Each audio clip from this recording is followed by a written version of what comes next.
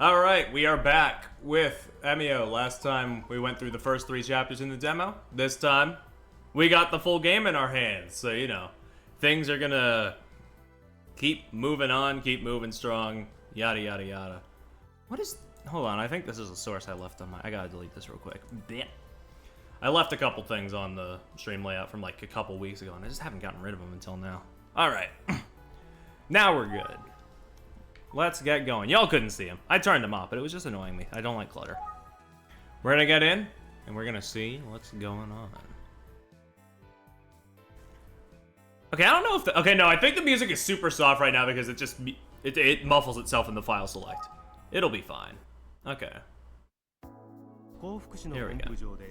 Aisuke Sasaki, age 15, was found dead with a paper bag with a smiley face drawn on it over his head. The scene was similar to those of unsolved murders from 18 years ago, as well as the urban legend of the Smiling Man. By spending the day investigating the history of the Kuze siblings, you arrive at the office the next morning as usual.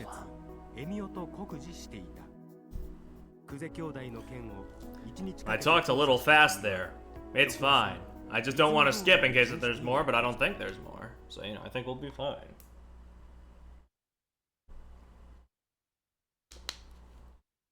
It's fine. It was 2 days ago. It's not like I've like voided everything from my mind. I remember things pretty vividly, honestly. So, you know, we're all good. There's our guy. Good morning. Sorry I'm late. Oh, Ayumi's not even here. She out investigating? Probably. Oh! Where is it? I should answer my... Oh, that's just our phone in our pocket. I thought it was like the office phone. Yes, hello. Hey, Pure. Late night for you yesterday? It was, yeah. But I learned quite a bit. Oh, really? I'd love to hear all about it. Yeah, we can use our phone because we actually, like, charged it last time. We remembered. Yay. That's great, because I can't wait to tell you all about it. Where are you? Oh, sorry. I'm actually... I'm actually supposed to meet with Mr. Fukuyama this afternoon. Oh yeah, the guy that, like, shifts back and forth at a scary pace. Oh, right. He said that he talked to some more kids at the school, so I'm hoping he's come up with something promising. Maybe a lead? I'm getting my hopes up. Yeah, I hear ya. What are you going to investigate today? I think I'll go to the library archives and look up how they covered those murders 18 years ago. Sounds good. Stay safe. Bye. Thanks, Ayumi. You stay safe too. Say hello to Mr. Fukuyama for... Oh, she hung up. Well, before we go, is there anything I can examine for some text? No, it doesn't seem like it. Blech. What? Wait, books. I haven't read any of the books that Mr. Itsugi recommended. Well, yeah, that's your issue, isn't it, huh? You just never listen to people, do you, Pure?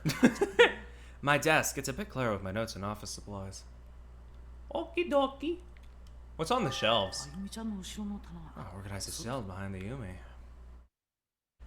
I mean, we kind of know a little bit of what's behind the shelves, thanks to past games. But you never know when things change. You never want to know when they add more things. Let's go to the library. Woo!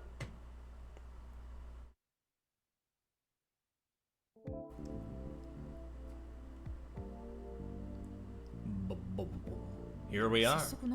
I'd like to head in and start investigating as soon as possible, but I probably ought to have a plan. The murders were 18 years ago, so I'm sure I'll have to do some digging. Looks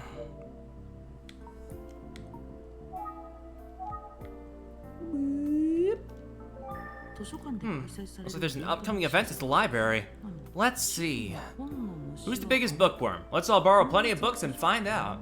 Wow, if you borrow more than 50 books this month, you'll be entered to win a gift card for more books.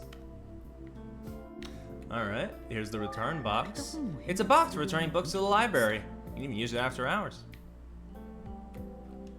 Yeah, but can we go in? This branch is the closest to the Itsugi Detective Agency. I use it all the time.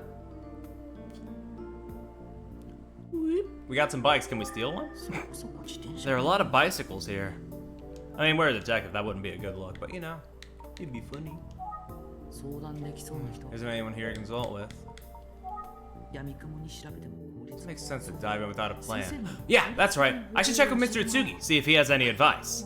Sure is nice to have this cell phone. Blip. Blip. Blip.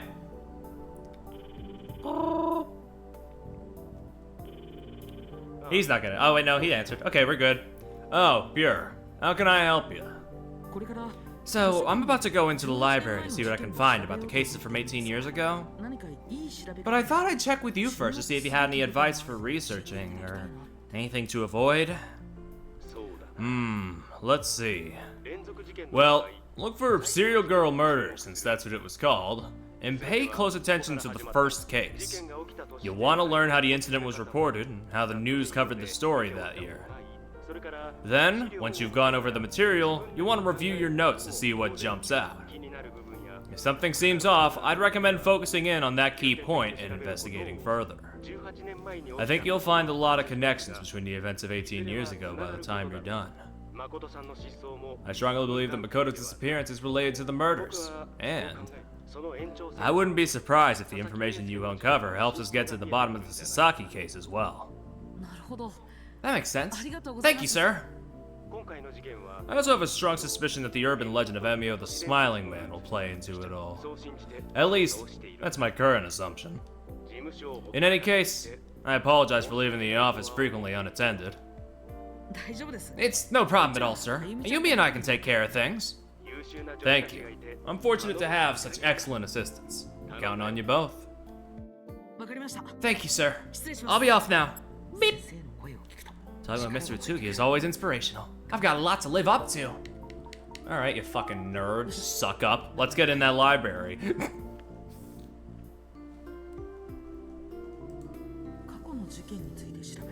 Let's see. I'm guessing newspaper archives will be the best source of information on older cases. What? Oh, they're even purple. Well, just like the fucking logo of the game. I have a year's worth of papers from 18 years ago to get started on. They're heavy. Anyway, I'll stop lying for now and check them out. Let's read. Oh, we got oh, okay. We can just examine all of them. Shit, okay. These are newspaper clippings from January and February of 18 years ago. Let's see. When was the first serial murder? There on this article about the case is... I found it! It looks like the first murder was committed in February of that year. A 17-year-old named Ayaka Hashisume was found on the beach at Kofuku City, strangled. Her house had burned down just the day before, and her father's body was found in the wreckage. Initial reports suggested the father may have killed her and then himself. Later reports point to the possibility that a third party may have killed both father and child. Also, the article mentions a missing person who is reported to be close to the girl. But there's nothing at all in these articles about police finding a paper bag on the head of the victim. What caused the fire? And why wasn't Ayaka's father able to escape? What about that missing person? There are a lot of missing pieces in this first case, that's for sure. Alright, let's go to March and April. It seems there were occasional follow-up articles after the February crime, but not much coverage overall. There isn't any new information that can help me. Okay, May and June. The second murder took place in May, about 3 months after the first. For now, let's dive into the details about the second case. The victim was a 15-year-old girl named Sachiko Takagi. Because the second victim was also a young girl who was strangled in Kofuku City, the police announced early that both crimes may have been committed by the same person. Still, they never did mention the detail about the paper bag. According to a neighbor of the second victim, the young girl in question came from a troubled home and was often seen crying alone at night. The possibility of a serial killer seems to have sparked more newspaper coverage at the time. The third incident happened in June. July and August. Seems like the serial girl murders garnered a lot of coverage. There were articles every day. Still, despite all the ink spilled, I'm not seeing many details that might help me actually solve the case. These are newspaper clippings from September and October. How many articles reporting on the serial girl murders? Maybe there's nothing new to report by that time. Alright, and just to check, we'll do November and December. Not seeing much at this point. Just a few short mentions, typically in blurbs off to the side. If there was no new information, there wouldn't have been much for the media to report on. Well, let's look into the third case. Third incident happened in June. Okay. Oh!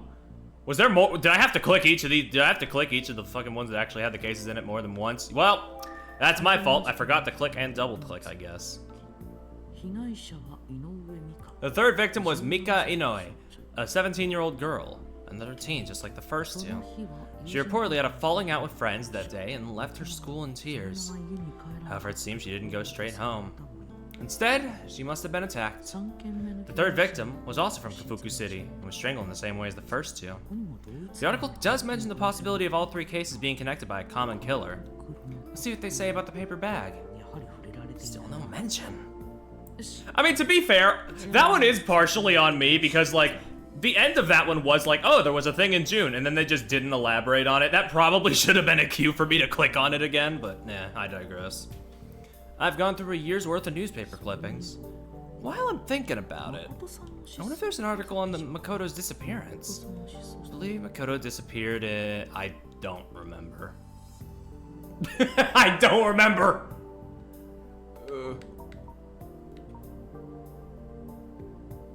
Did they mention the... Did they fucking mention the month? Oh my god. This is me blanking hard. I'm gonna say May. May, right? Is that right? Yep, July. Let's take a look at the clippings from July and August. Is there anything on Makoto? Here we go. Just a snippet of an article. 14-year-old boy reported missing from Yukoriko village. Everyone in the village searched through the night, but the boy remains missing. Although the timing was curious, no one suggested a connection to the serial girl murders. That said, both Mr. Utsugi and Inspector Kamada seemed to suspect there was a connection. I've got to get to the bottom of this. Here's what I've learned so far. The police announced that the serial girl murders were most likely committed by a single killer. Although it was never mentioned, each of the victims were found with a paper bag on their head. With that information, it seems obvious.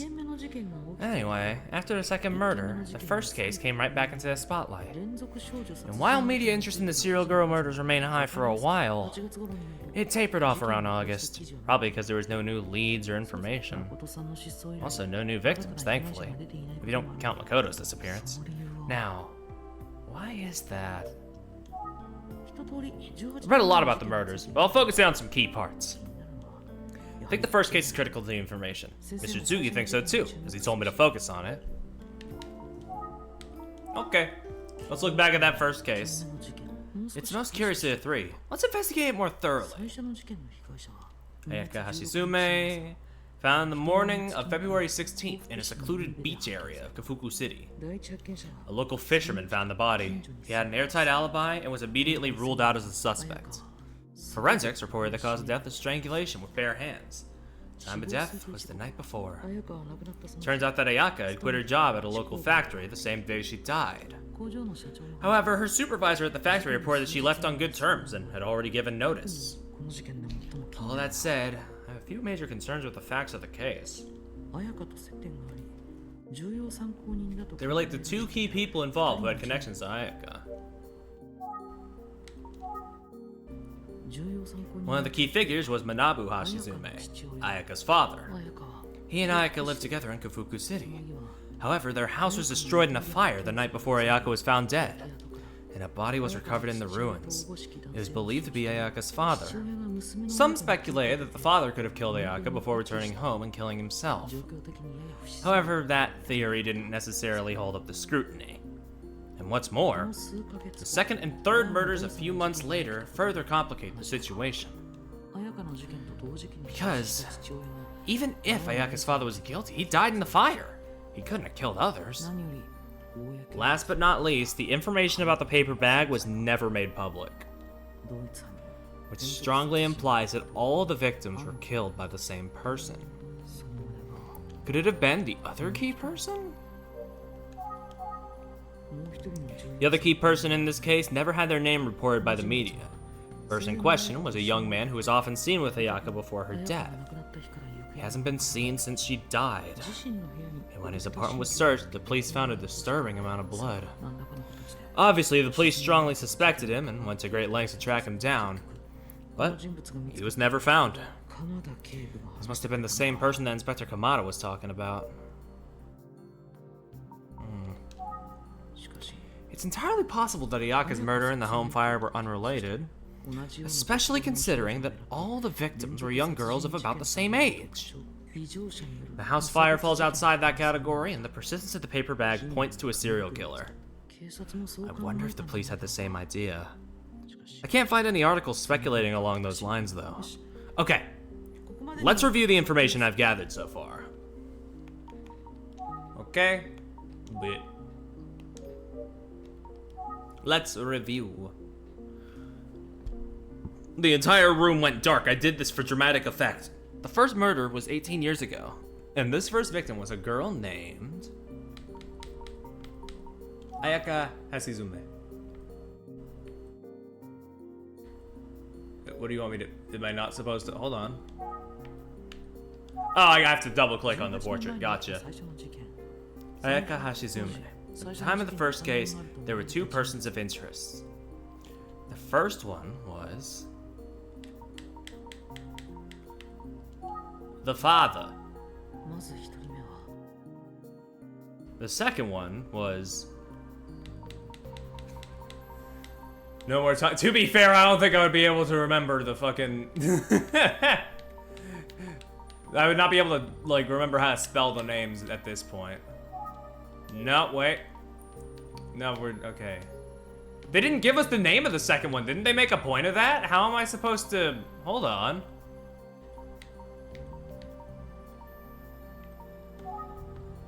That's the second victim. But that's not the second person. What's the text line again?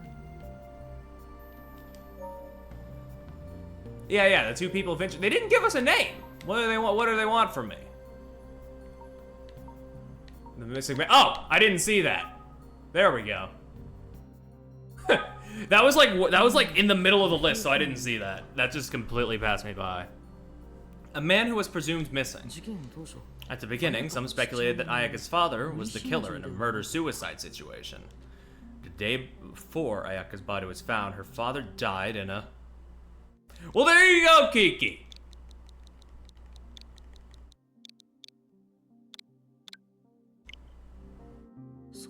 Yeah, that's right. The father was presumably killed by the fire that burned down his house. Meanwhile, regarding the missing man, was he another victim, or could he have been the killer? It seems as though the police considered both possibilities, but he disappeared the same day that Ayaka was killed. There's a disturbing amount of blank found in his home. No. Sorry. I don't know what came over me. Yes, his home was drenched in a massive amount of blood. Inspector Kamada said that it would have taken devastating injuries to produce that much blood. So, it's possible that he simply died. Alright, I think I made good progress today. I think that's about all I can determine from my research so far. I'm glad I talked to Mr. Tsugi first. His advice helped me find the right path. But ultimately, the serial murders remain unsolved. The police never found any conclusive evidence. Is there still a suspect out there that was never identified in the previous investigations?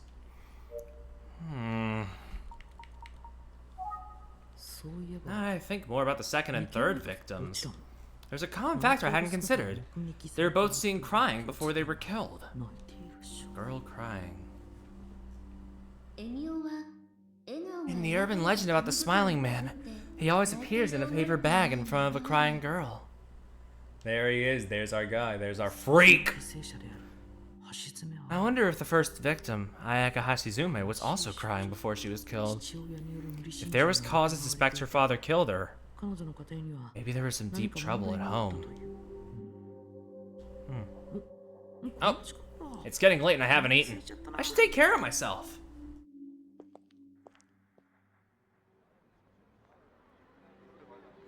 Yeah, let's get some fucking coffee, dude.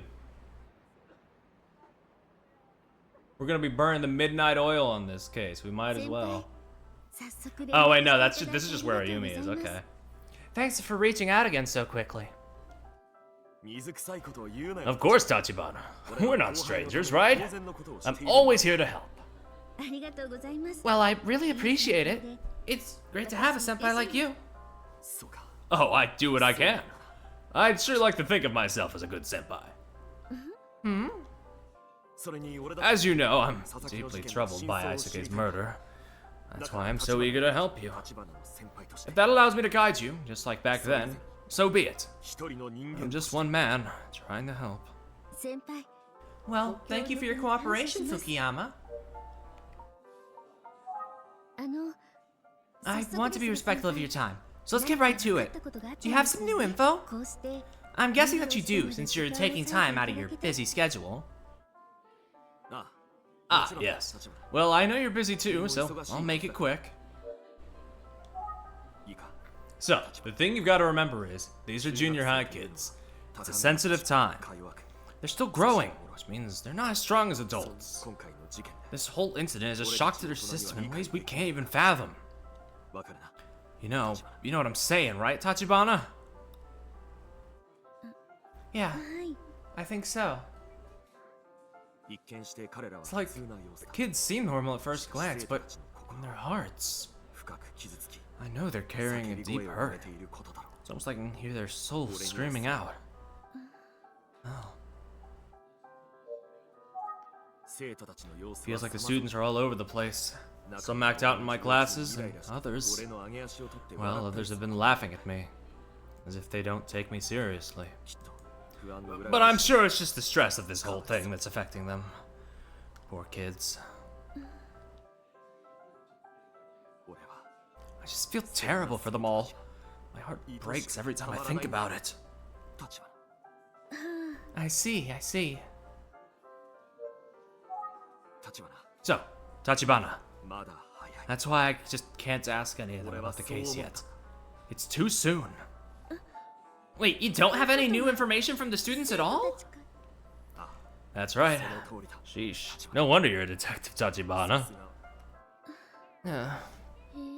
So, what am I here to talk about? That's a good... Maybe he has other information from other people? I don't know. I don't feel like he'd call us here for nothing. Tachibana, your milk tea's getting cold. Please, go ahead and enjoy it. We can just relax for a moment. He's just trying to pick up I don't know, man. I haven't gotten enough of a read on this guy like I did with fucking Dice Bag back there, so I'm not able to, like... I'm not able to say if that's something he would do.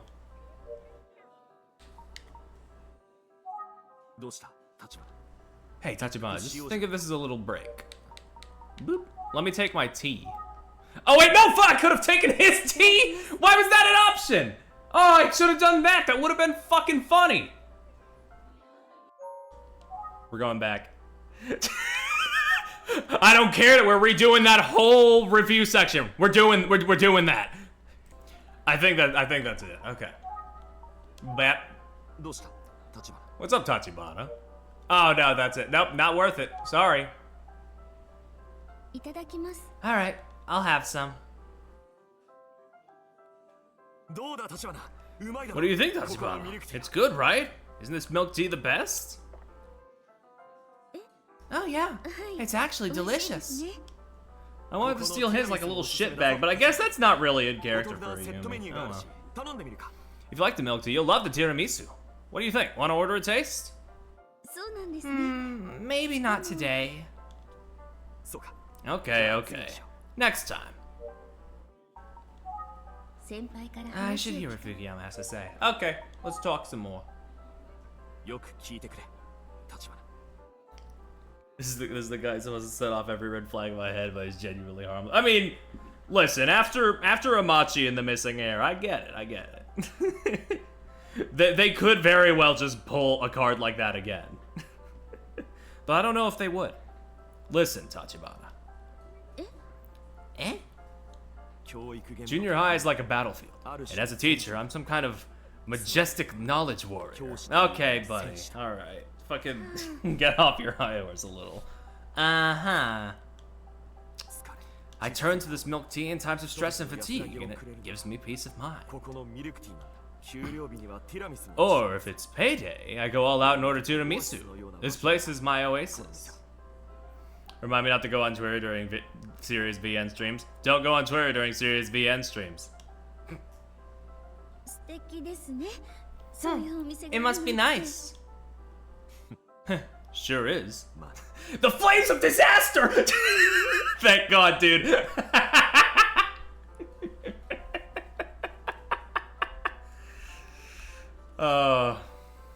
Sure is.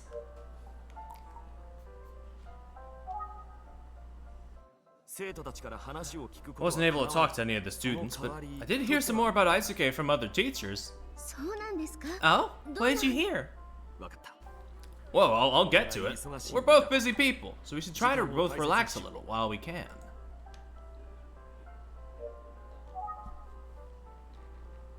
Sip. So good.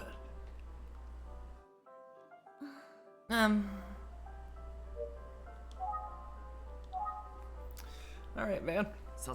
Okay, here's what I've learned about Isuke. He had a lot of good friends, he got good grades, and he had a great reputation among teachers. He was never in trouble. Really, a model student. Yeah, that's the same thing that all the students have told me.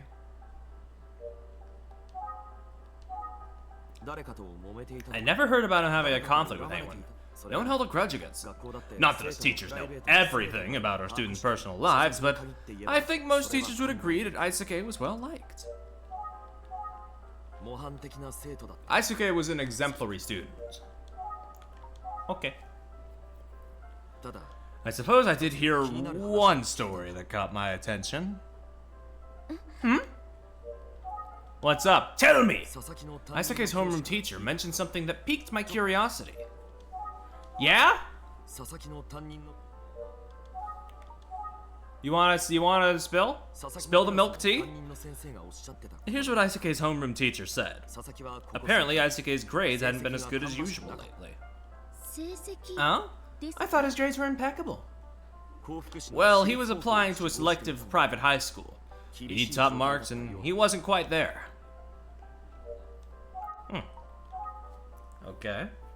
Isuke's homeroom teacher said that he should consider other schools if his grades don't improve, but Isuke didn't seem concerned at all. Really? A good student who suddenly doesn't care about getting into a good school? That's interesting. Yeah, well, junior high kids can be a bit unpredictable, can't they? That's one of the challenges we face as teachers, of course. It must be tough to do what you do. Oh, it is, but teaching's my calling. Teachers are not unlike priests, one might say. Okay, man, okay. Yes, when I was in my third year of middle school, one teacher said... Is he changing the subject? I don't know what the... Well, okay, this guy's starting to lose me. Run that back. I'm losing my grip on this guy. What is he going on about? Excuse me, but do you have any other info about Isuke? Other than his grades? Or about priests, or whatever you're talking about? Let me think. Nope, that about covers it. I don't have any other information that's relevant to the case. Sorry, Tachibana. It's okay. Thank you. I don't really know what he's getting at, is the thing. Doesn't sound like student grades have anything to do with the case.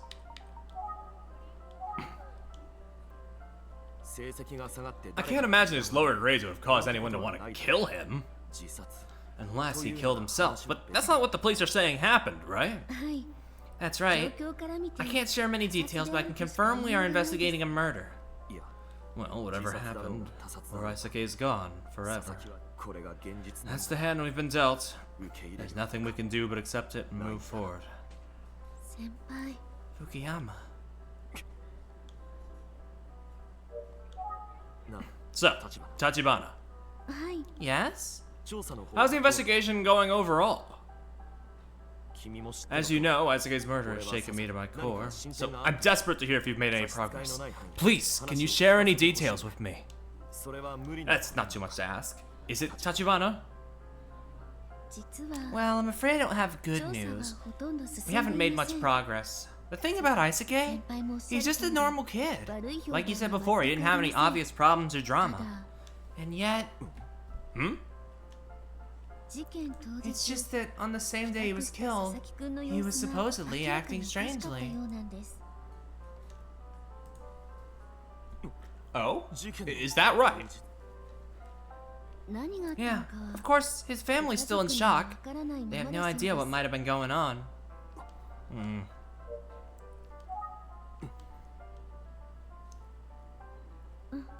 Fukuyama?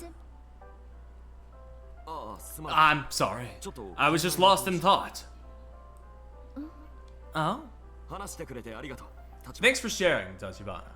It just clicked for me. This guy's fit. It's been bugging me all day. He's just Fukuyama's just wearing the Kazuma Kiryu fit. I'll do whatever I can to help. Let's keep talking, shall we? What are you thinking about, Tachibana? I don't know. What am I thinking about? Aside from your fit. Fukuyama's a bit awkward, but I do think his feelings for his students are genuine. Seems like he's doing the best he can. He shared everything he knows about Isuke.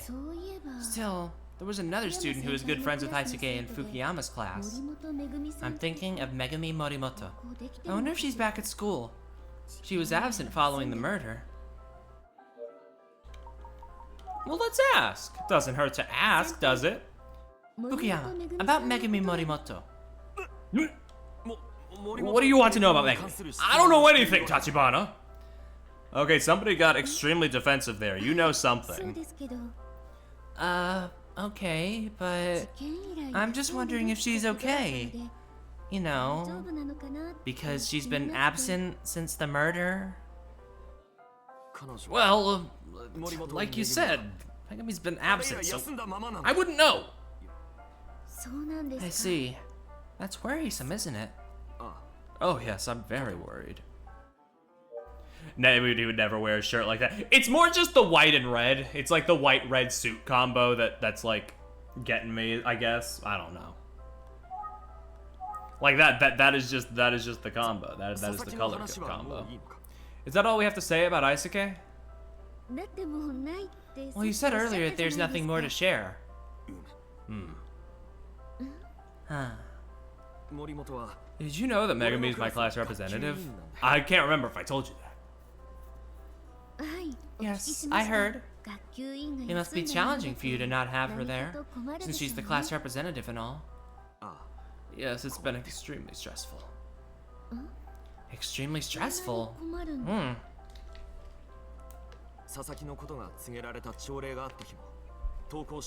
Day they announced Isuke's death to students, Megumi was not there. And she hasn't been back since. She was close with Isuke, so it must have been a terrible shock. I'm worried about her. You're really worried about her. Megumi's continued absence is worrying. Yeah, they told us at yesterday's morning assembly. I was shocked. They announced that he died at the morning assembly yesterday. I couldn't believe my ears. That morning assembly on the day Isuke's body was found seems key. Of course, that's when they told the students what happened. But Fukuyama's saying that Megumi wasn't at school that day. Did he really mean that, or did he misspeak? I don't know, let's press him about it. Yes? What's up, Tachibana? You said that Megami has been absent since before the morning assembly, right? Yes, that's right. That's why I haven't seen her for days, Tachibana. But students learned about Aisuke's death on the same day he was found, right? Oh! So her absence didn't have anything to do with Aisuke. At least that day's absence, right? Was there some other reason she was gone? Oh, yes, I see. You really are a sharp detective now, Tachibana. But I'm not sure. Hmm?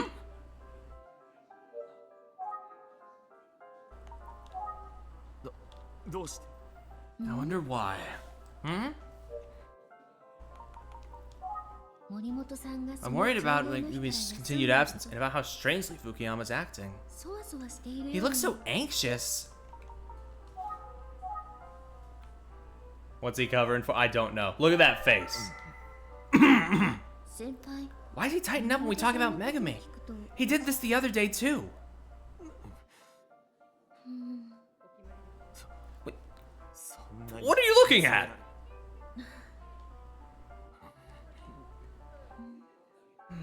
Oh! Fukuyama? Yes, ma'am? I have a strange feeling that something is off. Anytime I bring up Megami, I seem to tighten up and get anxious. Am I wrong? Is that what it seems like? No, that's not it. I don't feel that way. Fukuyama, about Megami. What? Dude, you're like, you're not even making an attempt to cover that one after we pointed it out. This is. Did she somehow know about Aisuke's death before the morning assembly? If so, it would mean. It would mean that. I don't think it means either of these, but I think the bottom is more likely than the top. Was Aisuke killed by someone Megami knew? It's a pretty big leap to assume that at this point. I shouldn't rule out any possibility. Miss Utsugi is always warning us to consider everything. But what's the most likely reason she knew about Aisuke's death? Could have something to do with Fukuyama? Fukuyama! Yes? You must have told Megami about Aisuke before the rest of the class. Shouldn't seize the representative? But unfortunately, telling her first isolated her from the others, leaving her alone to face the cruel reality. And she must have taken it very hard. That's probably why she hasn't come back to school since. And you're probably feeling guilty about it. Am I right about any of this?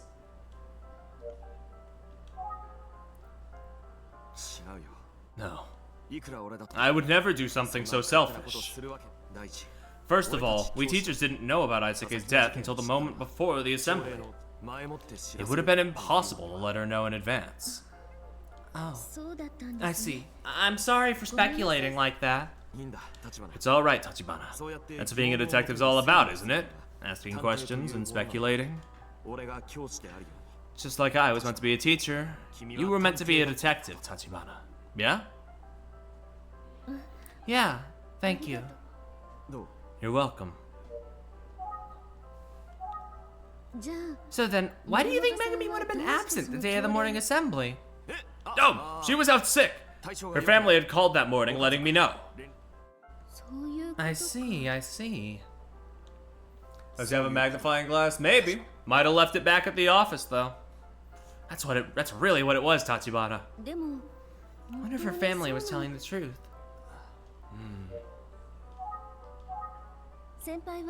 Since you're Megami's homeroom teacher, have you checked up on her since she's been out? How old is Ayumi? I will check after this since the notebook is no longer on the pause button.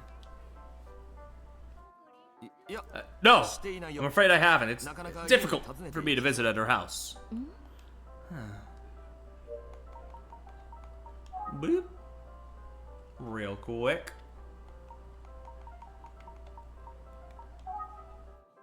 Also 19. Doesn't say if she graduated or not. Probably, though. At 19, you're out of high school at that point, usually. I just hope Megami comes back to school soon. She's in my thoughts. Oh, it's gotten so late. Time flies when you're having a good conversation. Right, Tachibana? Anyway, I hate to leave now, but I'm afraid my students are waiting for me.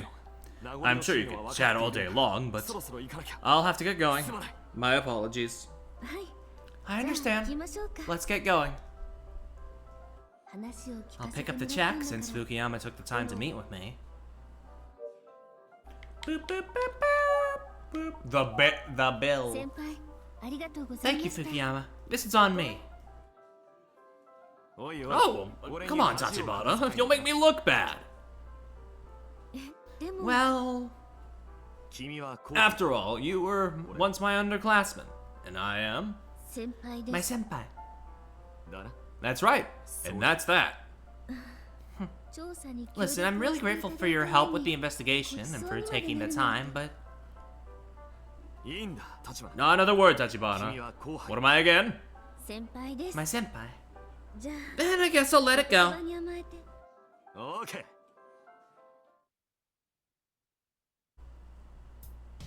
Ugh. Buddy, why are you always... You're always so close, dude. Well, thanks for meeting me at my milk tea oasis, Tachibana. You're standing way too close, as usual. Of course, but I should thank you, Fukuyama. Not just for the tea, but for the valuable information. I'm sure it'll help our investigation. That's great to hear, Tachibana. Call me anytime. I'm always happy to help. Yeah? I might take you up on that, Fukuyama. Hey, Tachibana. Yes?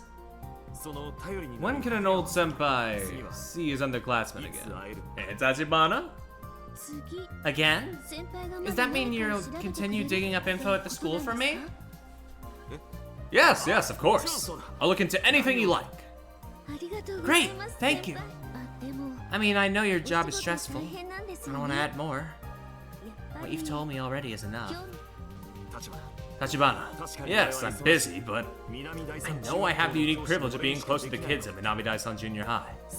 And as time goes by, and feelings are less raw, I'm sure I'll have conversations about what happened. I could certainly imagine one of them providing information that helps unravel the mystery. You mean, like the real reason Megami hasn't been coming to school?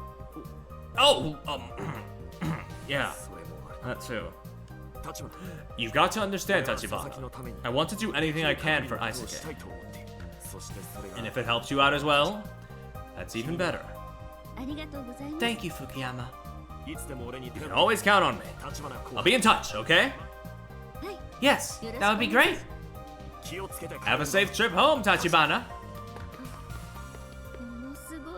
Well, he rushed off full of excitement. Good old Fukuyama. He really hasn't changed. Always makes me laugh. Still. Cut the music real quick. I can't get over the way he looked when I brought up Megami. I'll have to get to the bottom of it.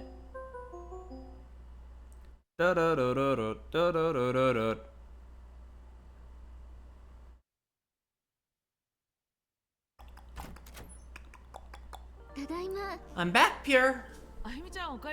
Welcome back, Ayumi. Can I get you something to drink? On the way here, I stopped and picked up a few cans of milk tea. Oh, more milk tea. This is a new brand. You like milk tea, don't you? It's just, I'm fine for now, but thanks. Anyway, tell me about how things went yesterday. Sure. Let me see. I told Ayumi everything I learned about the Kuze siblings and their history. Whoa, I didn't realize they had a history like that. What else did you learn? Did you get any more details about the case from 18 years ago? Yeah, I looked up tons of articles about the serial girl murders at the library. I was able to confirm that the victims being found with paper bags on their heads was never reported. However, after a lot of digging, I've identified a few aspects of the first case that have me puzzled. For instance, There were two persons of interest that were mentioned, but one of them is dead and the other's missing. Oh. One was the victim's father, who died in a house fire the day before his daughter's body was found. The second was a young man who was friends with the victim. He disappeared, leaving only bloodstains. While we don't know to what extent either of them was involved, we can't rule out the possibility that one of them killed Ayaka. Could the missing man have been the killer? Or could it have been someone else who happened to target girls of a similar age? Either scenario seems plausible. Well, one way or another, we still have 3 victims, including Ayaka Hashizume, who were found with bags on their heads. It's got to be the work of the same killer. Remember that this was a high-profile case that the police failed to solve, despite all their efforts. So it won't be easy getting to the bottom of it. But maybe the key is the connection between that case, Aisuke Sasaki, and the legend of Emio, the Smiling Man. Speaking of that, I did find a common link between the old murders and the urban legend. In both the second and third murders, the victims were seen crying shortly before they were killed. Just like in the Smiling Man legend. Maybe there really is a connection. Well, let's stay focused and keep after it, okay?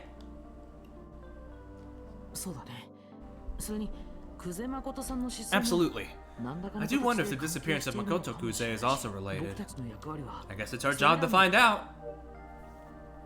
That it is. Let's hear about what Ayumi found. Well, I had a good long chat with Fukuyama. Ah, and how'd it go? Well, among other things, he mentioned that Aisuke's grades had slipped lately. Is that so? Yeah, it even sounds like he might have had a hard time getting into the private school he wanted. But he also said that Aisuke himself didn't seem particularly troubled by it. Also, Fukuyama was squirrely about talking to other students. He's only spoken with teachers so far. And I think that's about it. Oh, wait. There's one other thing about Aisuke's friend. I'm talking about Megami. Apparently, she's been away for a while now.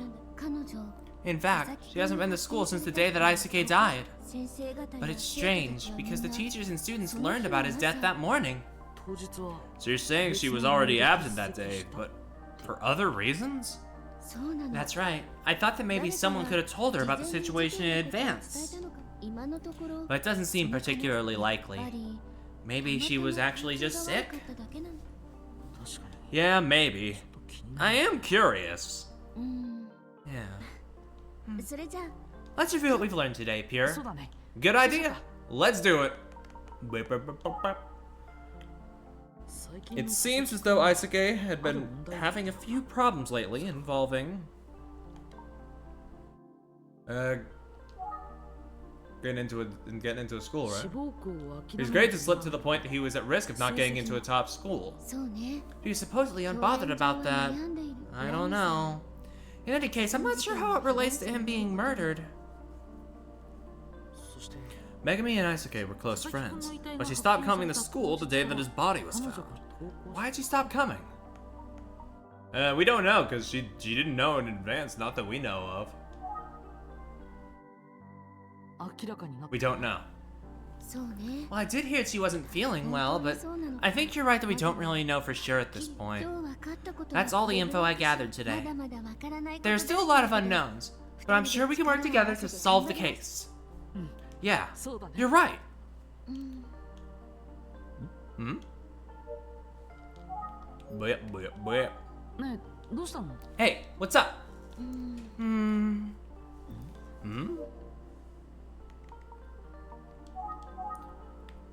Look at her face. What's wrong with Ayumi? I don't know, man.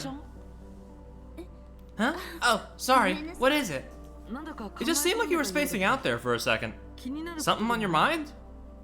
Yeah, there's something about Megami Morimoto that I've been wondering about. Oh? What is it?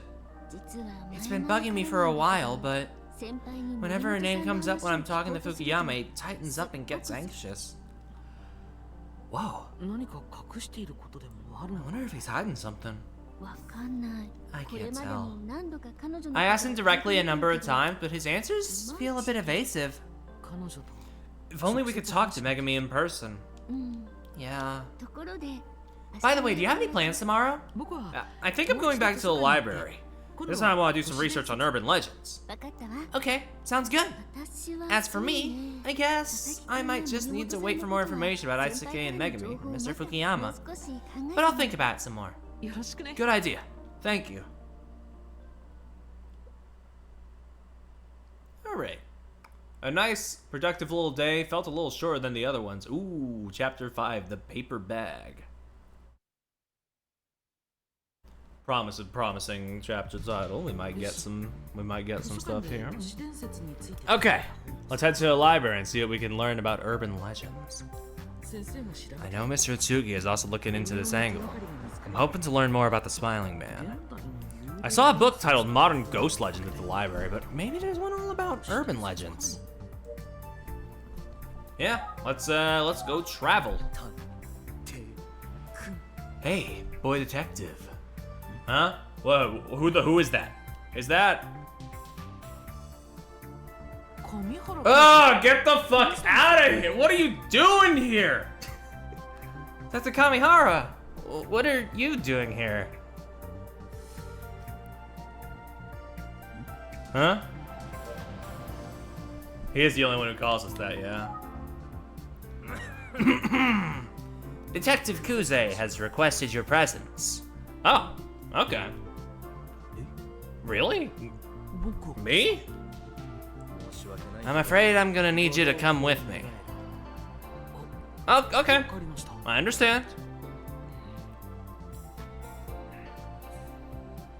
I just hope that she didn't I hope she didn't find out about what we were snooping around about. Wow, didn't that feel like we were in a TV show? I played the hard-boiled detective part perfectly. I guess. Anyway, can you stop making that fucking face? I think I could be an actor if this whole detective thing doesn't work out, right? I'm a handsome devil, but... Maybe I shouldn't say that about myself, but I just did. Maybe you should be more concerned about the whole detective thing working out. Hey, what's up with you anyway, boy detective? Are you tired or something?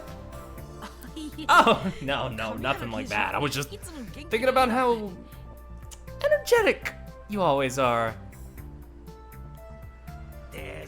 Right? That's me. Come on, get in. Let's go. I'm kind of just exaggerating how much I'm just kind of exaggerating how I feel about him. But he does kind of set off some red flags for me is the thing. It's nothing too major. Someone's always got to be the punching bag. We gotta move. Detective Kuze's waiting for you. What's Detective Kuze want with me anyway? Well... running errands for Kuze. To be honest, she didn't even tell me what this is about. Oh, really? What was she on a huff about anyway? There's nothing worth mentioning. So, just to warn you, Kuze did not seem like she was in a particularly great mood. Oh, she found out we were snooping and she's pissed. Isn't she? Ugh. Oh, does that sound familiar?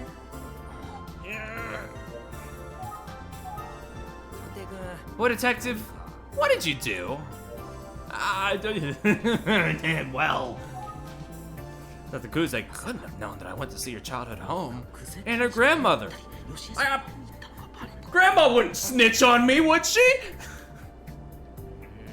You got a weird look on your face. What did you do?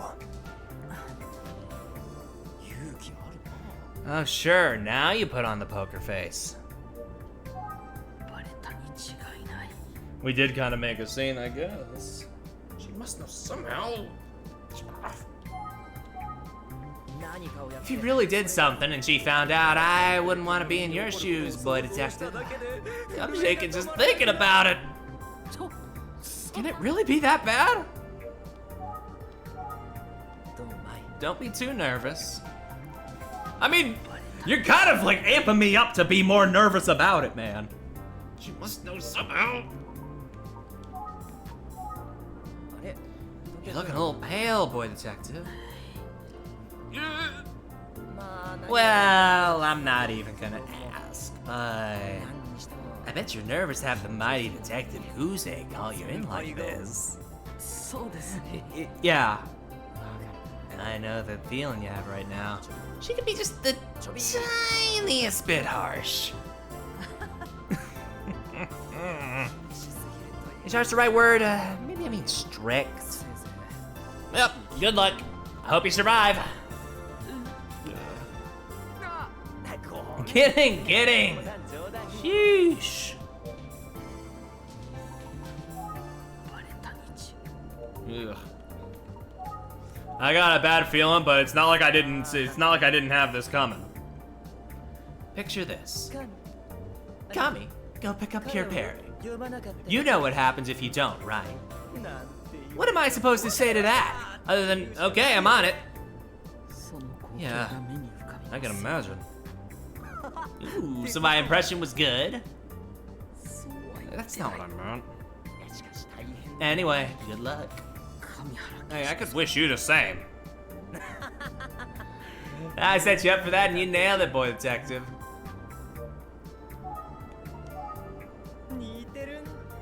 Yeah.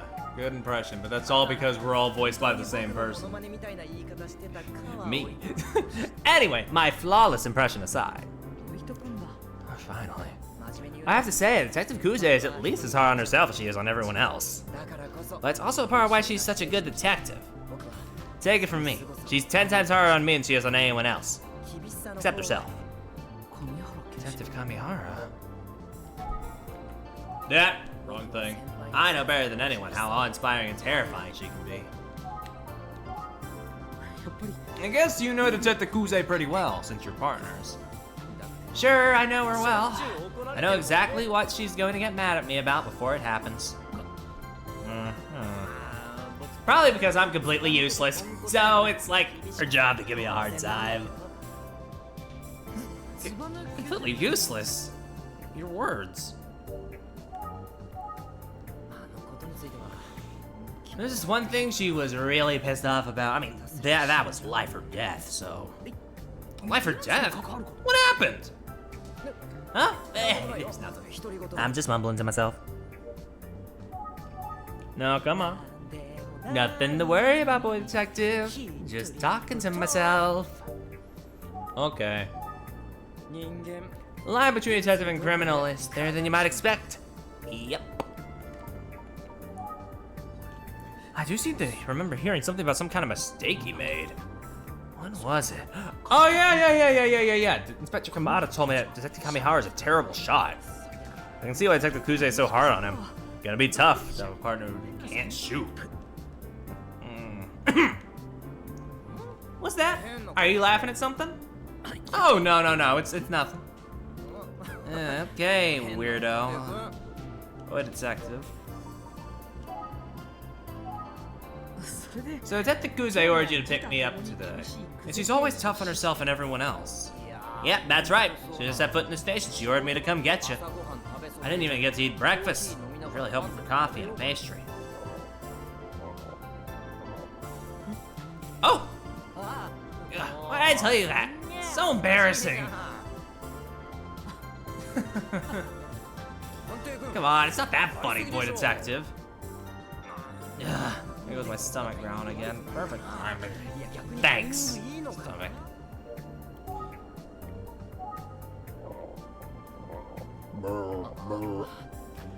Still no breakfast in my future.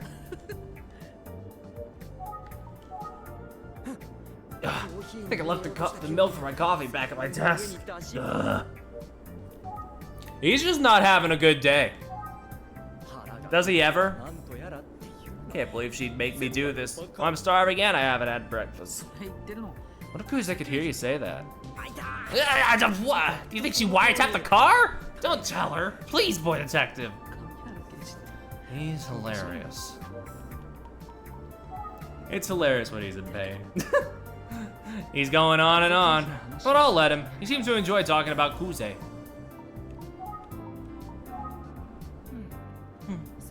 Listen, I know I've complained about her a bit, but she's got a gentle side. Somewhere. Is that so? Under that extremely harsh exterior? Yeah. I'm not surprised that most people think of Detective Kuze as severe. Kuze is not one who cares about her rep. Shouldn't ask me to say any of this, it's just how I feel. You got planned somewhere else? I was headed to the library for research, but... Nuh-uh. Sorry. I'd love to let you out of here, but I don't think Kuze would like it based on the look on her face.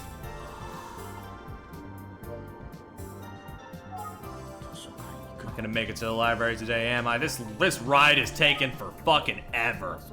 Hey, the library's pretty far. How are you planning on getting there? I was just gonna walk, but...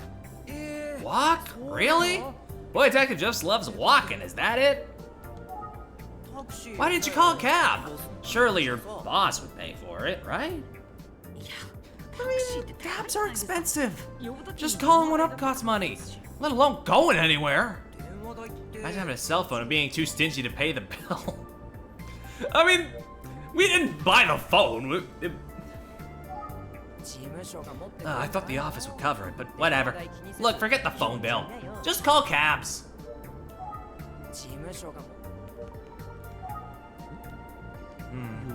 Speaking of calling, last time I wanted to call a cab, my cell phone battery was dead. Of course, the cab came anyway. Why that cab? Boss called and said I had a fair wait now at this bus stop. Oh right, I almost forgot. Huh? What is it? Why did you almost forget? I have to thank you, Detective Kamihara, for calling that cab for me the other day.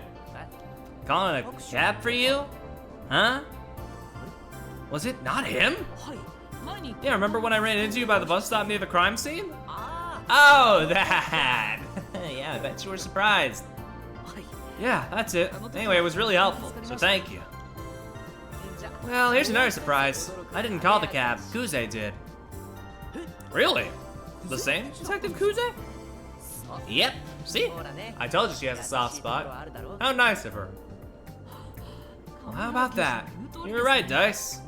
Don't give him the satisfaction. What's that? Dice is your hero? Just kidding. Definitely not what I said. Anyway, I'll need to remember to thank Kuze later. Yep, not what I meant, but okay. Kuze makes me do this kind of thing instead of just calling a cab. Kuze's not one who cares about her rap. She didn't ask me to say any of this, it's just how I feel.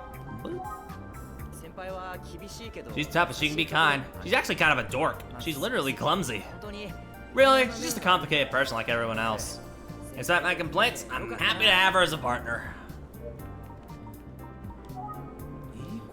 Kuze and Kamihara might actually make a good team.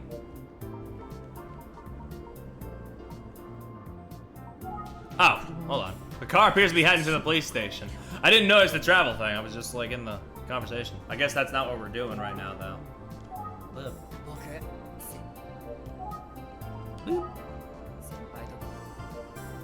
Really, what?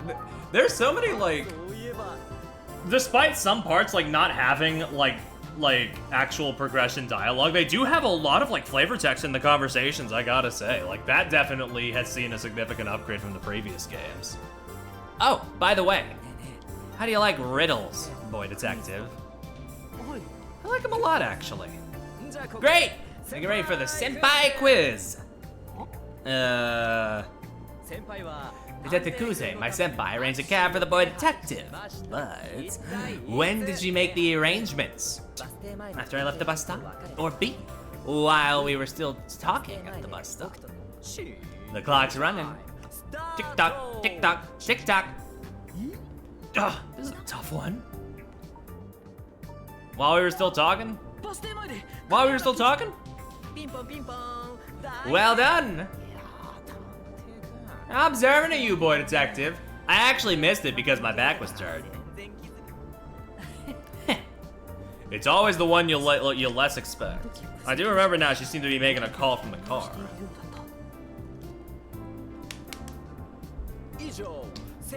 That's all for now. Senpai quiz complete. Sorry, I only had one question. I'll have a new one ready for next time. The more I hear about the two of them, the more it sounds like Kuze and Kamihara are polar opposites. I wonder what they talk about when they're alone. So what kind of stuff do you and Kuze talk about when you're like on a stakeout? You really want to know? What? Yeah, of course. Do I? I'm just making conversation. Yeah, prove it. How badly do you want to know? Well, now that you're acting like this, I really want to know. Kinda. Alright. I suppose I have no choice but to spill my guts to the boy detective. So, what we actually talk about is... none of your freaking business. Huh? Wow. I'm actually dying to hear what they talk about. Come on, boy detective. Surely you know you gotta butter someone up to extract their secrets. Sorry, ask all you want, but I'm keeping my secret. Actually, Got you again. You really thought I was gonna say it's still secret. This fucking guy. This is some odd detective work, but I guess I need to butter him up. This job I signed up for, so here goes something. Look closely. He does have a handsome face. Is it rude that I've just been staring at him? What's up? I feel like you're staring at me pretty hard, boy detective. Oh, sorry, it's nothing. Are you sure? You don't want to join my fan club and joining them calling out my name? Yeah.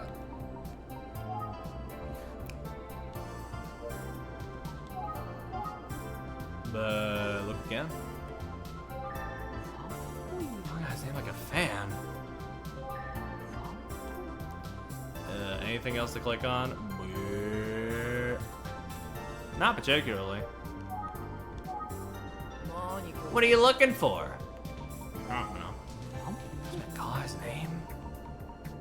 Oh, okay, gotcha.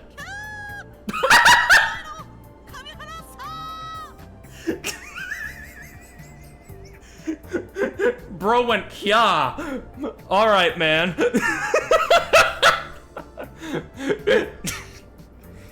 Jesus. What?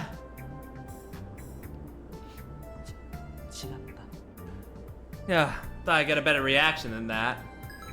I did not, I was not gonna read it because I can't top that performance.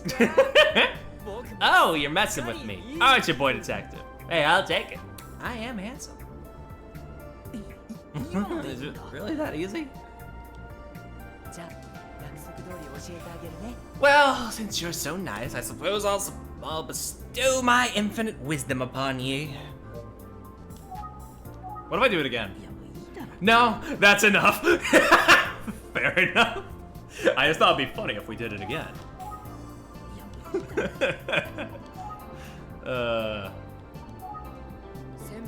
Kuze and I usually just stick to talking about ongoing cases and investigations, but hey, we do chit-chat every now and then. I'm trying to imagine a casual conversation with Detective Kuze. Yeah, right?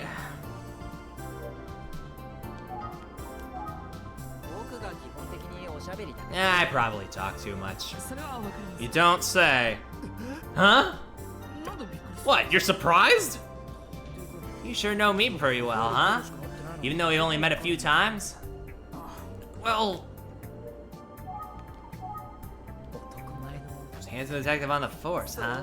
But is it true? Am I really that handsome? He's loving this. You know what Kuze and I talk about when we shoot the breeze? I don't know. Usually it's don't be late again, and you drink too much and don't bring your gun, Kami. That sort of stuff. Would we call that chatting or scolding? I guess Detective Kuse's small talk isn't really that small. It's pretty serious usually. You can always leave it to me, Dice, to lighten the mood of any conversation. Oh, how'd you do that? Oh, it's easy. I'll be like, this place has great coffee. This is the candy I loved as a kid, and so on and so forth. I have a hard time believing that these topics would work to lighten up Detective Kuze. So, Detective Kuze likes that kind of small talk? Oh, sure. And she loves snacks. Not just talking about them, but eating them. It's even been like, well, if it's so good, why don't you buy me some right now? So, of course, I gotta do it, right? Wouldn't you? She's got him wrapped around her finger, but I bet he welcomes a break for her intensity. Detective Kuze asks, I'd jump up and go seek out her favorite candy right now. I bet you would. Oh man, talking about food just made me all hungry again. So cool. So the other day, I bought some candy and there was a prize inside. Detective Kuze was there, so you know I'm not making it up. I was like, can I get another? Wow, he's like a child. I know what you're thinking. Yeah, I was happy to get a prize as a child. Happy to get one now. Also, I'm pretty sure Kuze was obsessed with the same sweets when she was a little girl. Oh, it's nice to hear she's got a more human side to her. Also, if they were both talking about their childhoods, I wonder what kind of things they discussed from when they were little. Maybe he even heard something about Makoto. Detective Kamihara, do you know anything about Kuze's brother? He's been missing for 18 years. What? No. Detective? And that question seems to have shaken him up. Oh, actually, you know what?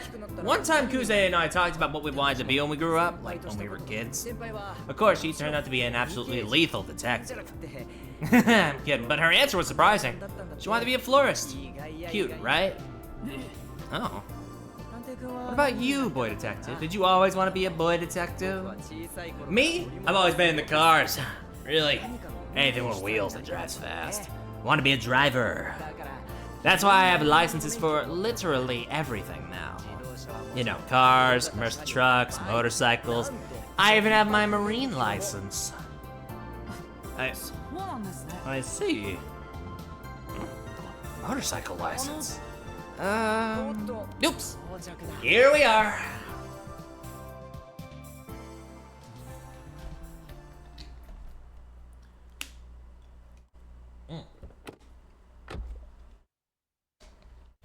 Took us enough time, but we made it. Well, here we are. Detective Kuze is waiting in the room at the end of the hallway. Great, thank you. Don't worry, she doesn't bite. Usually. Good luck, boy detective. See ya. Yeah. See ya. Dang. Well, before I could ask a follow-up question about motorcycles. I didn't get an answer about Makoto. That look he gave when he asked, it tells me something. Guess I also failed to ask about Isuke's case, even though we spent all that time together. But he said before that he couldn't really talk about the investigation. Makes sense. So he probably wouldn't have told me much anyway. Well, let's go see Kuze. Pardon me. Come on in. Yeah. Okay, yeah, no, she is rightfully upset at me. Okay. Hello, Detective Kuze. Hello. Sorry to call you out of the blue. She seems more tense than ever. No, it's okay.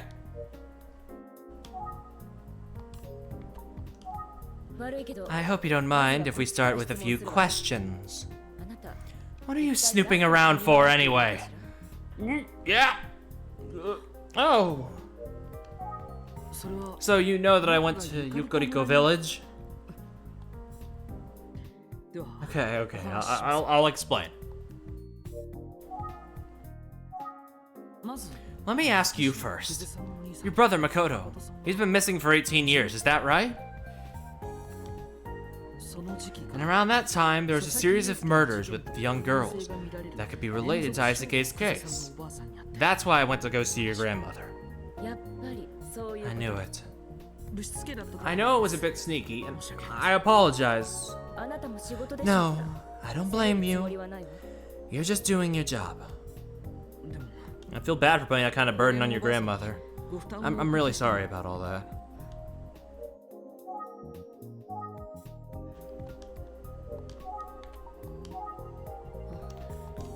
Listen, my grandmother said that she was happy to talk to you.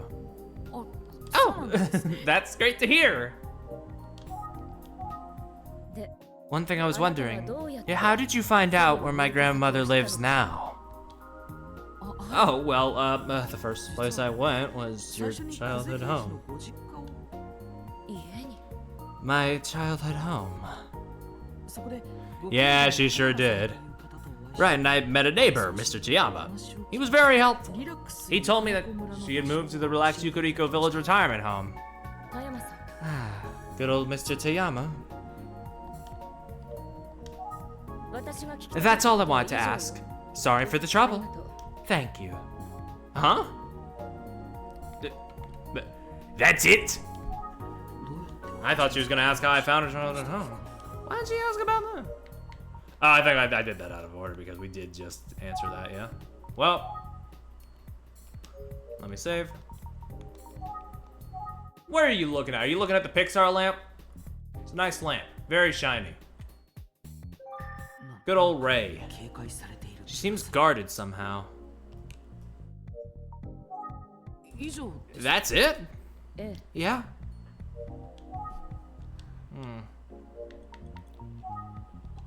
Oh, right! She must have remembered that Mr. Utsugi had been to her house before. So she probably assumed that he told me where she lived. But... I don't think so. I haven't worked with any PIs before. I remember her denying that she ever met Mr. Utsugi. Why would she do that? Has she genuinely forgotten? Or... I guess I should take this opportunity to ask her about it. Even though it makes me nervous. Detective Kuze, could I ask you a question? Mr. Utsugi told me where your childhood home is, so I went and checked it out. Anyway, he said that he met you 18 years ago at that location. But you... Like I said before, I don't know Mr. Utsugi. That's all there is to it.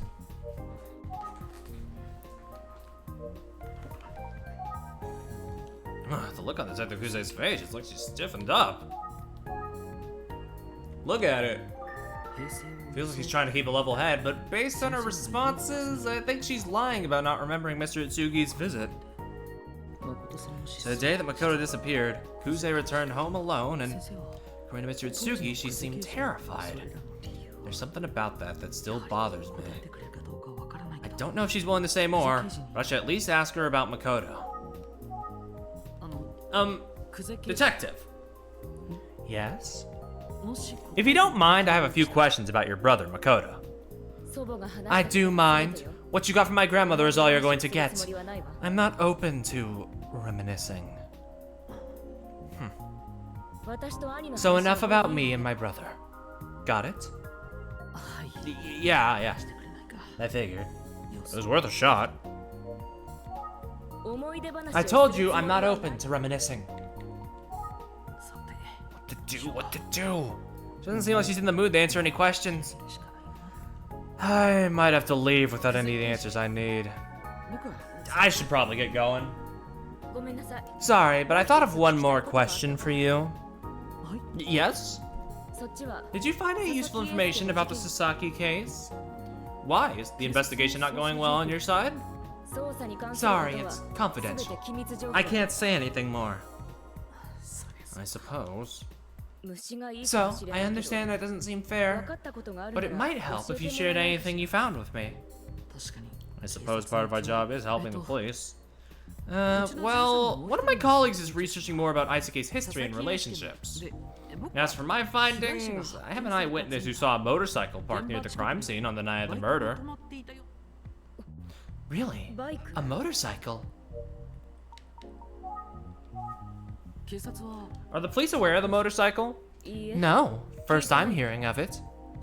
The eyewitness account places it about an hour after the estimated time of death, so possibly irrelevant. Where did you get this information? I talked to a cab driver at the scene. He was the eyewitness. He said that lots of riders stop to go, He said that lots of riders park on that side of the road at night for reasons. Got it. Thanks. Of course. I hope it's helpful. I'll be sure to pass that info along. I didn't realize the police didn't know about the motorcycle. I bet they'll question the cabbie now. Ooh, I got an idea. I can try thanking her for calling the cab for me. Thank you. Hey, so... Yes? You're the one who called the cab for me, right? How did you know? Well, I wanted to say thanks. It was a big help. It was nothing. Don't thank me. So that's it, huh? No other info? In that case, let's both get back to work. Right. She's looking away again. Looks kind of uneasy. Almost like she's embarrassed about something. I know she's got a scary reputation, but I think Detective Kamihara's right. Deep down, she's a vulnerable, awkward person like the rest of us. Ah! Fucking Kamihara jump scare. Hey, partner! I got the results from forensics on that paper bag. Oh!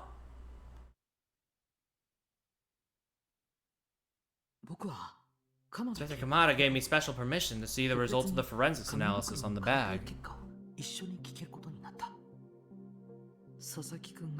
This is the actual bag that was found on Isuke. It's even creepier to see in real life. Let's get started, shall we? Of course! I'll get straight to the results of the analysis. The bag in question is clearly old, but after running a detailed scan, we can confirm that the material is a perfect match with the paper bags found in the serial girl murders. Well, there we go. Oh. What? But does that mean... Are we dealing with the same killer from 18 years ago? It seems likely that some of the same people would be involved. I think you're right. Well, it sounds like we need to officially reopen those cases. Sir, before you continue, I have one additional finding to share. The paper bag found on Isuke. We can confirm it's the same type as the ones found on the second and third victims 18 years ago. However, the paper bag found on the very first victim 18 years ago doesn't match any of the other bags. Huh. Why would the first one not match? How can you be so sure? Well, not all paper bags are made the same way, believe it or not. Each manufacturer uses a different formula. The variation can be quite substantial. Thank you for the report. Are you ready to share the results with the whole department? Yes, sir. As for you, I apologize, but I'll need you to wait here for a moment. We have an important meeting. I understand.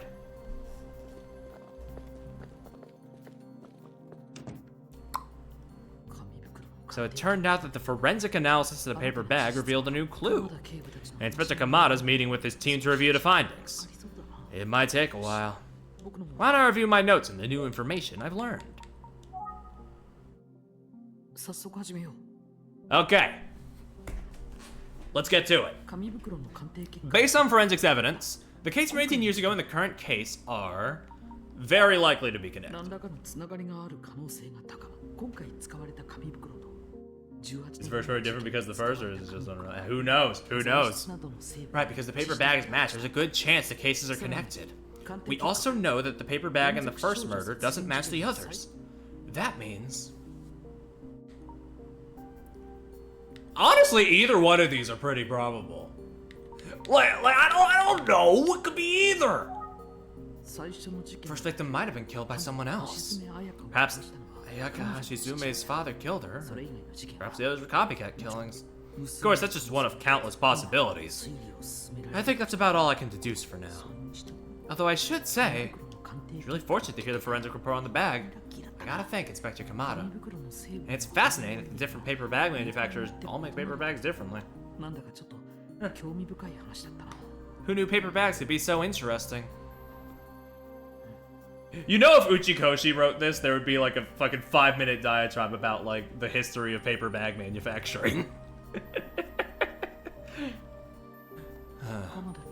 Anyway, I don't think Kamada, Kuze, or Kamihara are likely to be back anytime soon. I wonder what Miss Utsugi is looking into right now. I do wonder. Let's call and see. I should let Miss Utsugi know about the forensic results.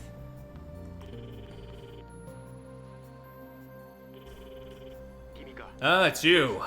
What's up? We just got the report back from forensics about the paper bag found on Isuke's head. Apparently it's a perfect match for the ones found in the second and third murder victims. Oh, what about the first case? Not a match there? That's right. Back when the first murder case was different. I see. This could be significant. Great work. Keep up the investigation. Thank you. I will. It seems like they're still in discussion. It's a good time to continue reviewing. I should take some time to organize my thoughts. When Kamihara is alone with Kuze and they're not talking about an active case, he says sometimes they have friendly talks. Like about candy. Since they've been known to talk about their childhoods, maybe they've talked about Makoto. He seemed to brush me off when I asked about it, though. Well, I did learn that. Is Kamihara is licensed to drive cars, commercial vehicles, boats, and... Come on now. Don't do this to me. I blocked out half of that conversation. What did he say? Did he say motorcycles? Fucking... I don't know. He said something about marine shit as well, but I assume that's just the boat thing. Commercial vehicles could also fall under motorcycle. I was not paying attention. Ugh, hold on. I'm not above pulling up my own VOD midstream to cheat. I just wasn't sure. I just wasn't sure if that fell under the same thing.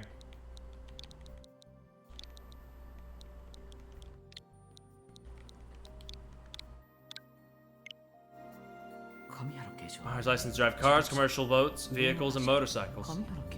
That's right, he's licensed to drive motorcycles. But aren't all police officers licensed to ride motorcycles? That was my impression. I wonder if there's anything I can deduce from my conversation with Kuze.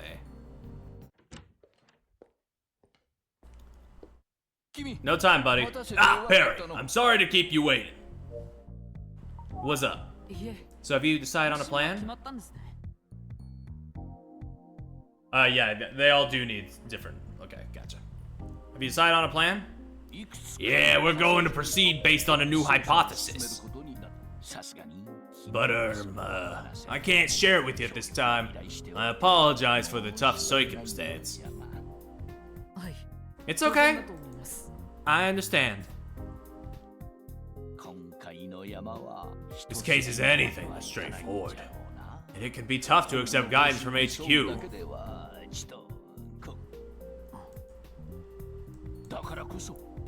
Anyway, that's a big part of why we need your help. We're counting on yous. Yes, sir. I'll do my best. I need to get back to HQ now. Apologies again for keeping you waiting. Oh, and I know Kuze called you here, but she and Kamihara are already both back. I see. That's okay. It is very helpful to talk to the both of them. I suppose it should get going. Of course! Be careful out there. See you soon.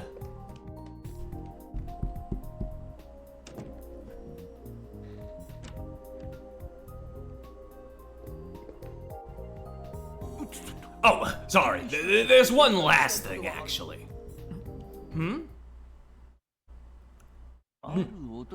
There's someone I'd like you to look into. A certain man. A certain man? Same day, 2:21 p.m., the Sunning region. Uh-huh. What region? This region, reportedly. I'm here in the Sunning region. There's someone here who may hold the key to this case. Oh, so we get sections with Utsugi as well. Neat. Why are you digging into this ancient history, huh? You some kind of reporter or something? Wait, you're that guy from the magazine, right? No, I'm just a curious person. You sure about that? You strike me as some kind of reporter or journalist. No, I assure you I'm just an amateur with too much time on his hands. Fair enough. I'll stop prying. Anyway. It's no problem. But thanks for chatting. I'll be on my way now. Hope you write a good article. Just kidding. So, the day after the forensics report on the... Okay, it wasn't really a section. It was more so just interlude. Here's what he's doing at the same time, I guess. So, the day after the forensics report on the bag was completed, the police released some details to the public about the murder of Aisuke Sasaki.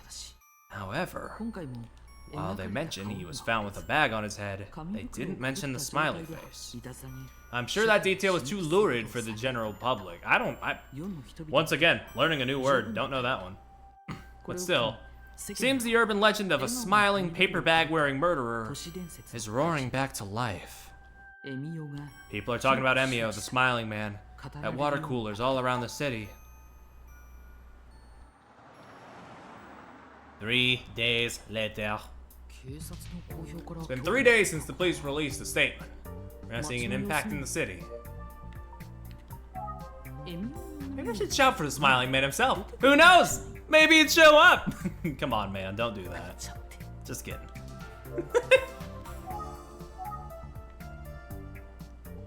Hey, look at these fucking things. Even the pharmacy mascots are wearing paper bags. That seems a little poor taste, but I don't know.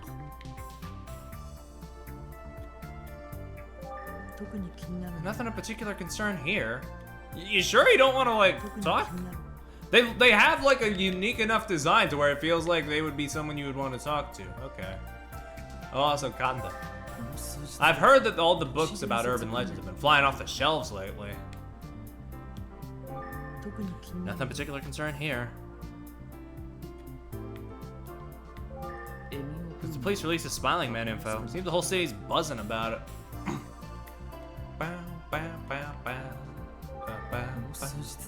I've heard that all the books about... Yeah, okay. Read that. Telephone pole. Sign from a local dentist up here. It reads, "Scared of Smiling Man? We're just scared of his cavities. Remember the floss, kids."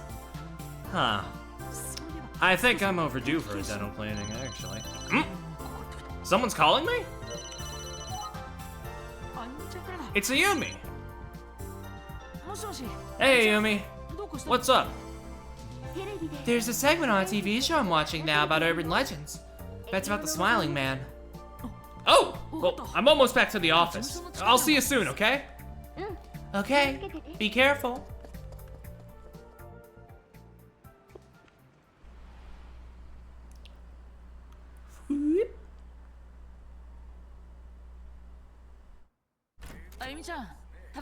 Hey, Yumi, I'm back. Hey, you got glasses. Welcome back. Check this out.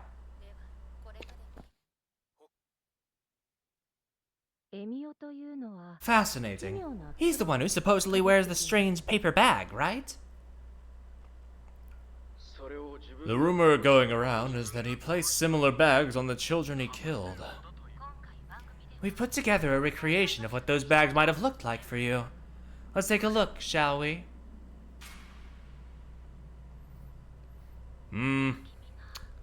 Wow, it's really creepy. And some of them are so small.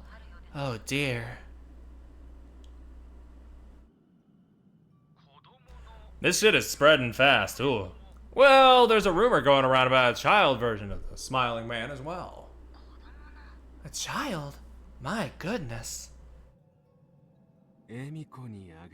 That's the paper bag that I gave to Emiko. Of course, the etymology of the Smiling Man is fascinating as well. Sometimes known as Emio.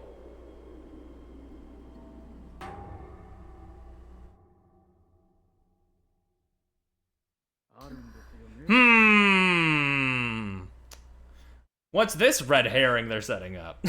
They wouldn't just set something up so obvious so soon into the game. That was Professor and urban legend researcher Toru Osawa. Thank you very much, Professor. Arigato. Ugh, that was creepy. そうだね。 Yeah. But I understand why people are fascinated. Must feel like the Smiling Man urban legend is coming to life with Isuke's murder. I don't think the TV program mentioned Isuke's case specifically. Did they mention Isuke specifically? Yeah, just before you got here, they said a young boy was killed in Kafuku. I see. Yeah, so anyone who knew Isuke would know they're talking about him. 確かにね。 Right. Well, in that case, maybe someone who knew him will come forward with some new info. Yeah.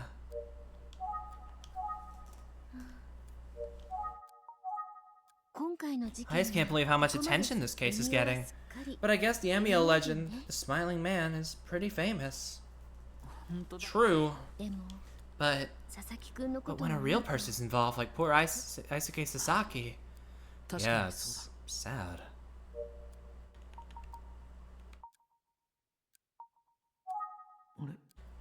Something about Ayumi. Boop. Seems like she's a little down in the dumps.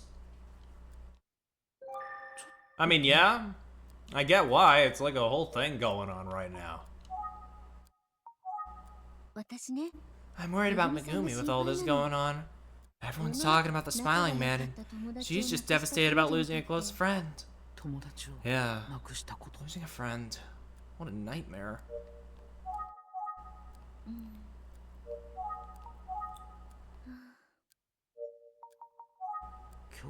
Just when I was thinking she seemed a little off today. I wonder if all this reminds Ayumi of Yoko. When I started talking about how Megumi must feel, seems like she must have thought about it. Maybe we shouldn't have watched that show. I want to cheer Ayumi up somehow. She probably doesn't want to talk about it. Hey, Ayumi! I know we're still missing a lot of pieces, but let's put our heads together and see what we can figure out. You know, for Isuke, and for Megumi. Oh! Yeah, you're right. Let's do our best. For them! Great. So let's review what we've learned so far. Can you help me? Yes, of course! Before we start, Pierre, I want to say thank you.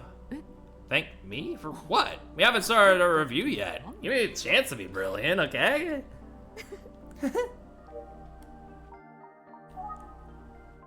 Blip. Blip.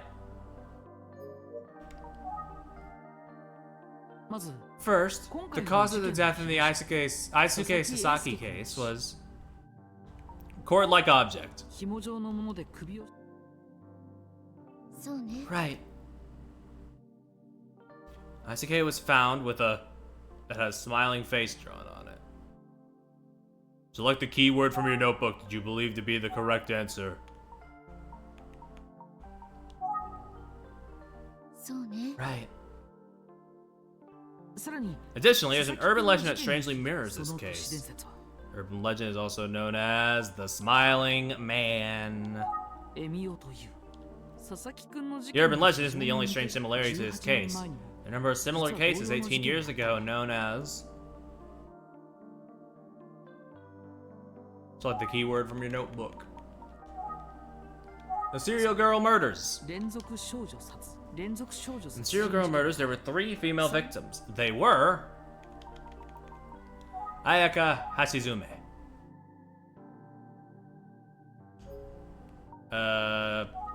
Yep. Satsuyo Takagi and Mika. There we go, that's all 3 of them. Around the time of the murders, there were also 2 significant missing persons. We got the missing man.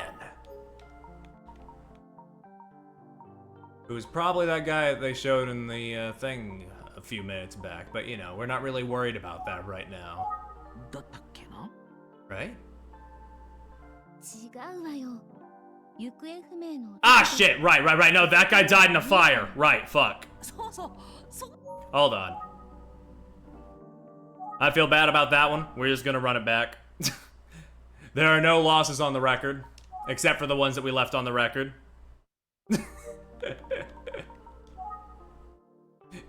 If she's shaking her head at me, I feel disappointed. I don't want to be disappointed.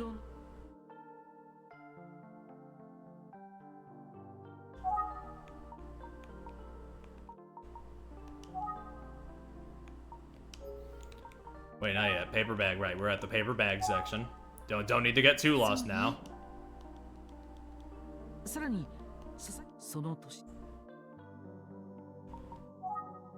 at me.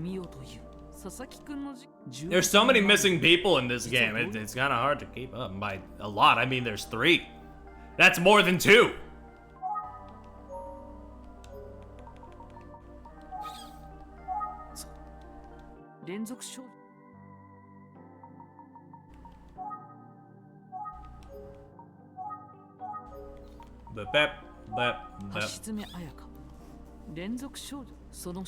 Two significant missing people. Missing man and Makoto. A man who left behind a large pool of blood in his apartment, and Detective Kusei's brother, Makoto. Regarding the victim, he didn't seem to have any enemies that wished to do him harm, but he did have a problem, and that was getting into a good high school. His grades were slipping, yeah.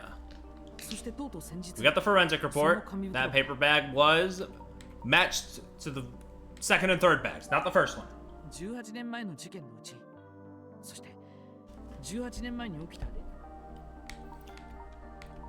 It was different from the other paper bags found in the victims. If we've had the fingerprints, that it would just be shut, you know.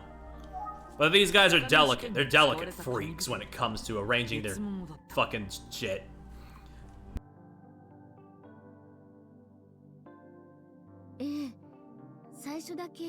That's right, the first paper bag was different, and the second and third ones matched each other.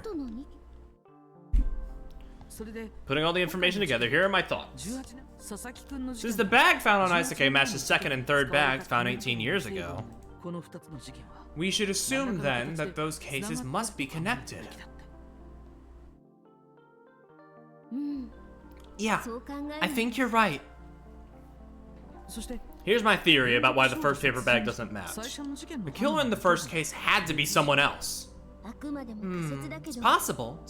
Interesting theory. You're on a roll today. Nice work with the deductions. Yeah? Thanks! I worked hard at it. So, let's talk about where we go from here. I'd like to do some more investigation into the case of the missing man from 18 years ago.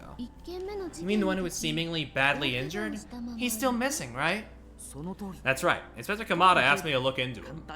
Frankly, I'm not even sure where to begin, but I know Kama's counting on me. You get to use a nickname for him now? Are you that close of friends with him, like Mr. Itsugi is? Well. In all seriousness, it's a tough assignment. I don't even know the man's name yet. Really? Yeah, Inspector Kamada seemed busy at the time. He asked me to come back later for more details. Is there something wrong? Well... I'm sorry, but Inspector Kamada isn't in right now. He's having a hard time at the moment. Still out for the whole day? I haven't actually been able to catch Inspector Kamada in person since the day we got the paper bag results. I've been down to the station several times. And he wasn't there? No, I haven't seen him. And when I ask around at the station, everyone kind of shrugs. That's concerning. Yeah. Maybe he's just super busy with the investigation. Yeah. I guess I'm just getting a bit antsy. Can't help him if I can't see him. Anyway, I'll give him a little space for now and use this to get my files in order. Oh, I should make some coffee while I'm at it. Do you want some? How'd you like it? Actually, I'm on my way out. Oh? Could you be going to... It's not like it's a big secret. I was about to tell you before you started acting weird.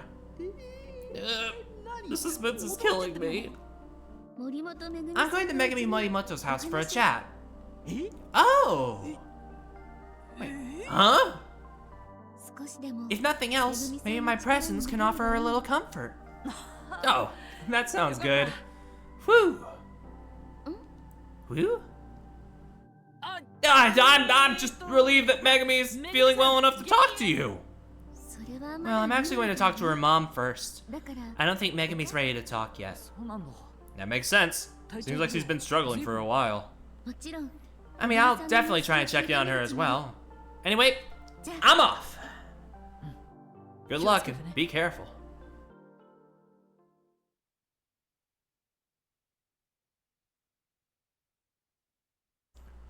Chapter 6, Existence.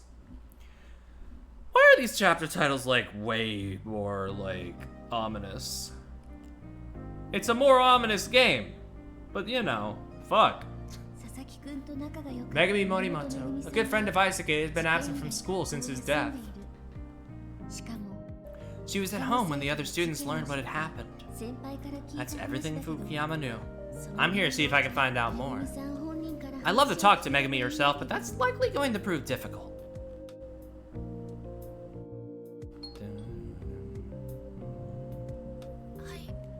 The leitmotif in this game is, like, incredible. For the record, it's been on my mind ever since I finished that demo. Yes? Hi, I'm Ayumi Tachibana. I called the other day. Oh, Miss Tachibana. Of course, hello.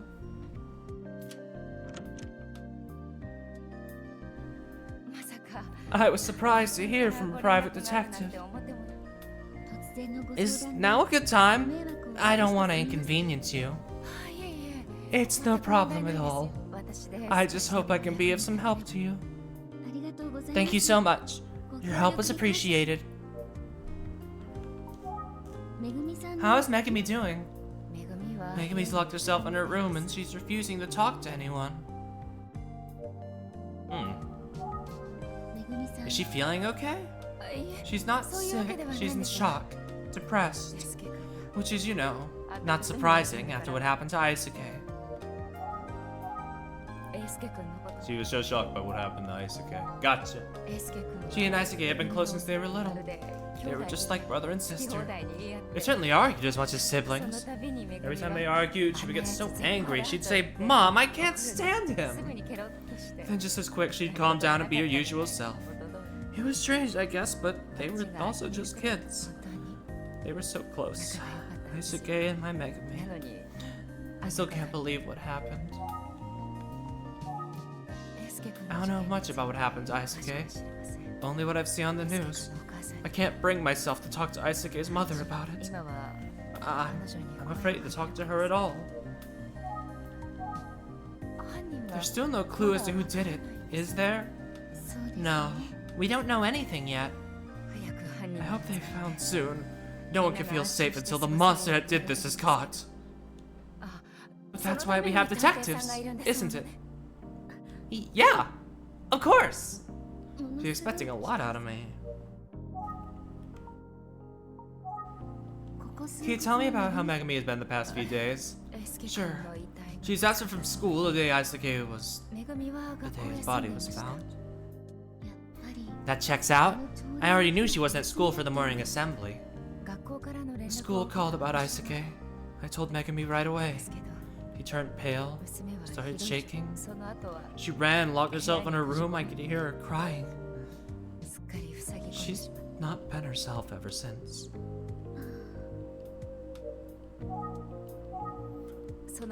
She hasn't been back to school since. Oh, really? She doesn't even come out of her room. I leave food at her door, but she either won't eat it or she barely touches it. She's avoiding everyone. Won't talk to me or her father. Yeah, that's no good. No. She's always been so full of life, so bright and happy. It's so terrible. I was so careful with how I told her about Isuke, but Megami's been absent from school since the day Isuke's body was found, just as Fukuyama said. But her mom says that she wasn't feeling ill, so why'd she stay home that day? Okay, I guess that would be about Megami then. So you said Megami was absent from school the day Aisuke was found? Yes. Why'd she miss that day of class? Was there any reason to be concerned about her on that day? A reason to be concerned? Yes. Let's see. It wasn't just that something was wrong that day. Megami had been acting strange the day before, too. Since the day before? She seemed depressed, so I asked her what was wrong. But she wouldn't say anything. She just went straight to her room. Oh? Megami seemed calmer the next morning, but she never took a bath, and she stayed at home from school. I thought maybe she'd had a bad day and that's all. I was sort of relieved, actually. And then, I got the call from school. Do you know what Megami might have been up to the day before? No, she didn't say anything about it.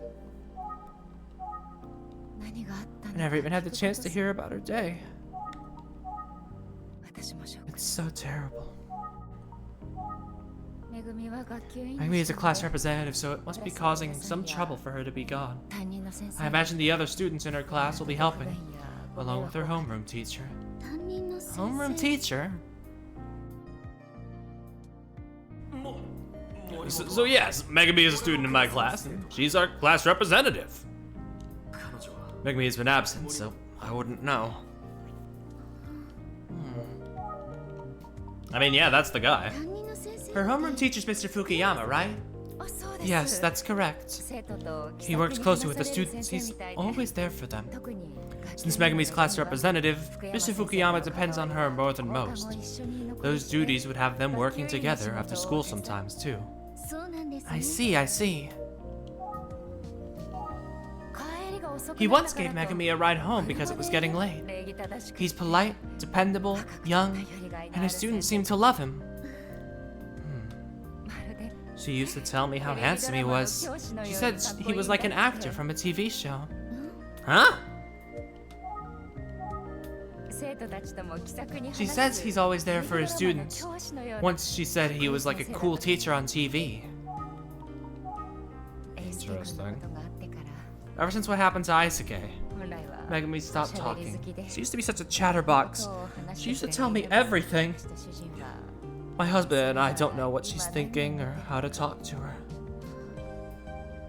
At least, until today. Until today? How's Megami been today? She finally came out of her room for a bit earlier, around lunchtime. Oh? Yeah, she took a shower, then came to the kitchen. I asked her if she was hungry. She didn't say anything, just gave me a nod. I made her some lunch, but she just picked at it. Still, I was relieved to see her eat anything at all. But then, Megami just sat there, looking kind of lost and sad. But I still think she was doing a great job of making herself get up and move. I wanted to say something, but what am I supposed to say? It was so uncomfortable. I didn't know what else to do, so I turned on the TV. There's a show on about urban legends and, I guess you could say, the occult. They said it was a special episode. Oh. I was curious and Megami didn't seem to mind, so I left it on. She's usually interested in shows like that. Every summer vacation, she'll sit and watch hours of the stuff. They talked about the legend of the Smiling Man. I'd never heard of it, but Megami was very interested. Then, I don't know why, but they suddenly started...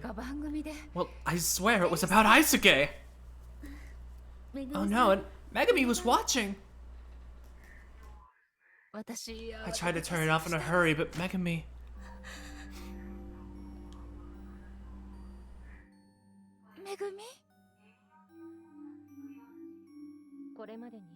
Can you speak to any past incidents involving the Smiling Man? Well, the oldest example would have been from about 20 years ago. Some people say the recent incident in Kufuku City may have been the Smiling Man's doing. Word is, the victim, a boy, had a paper bag over his head, much like in the stories of the Smiling Man. Though remember, the Smiling Man is only an urban legend. It would be poor taste to continue that thought.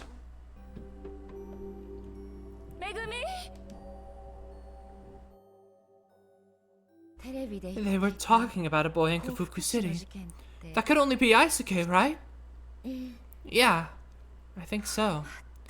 Life is tragic enough. They didn't need to use scary stories to make it worse. But Toru-sawa was right, it's tasteless! I guess this is how urban legends grow, huh?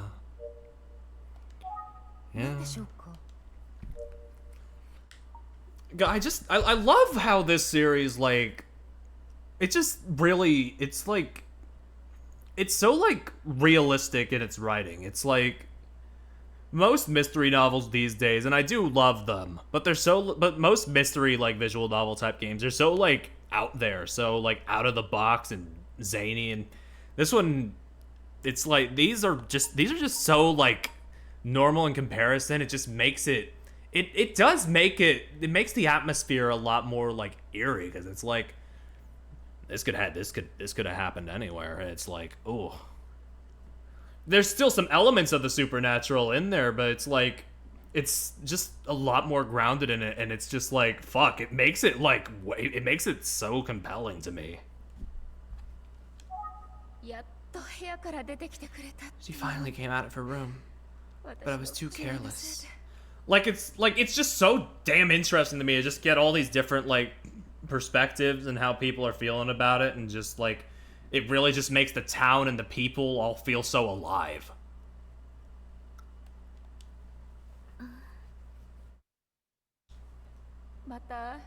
She shut herself in her room again. She doesn't even respond when I call to her. It's fucking crazy to me that Sakamoto doesn't consider himself much of a writer. Because, like, he's fucking good at it. I just don't know what to do anymore. You think there's anything you can do for her, detective? Let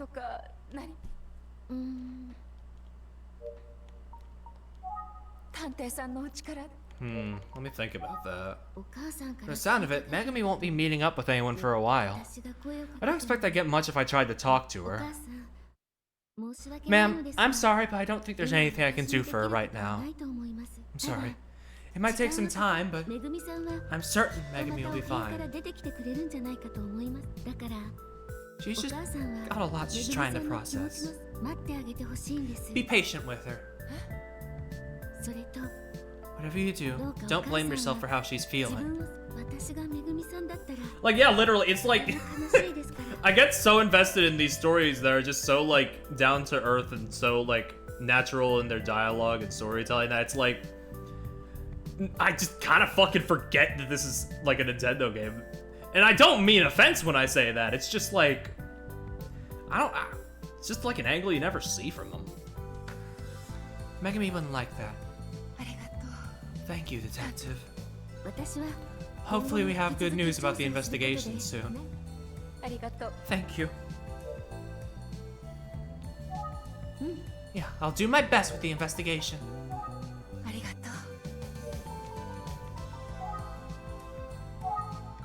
Beep. I'm not gonna call someone when I'm in the middle of a conversation. Fair enough. She's smiling now, that's nice. But she's still so worried about Megami. There's a picture of Megami when she was little. And that's a picture of the family. Can't tell where it was taken. It's hard to see much from here, but they look like a happy family. A nice family photo. By the way, your family photo's lovely. What? Oh, this one? You all look so happy. Thank you. We were at an amusement park that day. Megami's a sweet girl with a bright smile. I bet everyone likes her. I know it's just a rumor, but I can see why the boys would fight over her. I feel like now I need to focus on taking care of her until she can smile like that again.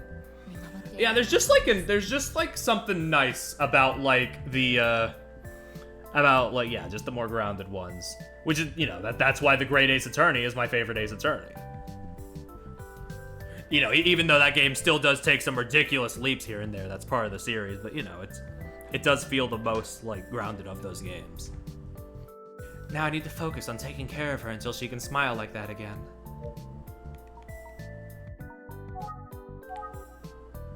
And what about the last photo? It's a picture of Megami and her mother. Boop. Yeah, fair enough. These pillows look nice, very soft. I guess that's about all I can tell you. Eh? I'm sorry. I feel like I didn't help much. And you came all this way. No, I'm happy to have made the trip. You've been very helpful. Really? That's good. I'm the one who feels like I haven't been any help to you. No, detective, not at all. You made me feel better about all this. Good. I'm glad to hear it.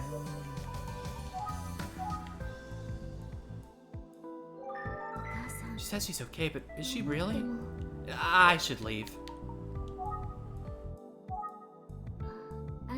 Pardon me, ma'am? Yes. I admit I'm worried about Megami, but I'm also worried about you. If you draw on these dark things too much, they'll eat you up. It's sweet of you to be worried. Oh, right.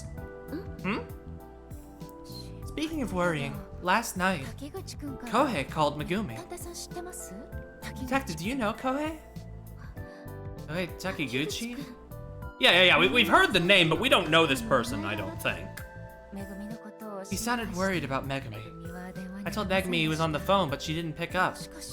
I don't know. Maybe that's why she finally came out of her room today?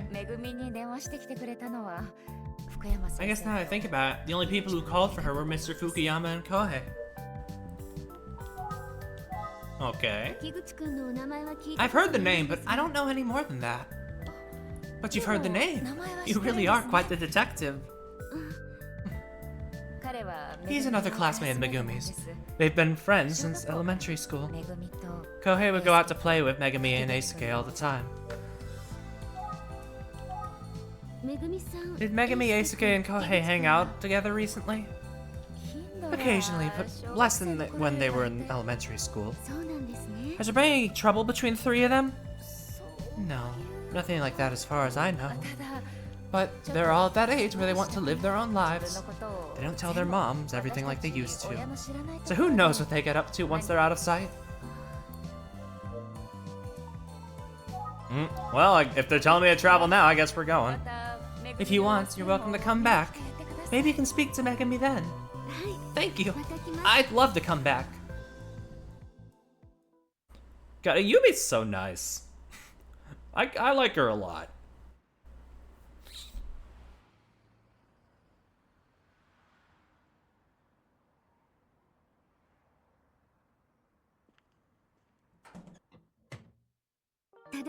I'm back.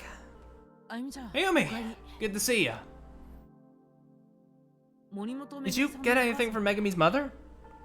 Yeah, here's everything I heard.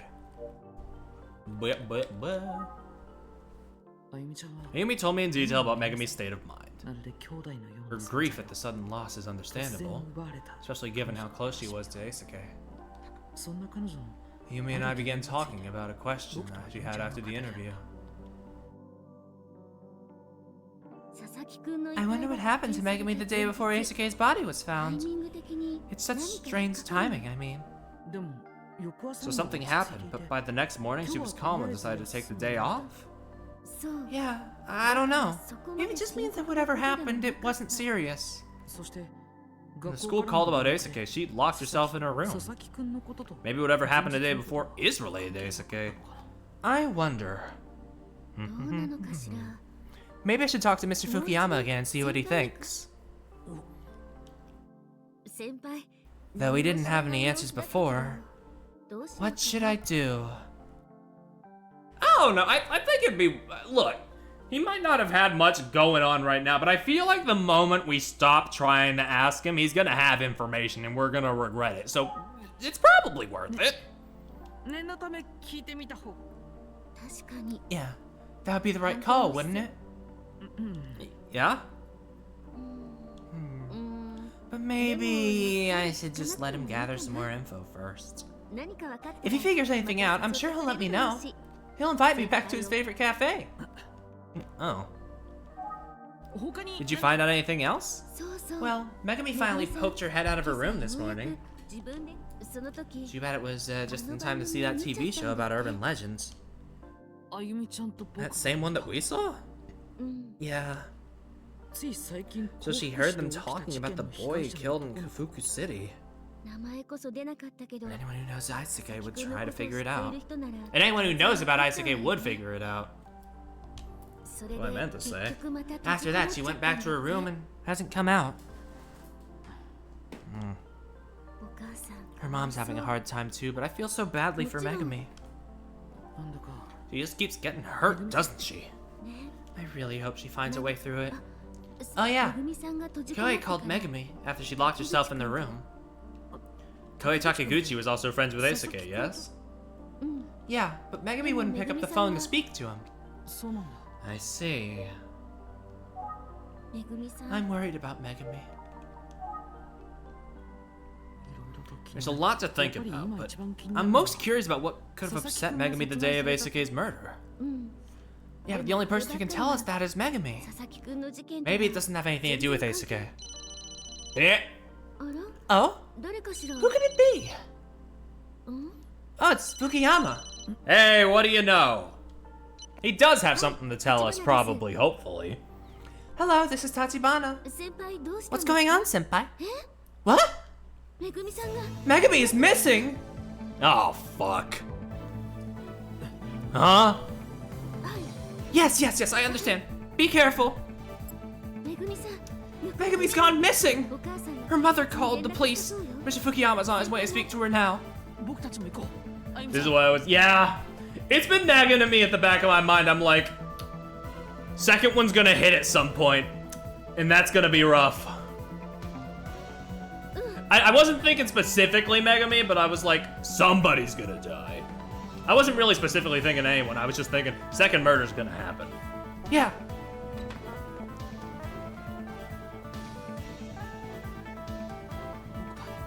This Ace Attorney has music. Ayumi and I rushed to Megami's neighborhood. We looked around the area, but Megami was nowhere to be found and no one had seen her. Where was she gone? Didn't have any ideas. Okay, chill out on those synths, jeez! So I took Ayumi's suggestion and headed to Minami Daisan Junior High School.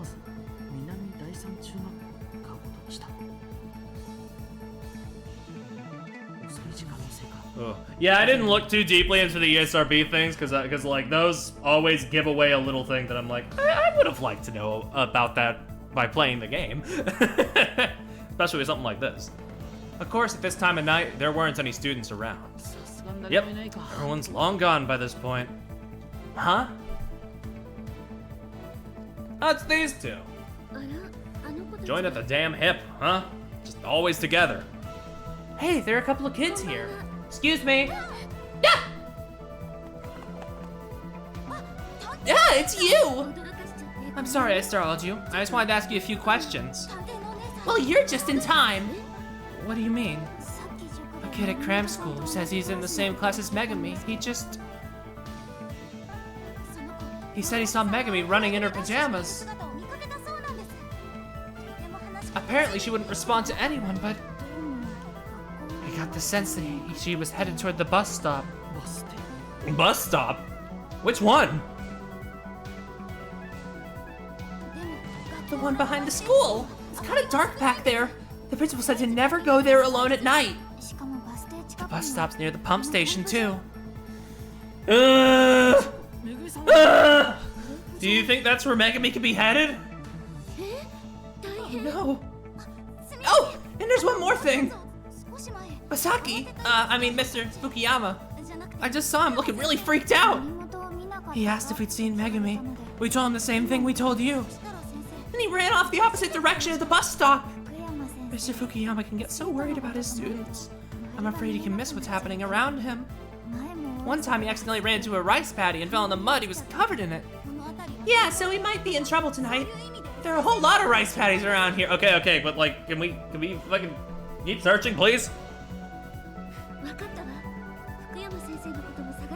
They call them Basaki or Basachi. How'd they say it? Where is it? Oh my god, I've lost the line.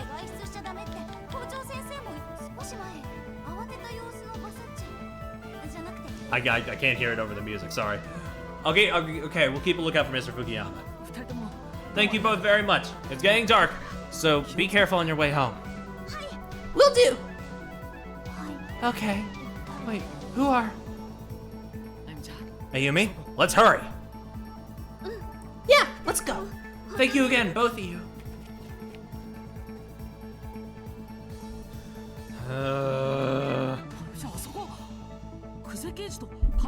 Ayumi, look! It's Kuze and Kamihara! And Fukuyama. So that must be Megumi. Looks like she's okay. Thank goodness. I'm relieved that Megumi's safe after all, but she looks pretty upset. She's crying in Mr. Fukuyama's arms. She's still in her pajamas like those kids say. She clearly ran away spontaneously. So why'd she come here, where Eisuke's body was found?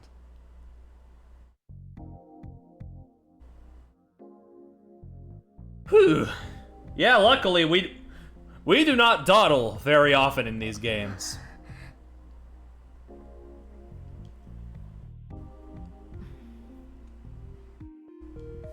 Whew. Girl, what's going on? You're freaking us the hell out. Megumi regained her composure by the time we reached the police station. But she still wouldn't say anything to anyone. We're getting nowhere. I like that Kuze gave Megumi her coat. That's a very kind gesture. I like Kuze a lot. She's Kuze's already I think one of my favorites so far. She's she's mean and she's a bit mean and strict and all that, but she does have that soft side that's just really nice of her. Let's look around at people, see what we can gather. The Kamihara looks annoyed. Kuze looks like she's trying to decide how to approach Megumi. That's Mr. Fukuyama. What's in the cup? We'll never know. She seems restless. Being surrounded by detectives will do that to you. But I think there's something else. Maybe she just doesn't want to talk to the police. It's understandable. I wonder if she'll talk to either Detective Kuze or Kamihara. Click him again? Nope. Okay, it looks like it's the same.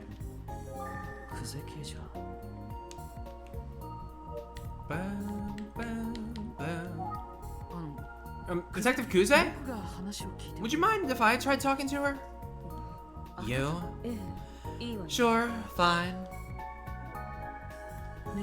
Good evening, Megumi. My name is Pure. It's nice to meet you. I might not look it, but I'm a private detective. Huh? Kind of amazing, right? I'm not that much older than you. If you talk to me, you could brag about it at school. Maybe not the time for that, Pure. I guess that's a no. Too bad, boy detective. Damn it. It'll be easier for her to talk to me since I'm closer to her age. I can't get her to talk. So much for that plan.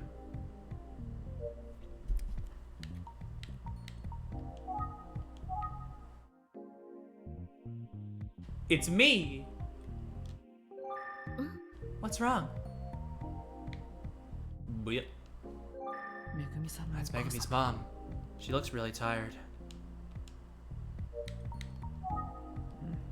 I wonder what to do now. Yeah, same! Isn't thing supposed to be our fucking hint option? Come on, man! Whatever. So I can't get her to talk. I should give up. I just did that, but okay. Oh, okay, we have a lot of options here. I don't think she'd speak to me if I did that. What is it? Since Megami won't say anything, what do you think we should do? How would you feel about me talking to Megami Pure? I think it's probably more likely than us. You know, you're less of a fucking dork than we are, so you have less of a chance to flub it. Do you think that'd work? Well, I'm not a cop or a guy. That might help put her at ease. What do you think? Yeah, you're right. Give it a shot. Let's see. Okay, here goes. Detective Kuse, would you allow me to speak with Megami? And you are... I should have introduced myself earlier. I'm Yumi Tachibana of the Itsugi Detective Agency. Oh yeah, I guess I didn't think... Yeah, Yumi doesn't know half of the people here. Or more like a quarter or a third. I think it's a good idea.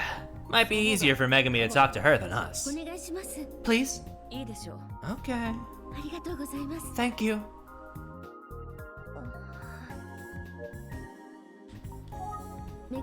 Nice to meet you, Megami.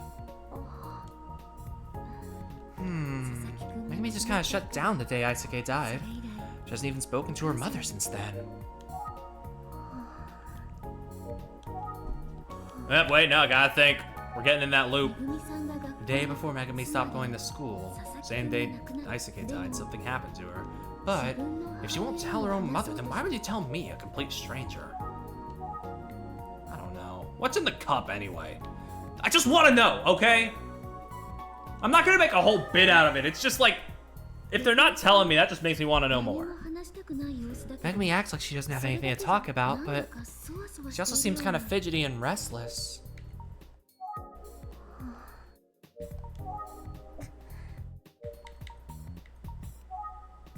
Speaking of being fidgety,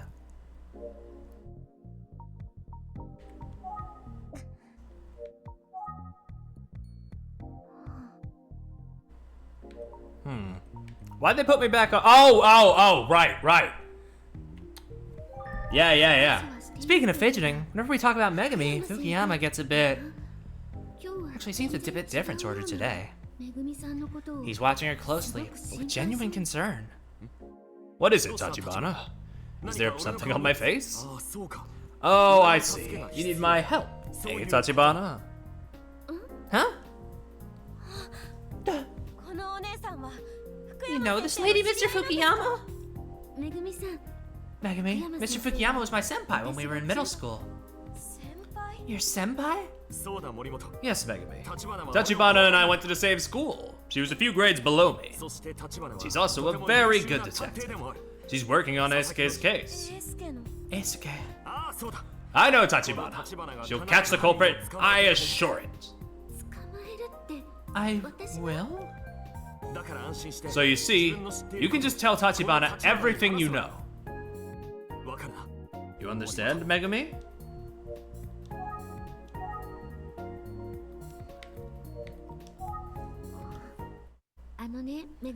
So, Megami.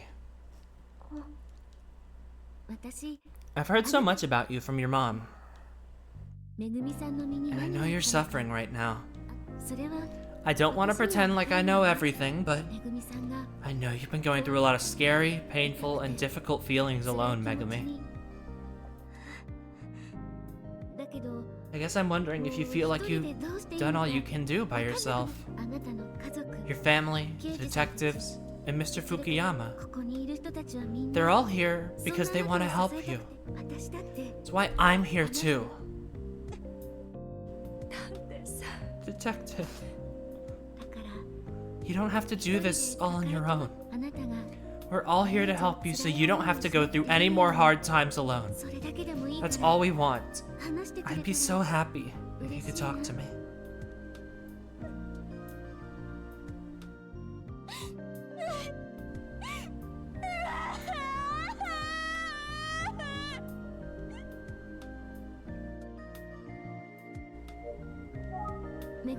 Megami, you can take it slow. It's okay.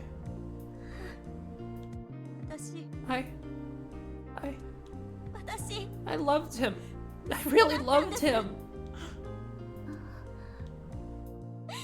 I loved Mr. Fukuyama. Okay, not really what we're... I mean... Huh? Huh? No, I mean, look, this isn't... Huh? Look, that's... I get it, but I mean, that's not what we're talking about right now. Mr. Fukuyama. He's such a good teacher. Always so kind, dependable, and cool. That's why I fell in love with him. And that's also why, the day before, that's why I had Mr. Fukuyama meet me on the rooftop. Huh? I finally told him how I felt. Oh. Oh, jeez.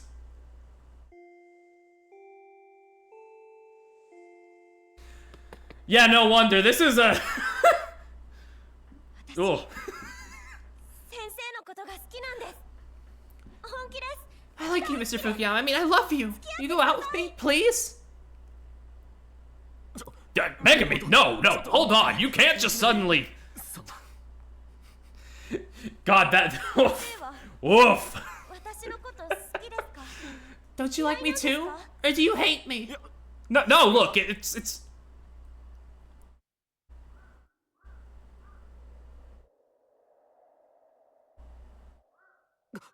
Megami, words like love and like have different meanings at different times. And love, it's always a big word. And like is, well, Answer my question. Okay.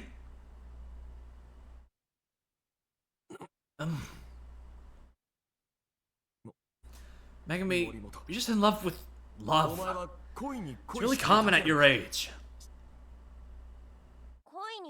What do you mean? I'm in love. What do you mean I'm in love with the idea of love? Huh? You'll understand one day when you've grown up.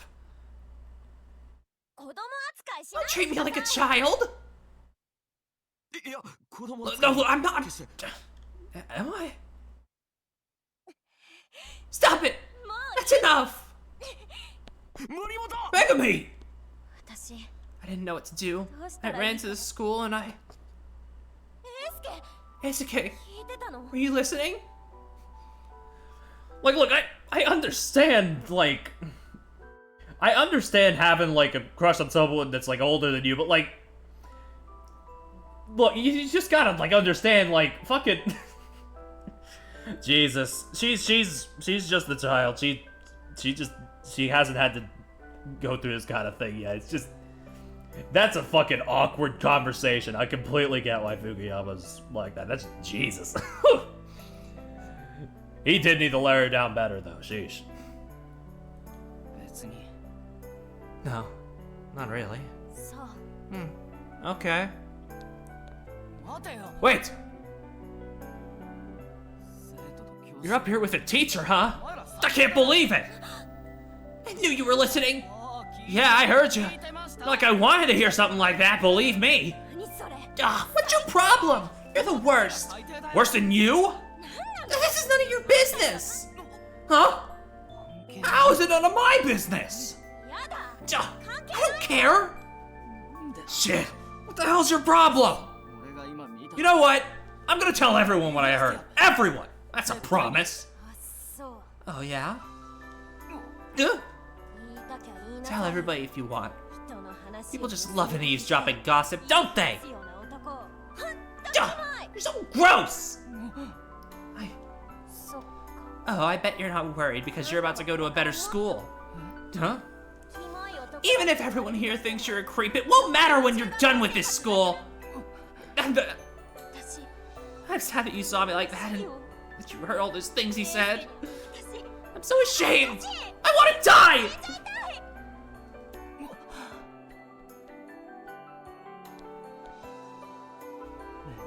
Megami. Oof, was that their last conversation before he... Oof. Rough.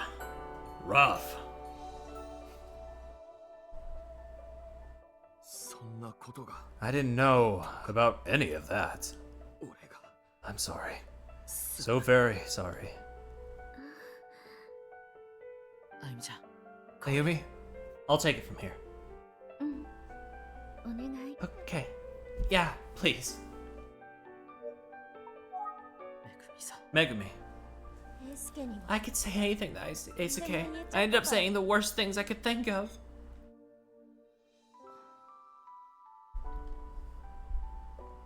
英介が I realized that Asuke liked me. なのに Instead of, I mean, 私 I, 英介に Asuke was so sweet and kind to me.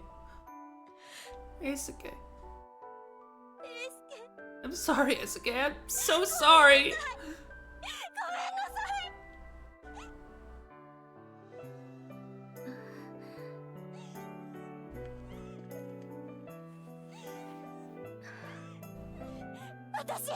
めんなさい。私 Asuke. 辛かったわね。 It's been really hard. I know.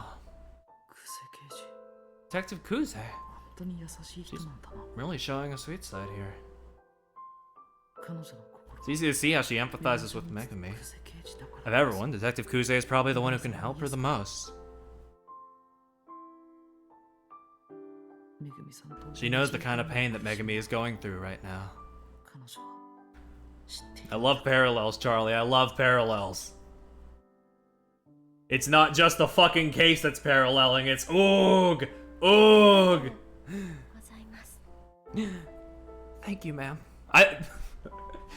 It's fucking crazy, right? We're still in like the first half. We haven't even gotten to where like shit like goes crazy, and I'm like, yeah, I think I'm ready to call this the best one of the three. 落ち着いた？ Are you feeling a little better? はい。 Yes, a little. それで So that must be why you stayed home from school the next day. はい。 Yeah. 英 I 介 thought I に should は apologize 謝ろう to と思ったんですけど、 But then it turned out やっぱり無理って I never can. 思っちゃって。そしたら電話がかか My って mom answered the phone and お she 母さんが出て、 he told me. 英介が She said Asuke's dead. 英介が死 When ん I じゃっ heard た。 that Asuke had died, 私、 I worried that he had killed 英 himself. 介は自殺 That was した because ん I だ said と思ったん horrible です。 things to him. 私 I のせ thought いで Asuke died because of me. 英介が死んじゃったって思ったら、誰とも会い I た didn't くな want い to see anyone. I couldn't even eat anymore. このまま I felt like I was 自分も going to 死んじゃ die えばいい too.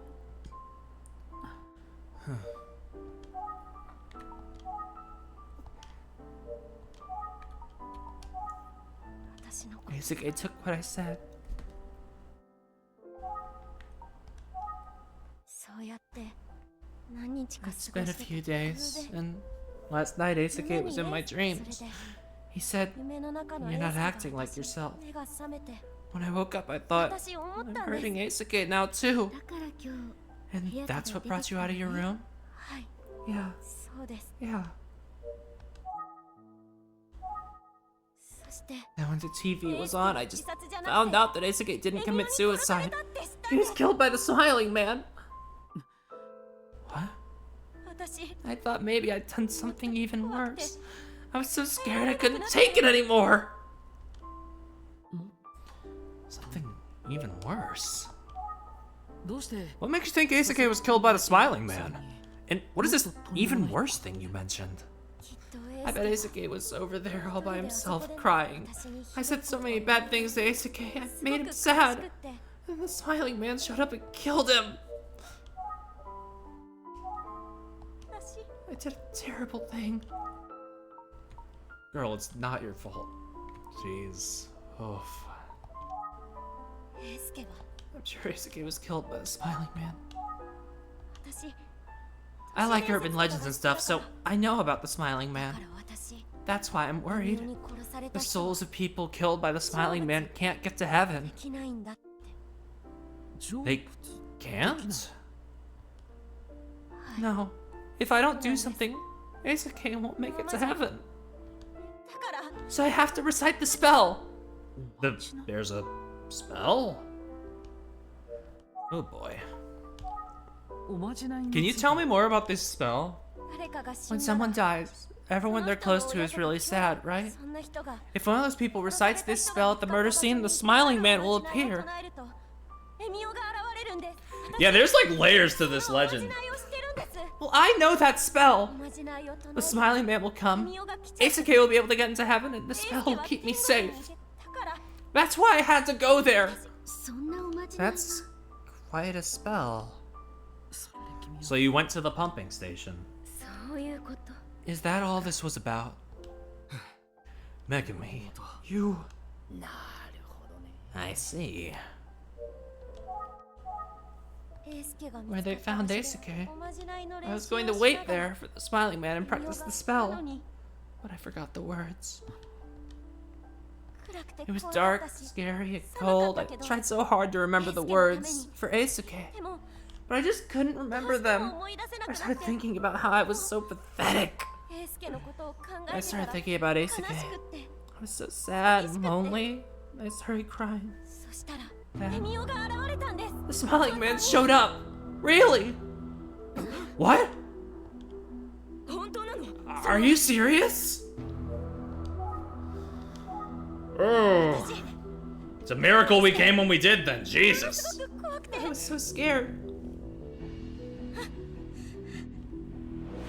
I couldn't remember the spell, so I just screamed. I practiced the spell, but I screwed up. Eisuke can't go to heaven because of me. I'm sorry, Eisuke. I'm sorry. I couldn't do it. I'm sorry.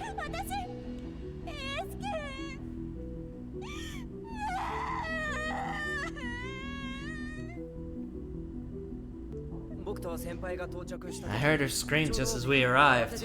I ran towards her, but I didn't see anyone suspicious. It was just her and Mr. Fukuyama at the scene. However, there's a small spot at the back of the station where someone might be able to squeeze through. So whoever she saw might have gone that way. Kami, bring me the item, please. Understood.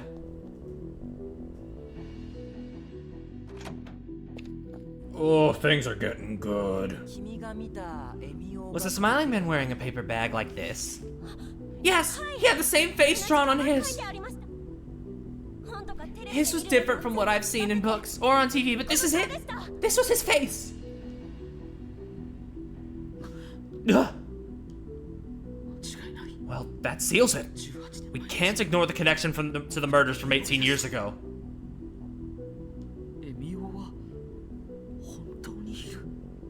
Does this mean the smiling man is actually real? Seems it. But I mean, apparently nobody saw him at the scene except for Megami, so it's like, who really knows? It's getting late. Great work today, Ayumi. Right back at you. A lot of surprises today, huh? Yeah. I still can't believe the smiling man really showed up in front of Megami. Who is he? Why did he come to her?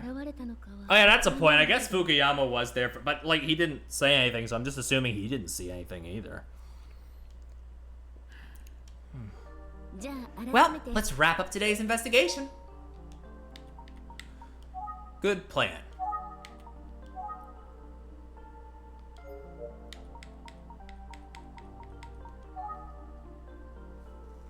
We finally figured out why Megami was absent the day Eisuke Sasaki was found. Eisuke saw Megami confessing her love to Mr. Fukuyama, and he heard Mr. Fukuyama explain that he didn't feel the same way. Then Eisuke called her out for her behavior.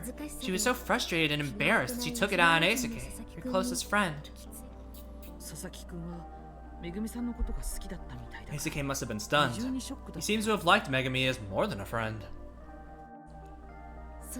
Yep. That's why she thought that she was the reason he died. She thought maybe he'd killed herself. Wait up. Maybe he'd killed himself. She locked herself in her room since the day he was found, convinced until today that he had killed himself because of her. Today, though, something changed her mind. That was Wait, hold on. Convinced until today. It's what she saw on the talk show, right? テレビのワイドショーを見た。 That show featured the urban legend, the Smiling Man. And they talked about Eisuke's case without getting very specific. その結果、 That's why Megami thought Eisuke was killed by the Smiling Man, right? テレビ番組 After watching the show, Megami went to the crime scene, looking to meet the Smiling さん Man. がそこまでして What Megami wanted to do there was recite a spell. おまじないを唱える。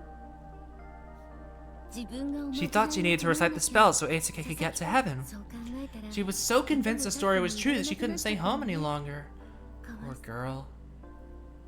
そして Then, at the crime scene, the Smiling Man appeared. Yeah, それが I 一体 can't 何 imagine 者 who だ it った could の have か been. その人物が But it seems likely it's someone involved in Eisuke's murder because...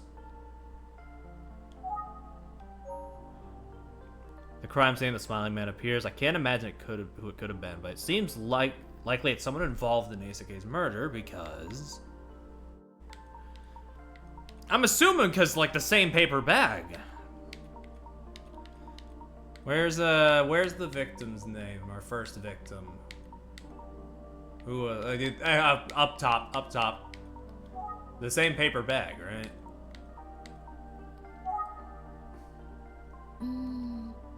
No? Okay. Run it back. No, wait. That's fine. It's not the paper bag that makes her think it's the same person. They could get to heaven. She was so convinced the story was true she couldn't stay home any longer. そして Then at the crime scene, the Smiling Man appeared. それが I 一体 can't imagine who it could have been, but it seems likely it's someone involved in Eisuke's murder because...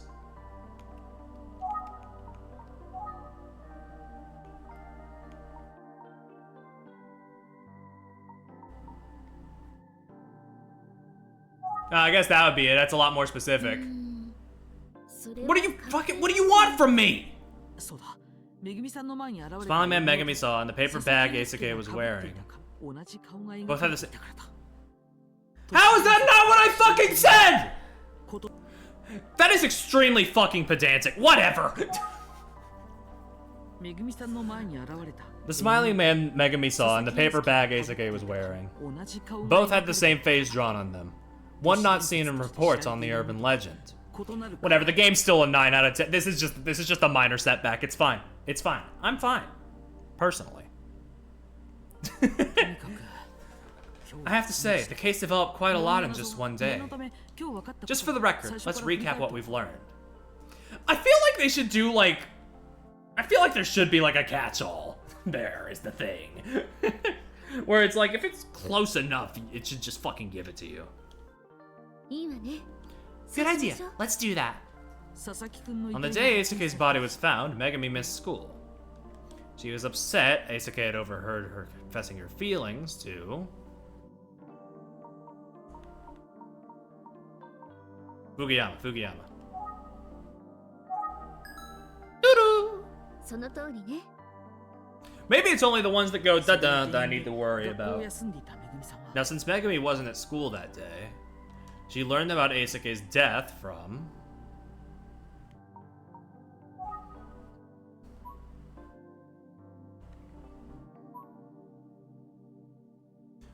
Oh, I thought we had to select a term. Oh, well.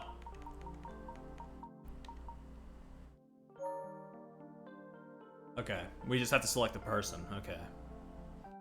Megami wasn't at school that day. She learned about it. It was from the mother, right? I mean, yeah. Had to be. うん。 I was like thinking for a second. I was getting my things mixed up again. めぐみさんに Yeah, the school contacted her mother, and she was the one to break it to Megami. お母さんの言葉 When her mother told her what happened, Megami assumed that Eisuke's death was...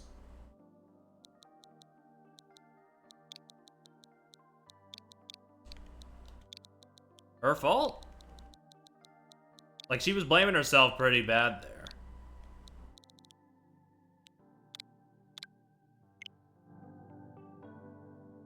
それは違うでしょ That's not true.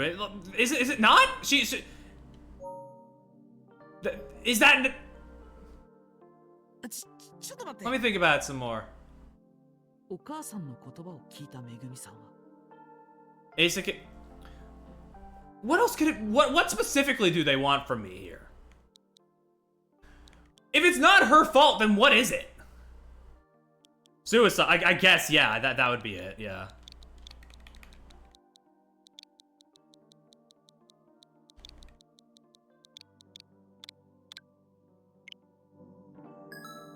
Alright, you know what? Fair enough. Yeah, it's understandable for her to think that, given what happened the day before. そのまま Megami locked herself in her room and wouldn't talk to anyone. But this morning, she finally started to come around. She decided to try and be more positive after Asuke appeared in her dream and encouraged her. ところが But after Megami saw the TV show about urban legends, she began to think Sasaki was killed by... Mr. Man. Mr. Man! That's right. エミオのとして Megami knew about the urban legend of the Smiling Man. So she tried to recite a spell that she believed would let Asuke get into heaven. だから彼 So 女 she went alone to where Asuke's body was found and waited for the Smiling Man. And then, right in front of her, he appeared. I know it sounds unbelievable, but it seems it's true. 18年前に Asuke was found wearing a paper bag over his head, the same kind as the victims from 18 years ago. 彼が発見 Tonight, された someone wearing a bag with the same smiling face was spotted where Asuke was found. And the face on both bags was different from the ones commonly associated with the urban legend. Does that mean the person Megami saw tonight might be the same killer? それが何者 There's な no の way to know at this stage. Two separate cases, 18 years apart. 僕たちの想像が They 及ば must な be い形で connected, but how? Well, this case is getting more and more complicated. Let's both do our best to solve it. 頼りにして Of course, I'm counting on you, Ayumi. ここまでね That's everything for now. Are you still gonna visit the police station tomorrow? Yeah. I'm gonna ask Inspector Kamada about the person of interest who disappeared 18 じゃ years あ ago. 明日どうするの What are your plans for tomorrow, Ayumi? 私は I'm going to check in on Megami. 少しは I hope she's been able to calm down a bit. そうだね If you see her, tell her I said hello. 頑張って話し And て thank her for doing her best to talk to 分か us. った Okay, we'll do. Say, I wonder when Mr. Tsugi will be back. He disappears like this all the time. I'm sure he's fine. Chapter 7, Iruma Village. Alright. Well, I'm not stopping here. Like I said, I do want to go longer. And we haven't, I did want to go longer than I did last time. And we haven't even, reached, the same length of stream as the first time. So I think I can fit a couple more chapters. But I am gonna take a break next chance I get. Oh, it's that police officer from before. She's coming to see me. I have to brag to Detective Kamihara. Don't give him the こんにち satisfaction. は今日も来たの Well, actually, no, I mean, don't even interact with him, it's fine. That's all I mean to say. Hello, Perry. Thanks for coming again today. こんにちは Hello! Okay, we're good. Okay, I'm gonna take a quick break. I'll be back in a bit. Alright, lock the fuck in. We're back. Let's get 蒲田警 going. 部よね You're here to see Inspector Kamada? He's here today. Oh, 奥の部屋へどうぞ Please, go to the back room. ありがとうございます thank you. Hey, Barry. こんにちは Hello, Inspector Kamada. Thanks for coming all this way. You want to hear about the injured man, right? ね Yes, that's right. 怪我をしたまま消息不 I 明になった understand the と injured man simply disappeared, and I'd like to hear more.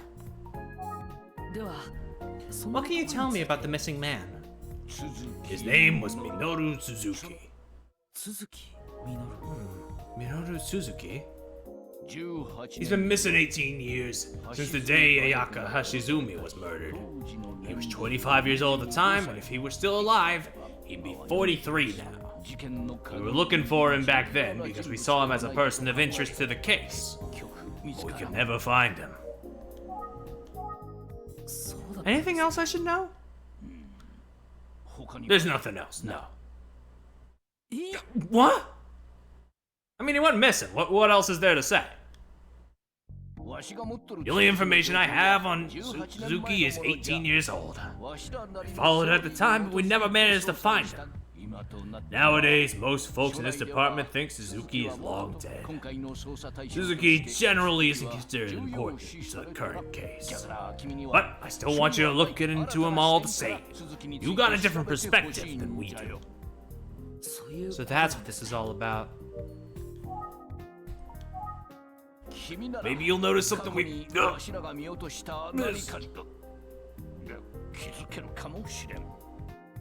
Huh? At least that's what I'm counting on. Buddy, are you okay? It's nothing. Don't worry about it. You say that, but... Anyway, we're not allowed to share confidential information outside the force. That's all I can say.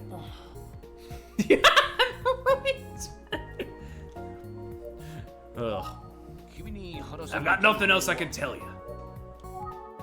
Okay. I guess that's the way it is. In that case, can he say if he thinks the girls were really victims of indiscriminate murders? Probably not, right? What are you mumbling about? It occurs to me that we don't know the motive of the serial girl murder case. Whether it was indiscriminate. I was wondering if the police had ideas. If so, I need to know. You know I can't tell you that. Yeah. I knew it alright.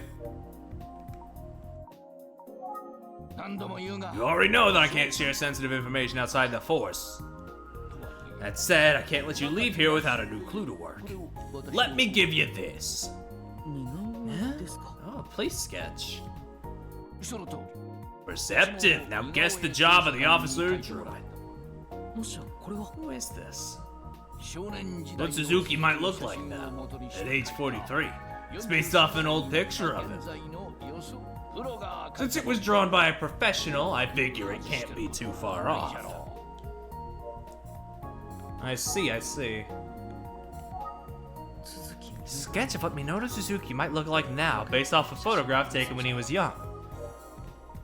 Guess I'll take it. Thank you. I'm glad to have it. Huh? As I said, I can't give you most of our old information on Suzuki. I understand that's frustrating, since I brought you in on this investigation. Hell, I called you here. But, you taking a fresh look at Suzuki? You might see something we missed. At least that's what I hope happens. He hasn't said it, but it seems like Inspector Kamada thinks Suzuki is alive and involved in this case. But it's difficult to perform a new investigation. So he's asked me to help. I'll conduct my investigation with that in mind.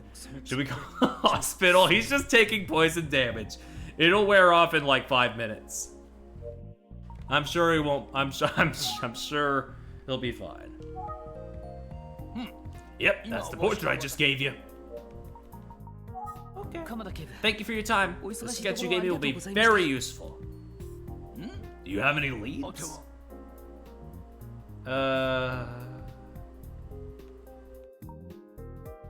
Going to the station. It's near where the serial girl murders took place and where Isuke's body was found. That sounds like solid reasoning. Okay then, I'm off. Good luck. Keep up the good work on my behalf. Huh? I don't know what's up with him. I assume there's only like one right answer there. I guess I just lucked out with where to go. Huh?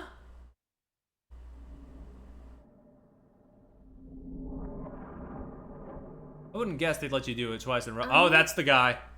That's the guy with the beanie and the mask and the glasses. Freak.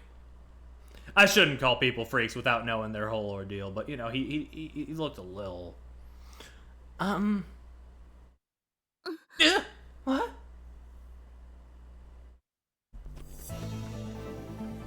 Oh, he's running. Wait a minute.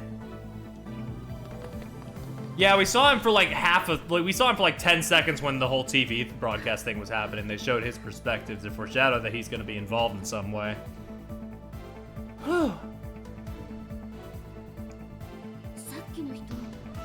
Where'd he go?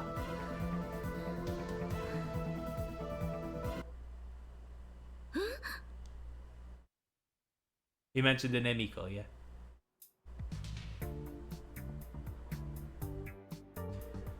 Oh, don't let something bad happen to a Yumi, man. I'm scared.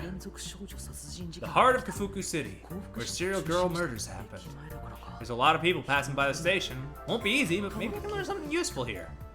I'll use the sketch of Minoru Suzuki that Inspector Kawada gave me that asked around for info. I'm thinking about Kamada's strange behavior, but I should focus on the investigation. He's given me a great opportunity, and I've got to live up to his expectations.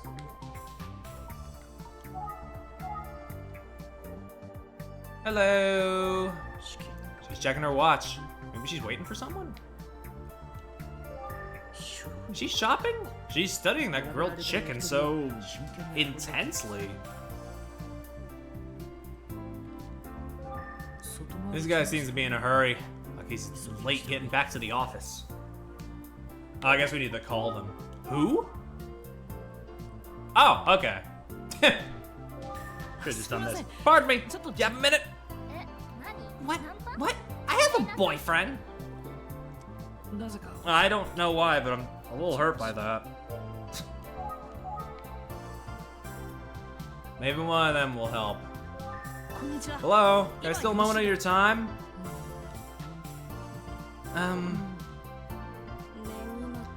Piggy bun liver. Oh, gizzard and skin. No, maybe it should be chicken wings.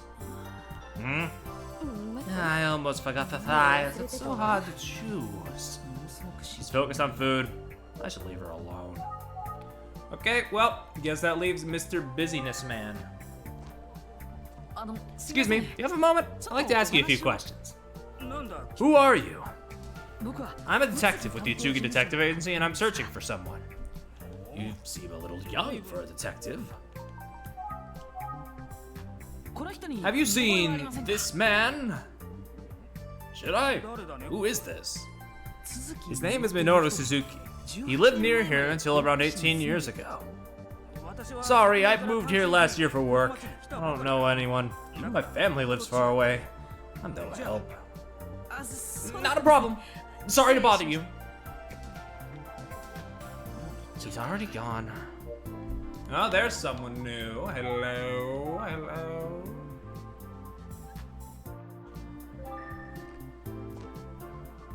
Excuse me.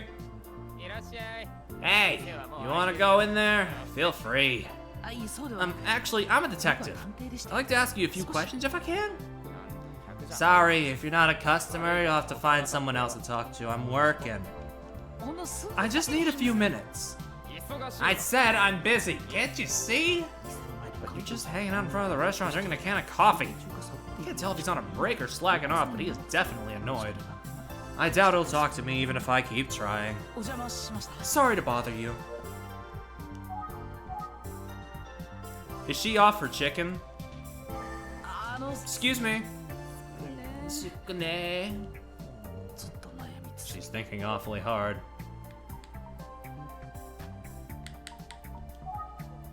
I should focus on asking around for information. Yeah, but there's not much. It's a nice sized station for this area. There are lots of restaurants. Plenty to eat here in the heart of Kafuku City. A lot of foot traffic here too. Here are some more people. Familiar man. Huh? Is that Detective Kamihara? Looks like he's calling someone. Should I talk to him or no? Might as well. Okay, I'm curious. I'll call him. Detective Kamihara! Hey, look, it's the boy detective. What a wild coincidence. How you doing? Are you off today? Nah, I'm asking around for information right now. Does it look like I'm goofing off, boy detective? I'm out here burning the candle and all that. If Detective Kuze ever suspected I'm slacking off, if it comes to trial, I want you to defend me. Say he works hard, no goofing off. What trial is he imagining? Speaking of Detective Kuze, why isn't she here with you? Whoa, good question. I'm gonna answer it with another question. Wouldn't you love another senpai quiz? Oh, here we go. Detective Kuze isn't around, but what is she doing today? Thinking time. Tick tock, tick tock, tick tock. Hang on, your quiz is way too vague. Please give me some choices or some kind of clue. Fine, I'll make it easy and give you 2 choices. He's my senpai. A, working separately and we're meeting later. Or B, off duty today. Time's up. Answer, please. You still didn't give me a clue. You're working separately and you're meeting later. Correct. How'd you make your deduction? I saw Kamihara calling someone. Yeah, I mean, it was pretty obvious. If he's making calls on his job, it's either urgent or it's something work-related. Maybe he was talking to Detective Kuze? I don't know. I mean, the way he was acting at the time, he didn't seem worried, so it's probably safe to guess it was Detective Kuze. Good observation and deduction. You beat me at my own game. Senpai and I are working the case separately. We're meeting up later, so that's why she's not here. Thanks for playing my senpai quiz. So Detective Kuze nearby, and where are the 2 of them investigating here? You want some more quizzes? I know you can never get enough. I'm afraid I'll have to wait. I only had the 1 for you today.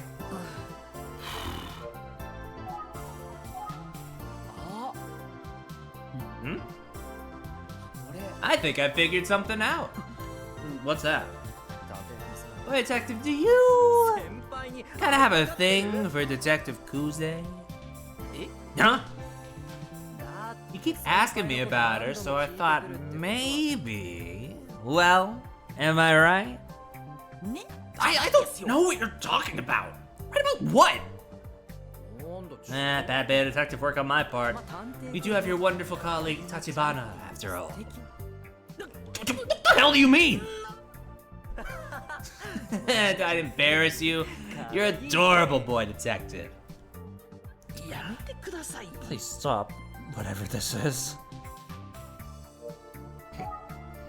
Hey, what are you doing out here anyway? I'm looking into the case from 18 years ago. I'm not having much luck, though. Must be tough without any good clues to work with. I do have a clue, though. I have the sketch. Oh, this is Minoru Suzuki. Oh, from Inspector Kamada. I do have this clue, at least.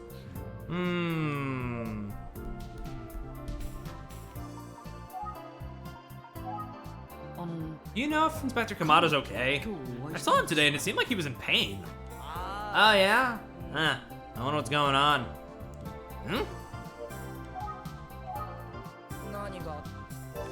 I don't know, man. It's gonna be a massive pain in the ass to proceed with the investigation using nothing but this sketch. Maybe if the police shared a few more details, I can provide some insight. Of course, that's Kamihara's with the police, but maybe he'll take pity on a civilian like me. Won't he? It's always best to get as many clues as you can.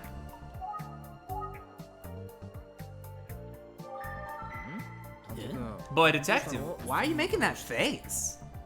I'm having some trouble. What's wrong? Oh, I know what it is. You do? You have a stomachache. No, No. That's my best pity me face. I guess it didn't work. That's good. Glad I was wrong. Still, if you need anything, let me know. I'm always happy to listen. Help with anything? Yeah, I mean, what? Why are you so excited?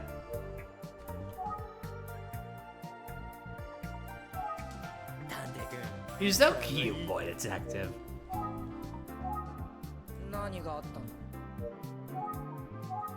Let's see. I already told you we're working separately. I don't have another quiz.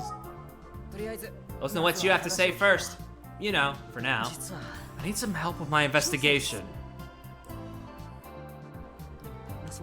And you're kind of the only person who I think can help me. I'm afraid I have no one to turn to but you, Detective Kamihara. Really? Could you maybe slip me some details on the investigation? Okay, listen. You need to keep this between us, okay? What? He's gonna share? Just kidding. You know, police rules prevent me from saying anything to you. Yeah, I thought so. Thought maybe you'd be base for once. I was wrong. That felt pretty cool thinking you'd rely on me for help. Doesn't matter if you really did or not.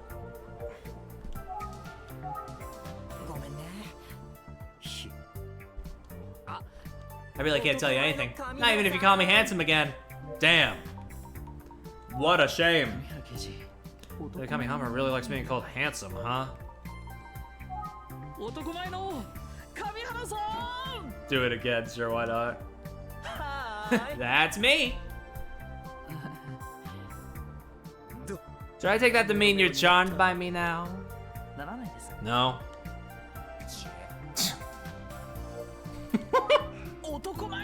Do it again. I'm flattered, really. Can't tell you anything more. Oh. Okay. I tried cheering for him. Didn't work. Well, I've done all I can do.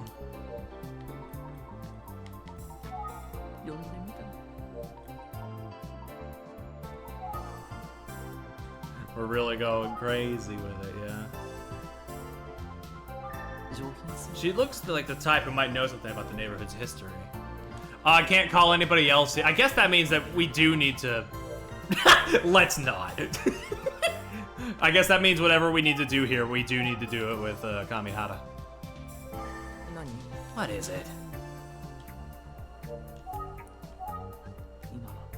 Let's talk, okay. So where is Detective Kuze? Sorry, can't tell you. Please? I'll be meeting up with her later on. Hey, did Inspector Kamada give you any info? All I have to work with is the name Minoru Suzuki in this sketch. I guess they searched for him at the time, but they never found him. Yeah, there are others in the precinct who think this Suzuki guy has gotta be long dead by now. So it gets hard to convince anyone to devote much energy to his case, you know? That's why you're here, boy detective. You can do what others can't, yeah? Yeah! Yeah! I'll do my best! It's like Inspector Kamada said, a lot of folks think Minoru Suzuki is long dead. Kamada comes off as aloof, but that guy's a damn good investigator. Comes off as aloof? Rude. I think that's why he talked to you about Minoru Suzuki. I feel like Kamada's got clout, but he can't just do whatever he wants not to in the precinct. Police, we have rules to follow. You hear me, boy detective? Yeah, I do. Good, because I'm rooting for you. Thanks. But I still can't give you any information. Okay, I get it already. It's totally unrelated, but there's something that's been bothering me. Is my fucking fly down? What made you decide you wanted to be a detective when you grew up, boy detective? I did it to find my parents. I never knew their faces or even their names. Oh. What I found was that they died when I was young. They were both good people. I'm proud to be their son. I'm sure they must have been wonderful people. I'm sorry I asked the way I did. I didn't imagine I'd be sticking my foot so far in my mouth. No, it's fine. No worries. You're a lot like Detective Kuze. What? She became a detective because she figured it would be the best way to find her brother. You know the story about Kuze's brother, don't you? How he disappeared? Yeah. Yeah, after you asked me about her brother the other day, I was pretty sure you did. He pays attention. But do you know there was a time when she saw someone she thought might be her brother? Really? She said it was when she was in high school, right here in this area. She saw him. Did she talk to him? Of course she did. She said she just acted suspicious of her. Was it the wrong person? She seemed pretty sure it was her brother. She also said he was wearing a mask, like he was sick, so we couldn't really see his face. Interesting. Still, she said she was sure. Said she knew him because they're siblings. Because they're siblings. Huh. But the other guy said he didn't know who Detective Kuze was, right? And there's your mystery.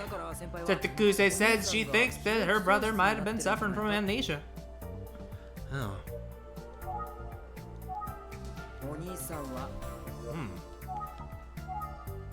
Didn't mean to click that one. Meant this one.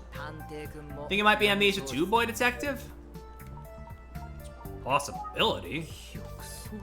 Wouldn't be our first rodeo with that in this series. Do you buy it? It sounds like a cartoon or a low-budget TV show. It seems like it could be possible. I've experienced amnesia too, so I get it. Oh, interesting. Well, surprise, I agree with you. As long as the possibility isn't absolutely zero, it's possible. Amnesia.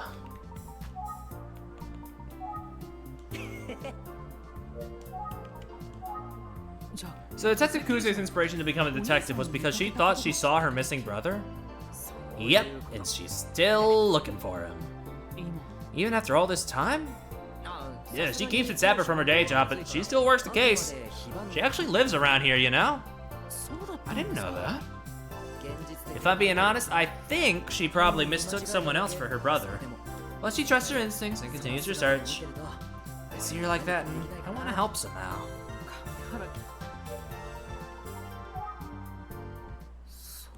Speaking of helping Detective Kuze, Yoshi said,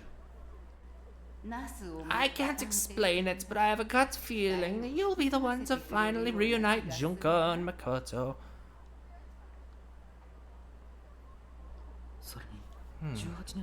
Maybe I will learn something about Makoto while I research the case from 18 years ago. Okay! See what I can find out about Makoto on my end, too. Boy, detective? It's a little strange for me to say this, but thank you. On behalf of Detective Kuze. No worries. But let's not let her know you're looking into her brother. If she finds out we're treading on what she sees as her personal space, she might lecture us. Okay. By the way, you have a cell phone, don't you? Let's exchange contact information. Yeah, sure. If you figure anything out, feel free to call me. And if you don't, still feel free to call. Okay. You know what? I can't keep it up. You know, he's not that bad. He's like a little annoying, but it's like I'm a little annoying. So I kind of feel like the pot calling the kettle black.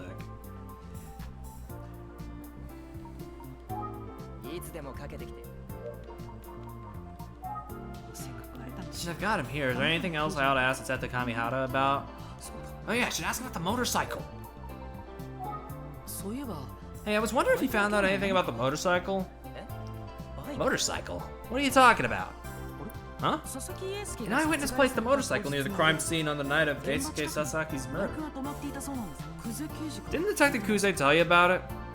Yeah, it's like despite the sort of general sleazy vibe I got from him at the beginning, he's like a generally like he's like, and he, you know, sometimes he is a little bit of a little shit about it, but like he does want to help in whatever way he can.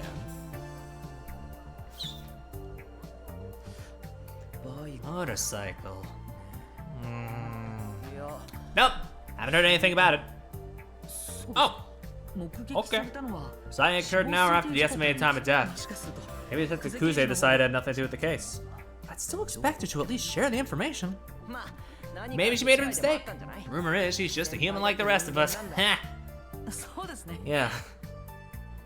All right, I'm going back to work. See you later, boy detective. Yeah, okay. See you later. Nearly sunset. Maybe I'll call it a day. Yep, there he is. I don't see any need to call him now. Let's just leave.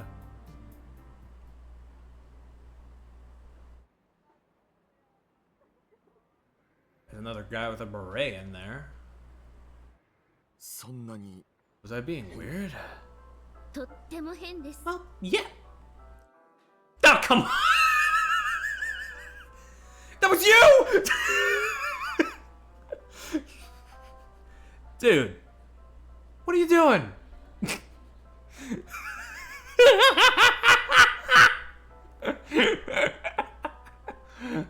That went nowhere, but it's a funny payoff. Honestly, better than something bad happening to a Yumi. But I feel like it's still a bait and switch. The other guy's still out there.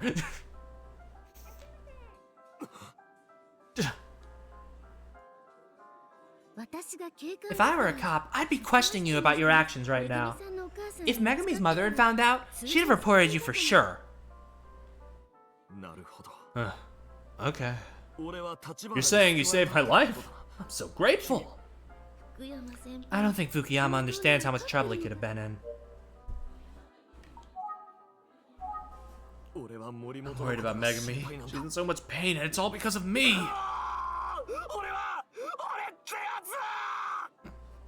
I can't yell. It's like 9 p.m. Fukuyama, please stop. Everyone's looking. I'm sorry, Tachibana. I lost control of myself. If you're worried about Megami, why not go visit her normally? You're her homeroom teacher. It wouldn't be odd.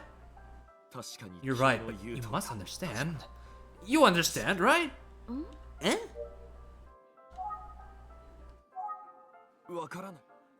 Alright, Megami was highlighted. We gotta go to Megami. Megami's incident was a direct result of my poor skills as a teacher. I don't know what I'd even say to her if I saw her. How would her parents feel about me showing up? You'd be uncomfortable being there. Yes, I would. Maybe that's why you should go. You can't know what's going on inside a house if you spend all your time outside. Yes? You're right. Thank you.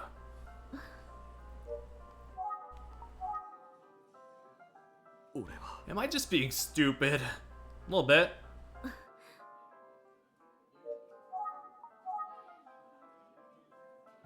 I can't stop worrying about how Megami's doing now. It hurts my heart to think about it. I don't know what to do, Tachibana. I'm helpless. A teacher who's unable to do anything for my suffering students.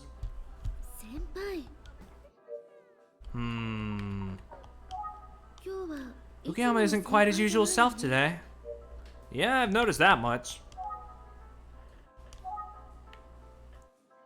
I don't know, look at him. Nope, okay, that does nothing.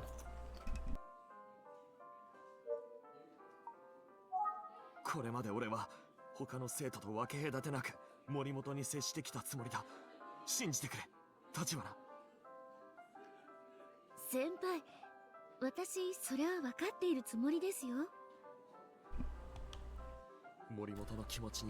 should have seen Megami's feelings and helped her through them. I never meant to hurt her.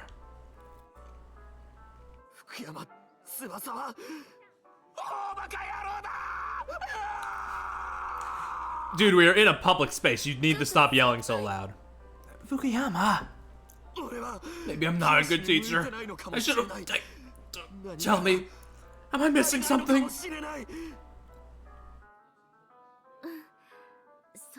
I don't think so. Oh? Thanks, Tachibana. I'm...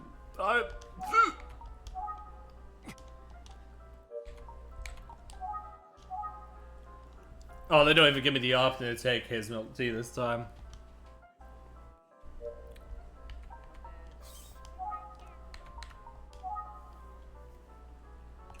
What could I be doing right now?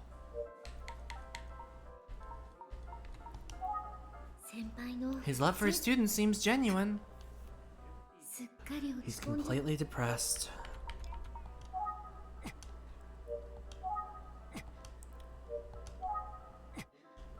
No? Nothing? Okay. Just needed the triple check. Is he... Don't tell me he's crying!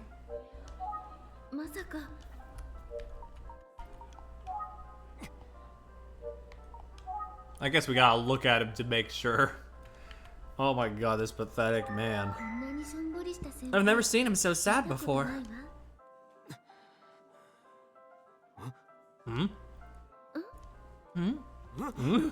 Tachibana, once Asuka's case is solved, do you think Megami will be okay? Yes, I do. Is there any way I can help? I'm strong, and my skills with the Naginata can't be that rusty. Huh? And, you know, I read a lot of mystery novels. Then again, the culprit is never who I expect. Am I not good enough to help?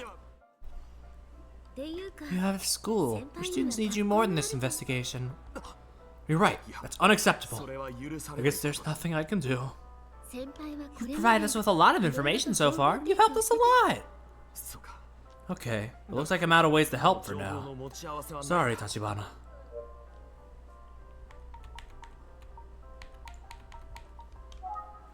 I understand his feelings, but he does have students to take care of. I just want to help Megami. She's suffering. You don't have any more information, okay? I don't care what it takes. I want to help Megami. For Isuke's sake, too. What can I possibly do?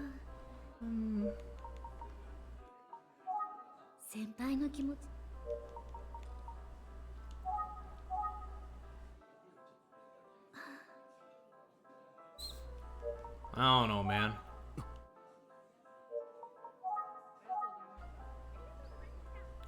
Look me in the eyes again. No?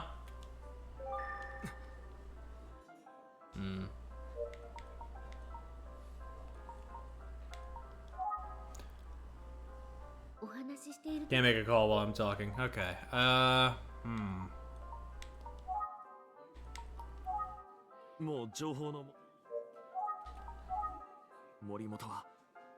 Oh shit! Megami's at the pumping station. She believed in the urban legend. She even thought she knew a spell that would help. She's so innocent. I wish I could get her carefree smile to return. I don't know what to do.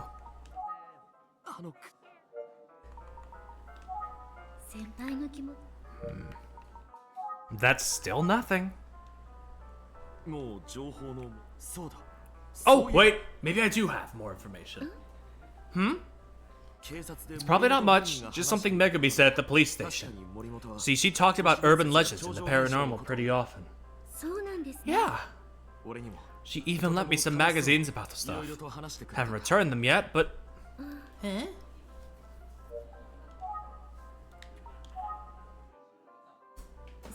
Do you enjoy urban legends? I want you to listen to me very carefully, Tachibana. I'm a realist. I don't believe in ghosts. And I'm not interested in those kinds of stories. Oh. I do believe in alien life, though. Somewhere in the infinity of the universe, they absolutely exist.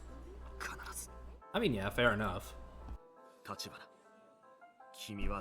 about you, Tachibana? What do you think? I honestly don't know. I guess it's not really what we're here to discuss, is it?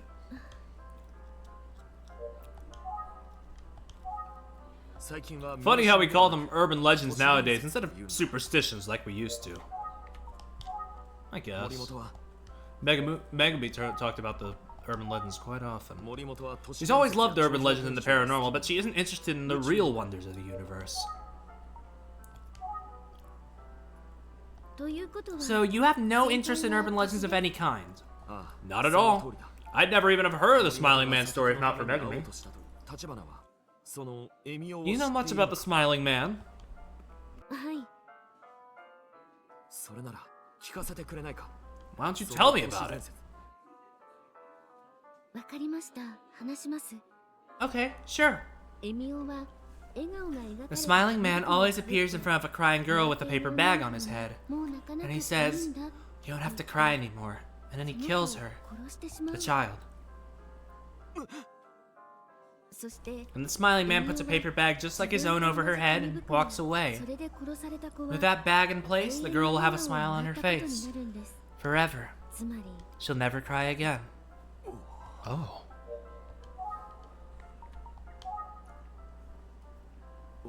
Such a horrific story.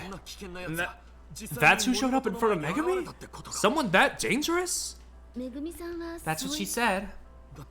Then that means she was saved just in time, right? Maybe. Whoever was there ran away at the sign of someone rushing to the scene, though.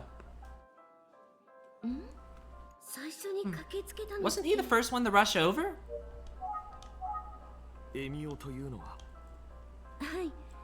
That's what the urban legend says. Boop boop. Hey buddy, you have some... I have to ask you something. Megami said Eisuke was killed by the Smiling Man, but in the urban legend you told me, the Smiling Man only appears in front of girls. Eisuke is a boy, I don't understand. Me either. There are a lot of conflicting theories about the Smiling Man. I didn't even know the one about the spell. Maybe there's a version where the Smiling Man only shows up in front of boys. It's only an urban legend after all.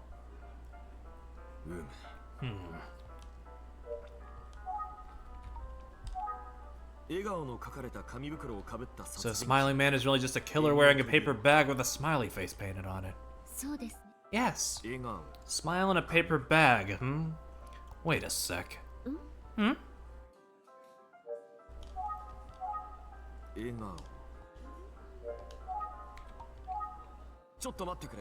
Tachibana, I think I remember something that might be very important.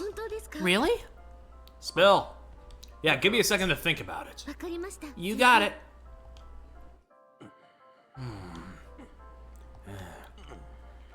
Huh.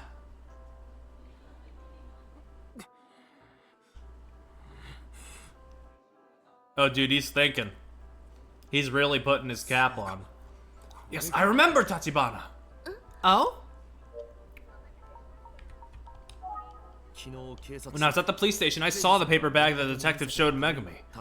The bag and your story about the Smiling Man just now reminded me of something. I heard a story a long time ago about a paper bag with the smiley face on it. Really? What are you waiting for, boy? Tell me! When my dad was in college, there was a memorial service at my grandma's house. While he was there, he heard a story over drinks about a paper bag with a smiley face painted on it. Oh?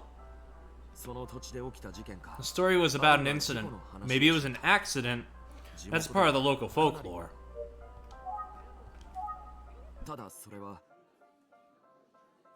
The thing is, I don't think the story was about a killer wearing a paper bag. Huh?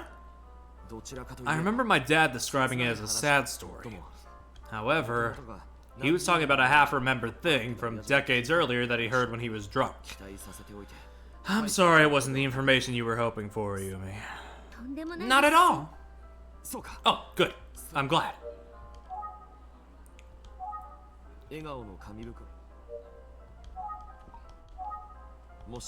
That's the original story behind the Smiling Man. It must be a very old urban legend. Timing is such that the story would have to be around 30 years old at least. So maybe the case from 18 years ago isn't the source of the Smiling Man legend? There's a sad story out there about a paper bag with a smile on it. Maybe the Smiling Man is just a local folktale with a long history. Maybe. If this story is the origin of the Smiling Man, I should find out what part of the country it's from.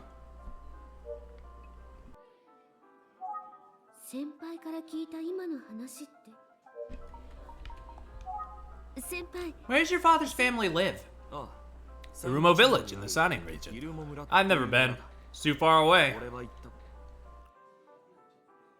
I should let Mr. Utsugi know about this. Yeah, he was in that region. What region? Fukuyama, I think you might have really helped us with this. Really? You think I might have helped towards solving Eisuke's case? Yes. Oh, that's wonderful news. Thank you. I'm going back to the office to let the others know what you just told me. Let's go. Boss might be psychic, who knows? I'm gonna pick up the check for this. Hey! Listen, seriously, about the check. Now, you were once my underclassman, and I am. My senpai. That's right, and that's that. Well, thank you. No need to thank me, Tachibana. It's the way the world should be. Shall we go to the station? You can let me pay once. I can't imagine we're that broke. I need to take off now. Okay, take care of yourself, and sorry about today. Hey, don't worry. You gave me a very promising lead. Well then, I'm glad I could be of service to you, Tachibana. Next time we're together, I'll order us a tiramisu set. Sure. Oh, huh, nope, never mind. Never mind, there we go. The tiramisu always seems to win, even if only by the narrowest of margins. Maybe we'll do both if you want. That'd be great. Oh, by the way, do you have any plans for tomorrow? Nothing yet, but... There's a student in my class who'd be interested in talking to you. I imagine you've heard his name by now. Kohei? He was close to Eisuke, and he wants to help solve the case. Oh, I've been hoping to hear more about Kohei. What do you think? I can set up a time for the two of you to meet. I'd love to. Oh, hey, there's the boy. Understood. Can you come to the school at lunchtime? I can, yes. Thank you. Good. See you tomorrow then. Yes, see you then.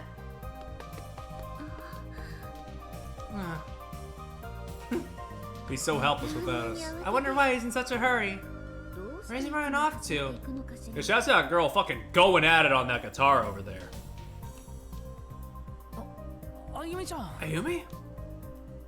Huh? Oh, what are you doing here? I was trying to get some information. But hey, wasn't that Fukuyama? Yeah. We bumped into one another and talked for a while.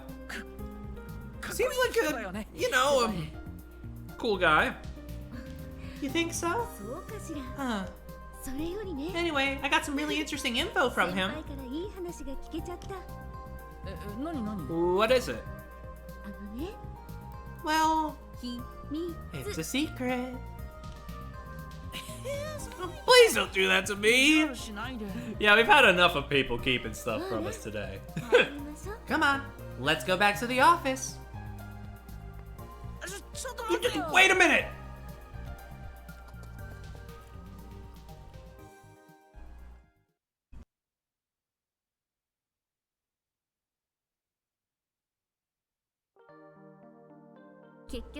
Alright, less eventful day than last chapter, but they can't all be winners, that's fine. I didn't make it to Megami's house because I ran into Fukuyama and took time to question him. Oh, okay. He's always been so serious. I was giving everything his best. Even today. Oh? I know I shouldn't laugh, but it's just so funny. He hasn't changed since we were kids. He's always been a good guy, but... I see. You said he gave you some good information? Yeah. It sounds like maybe the Smiling Man story originated in the Sanin region. What? Fukuyama's father heard a story when he was still a student about a paper bag with a smiley face drawn on it. This story's a lot more than 18 years old. Yep. It's not the same as the Smiling Man story, but it sure is similar. Mr. Utsuki is looking into a Smiling Man story, so I'm gonna let him know about this. Yeah, I think that's a good idea. I'll do it right now.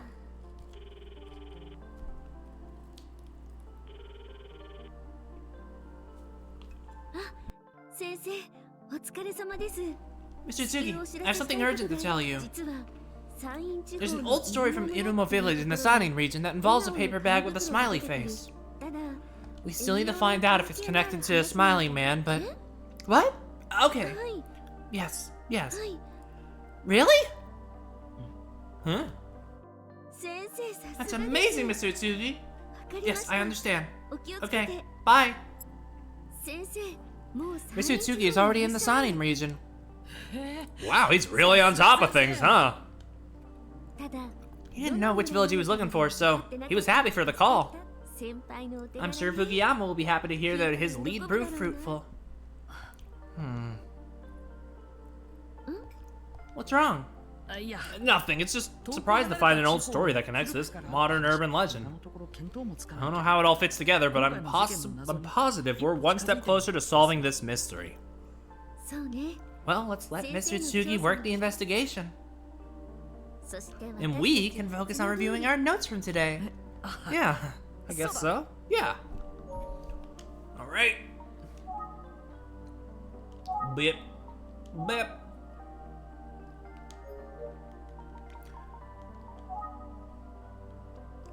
Before reviewing, I have to ask Ayumi something. Why are you asking me about Fukuyama? I thought we were going to review our notes. Oh, I don't know, I just felt like it. He's providing important information, but I don't really know what kind of guy he is. Well, Fukuyama is quirky, but he's really nice. He's very student-oriented, maybe too much, but he's a straight shooter. I think you'd like him. You should talk to him if you ever get the chance. I like him too? So she likes him, but is it like just as an acquaintance or something more? Come on, Pierre. Get it together, man. You're on the job. Well, time to start reviewing. Yeah, let's do that. So, 18 years ago, a man disappeared just as the serial girl murders began. His name was Minoru Suzuki. He was often seen with Ayaka Hashizume, the first victim. Suzuki's current age would be... it was 43. 43 years old. Yes, 18 years ago he would have been 25.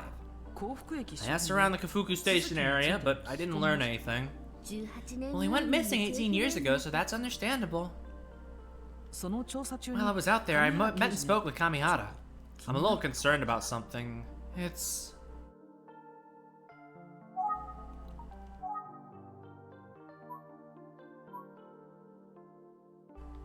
This is the wrong thing. I meant to go to Kamihara, not Kamada.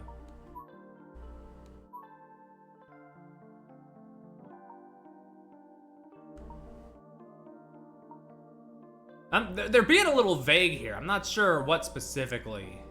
It might be the motorbike thing, but it could be something else. I'm gonna go for it. It's about the motorcycle. The motorcycle near the crime scene on the night of Eisuke's murder? I told Detective Kuze about it because I thought it'd be helpful. But Detective Kamihara hadn't heard about it. So information that could be relevant isn't getting shared. You think it could have just slipped her mind? That's what Detective Kamihara thinks, yeah. Or maybe he just wasn't paying attention when she told him. Or he forgot she told him. That sounds kind of unlikely. Yeah, you're right. I'll ask Detective Kuze about it when I get a chance.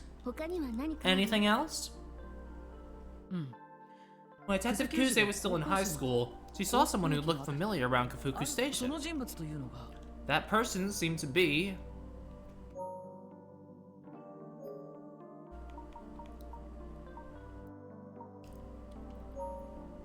She saw someone who looked familiar. She thought it was her brother. That's the whole thing, isn't it? Yeah. Makoto Kuze, Detective Kuze's brother.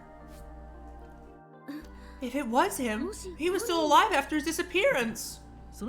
Whoever he was wearing a mask and he didn't seem to recognize her. I think it's natural to assume it's the wrong guy. Kuze apparently believes it was Makoto. She lives near Kafuku Station and looks for Makoto in her spare time. Oh, I see. Let's keep looking around Kafuku City. I'm thinking I should start asking about Makoto too. I agree. How are you gonna go about it? I was thinking, I wonder if we can get a picture of Makoto. If someone were to have one, it would be... Who else? I think I'll ask Detective Kuze.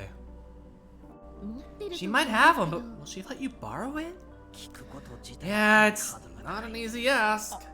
I did tell Kamihara that I wouldn't tell Kuze I was looking into Makoto.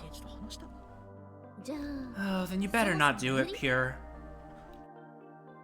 Oh, Yoshi, Detective Kuze Makoto's grandmother would have one. I'll pay her a visit tomorrow.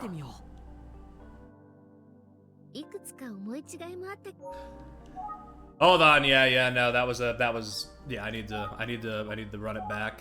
Run it back.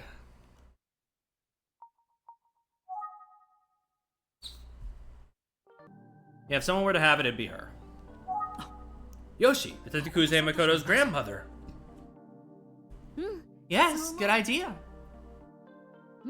Anyway, I'm glad to see you doing so well today. You're a reliable senpai.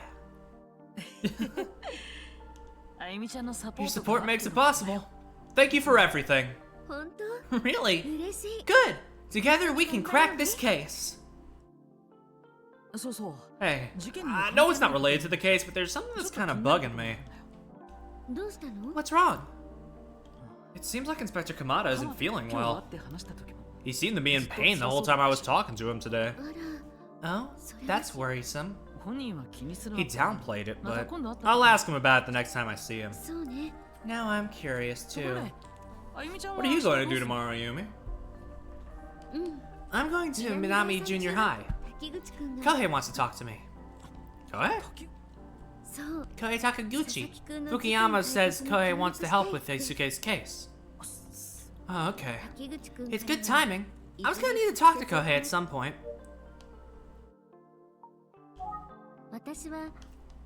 Okay.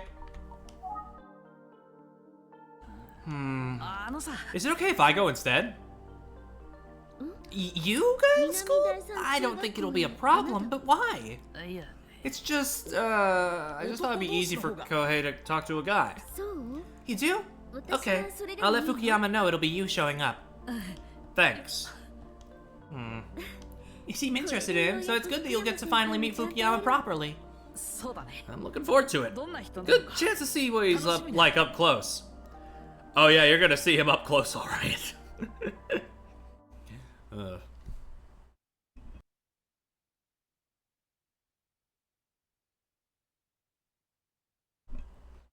Brother and sister.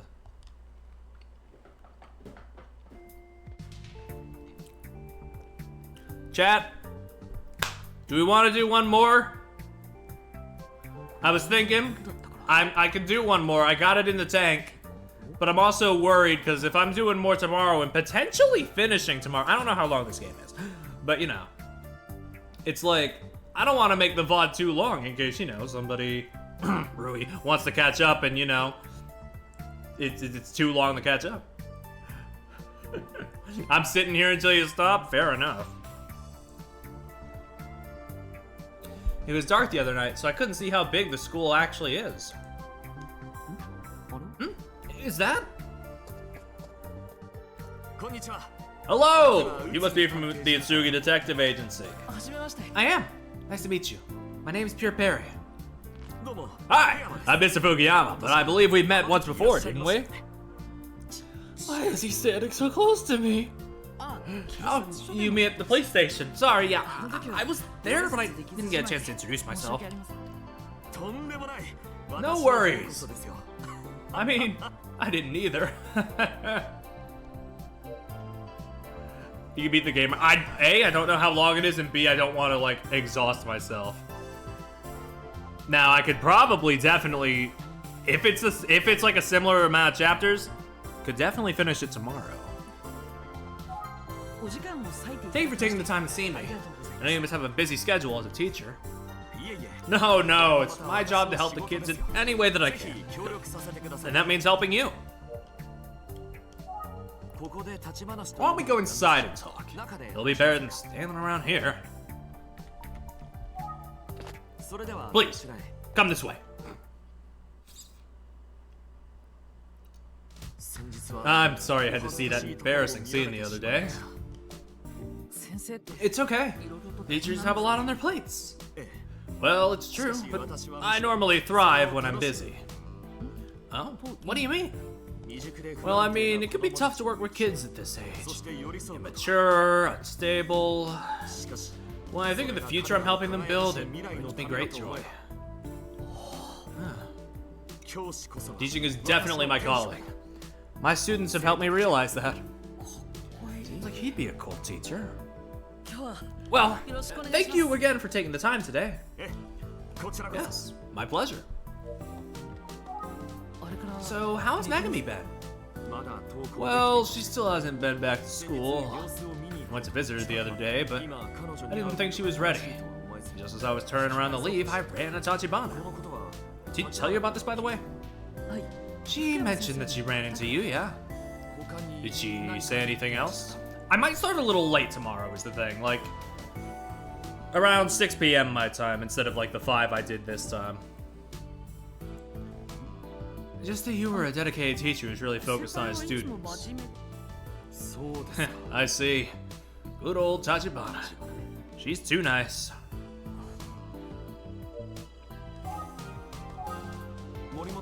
I called Megami's house today and spoke to her parents. They say she's slowly improving. I hope I haven't burdened you with worry. No, not at all. He seems genuinely concerned about his students. I bet he's a really good teacher. So why is Yumi always giggling about him? All in all, I consider myself really lucky. I mean, how many people find their one true calling? Funny, isn't it? Yeah, fair enough. I'm still looking for mine. Oh, yeah, I think it's great. Yep. Just what I'd expect a detective to say. Huh?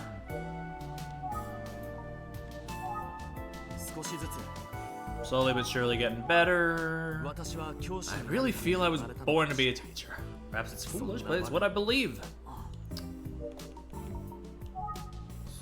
When can I speak with Kohei? Is he still in class? Yeah, but 4th period's about to end, and Kohei should be shortly here after that. Kohei Takiguchi, what will you know? Seems like Kohei was one of Eisuke's closest friends. Still, I did hear a rumor that the two of them had a falling out over Megami. I wonder what kind of student he is. I hear that Kohei was a close friend of Eisuke's. Is he also a good student?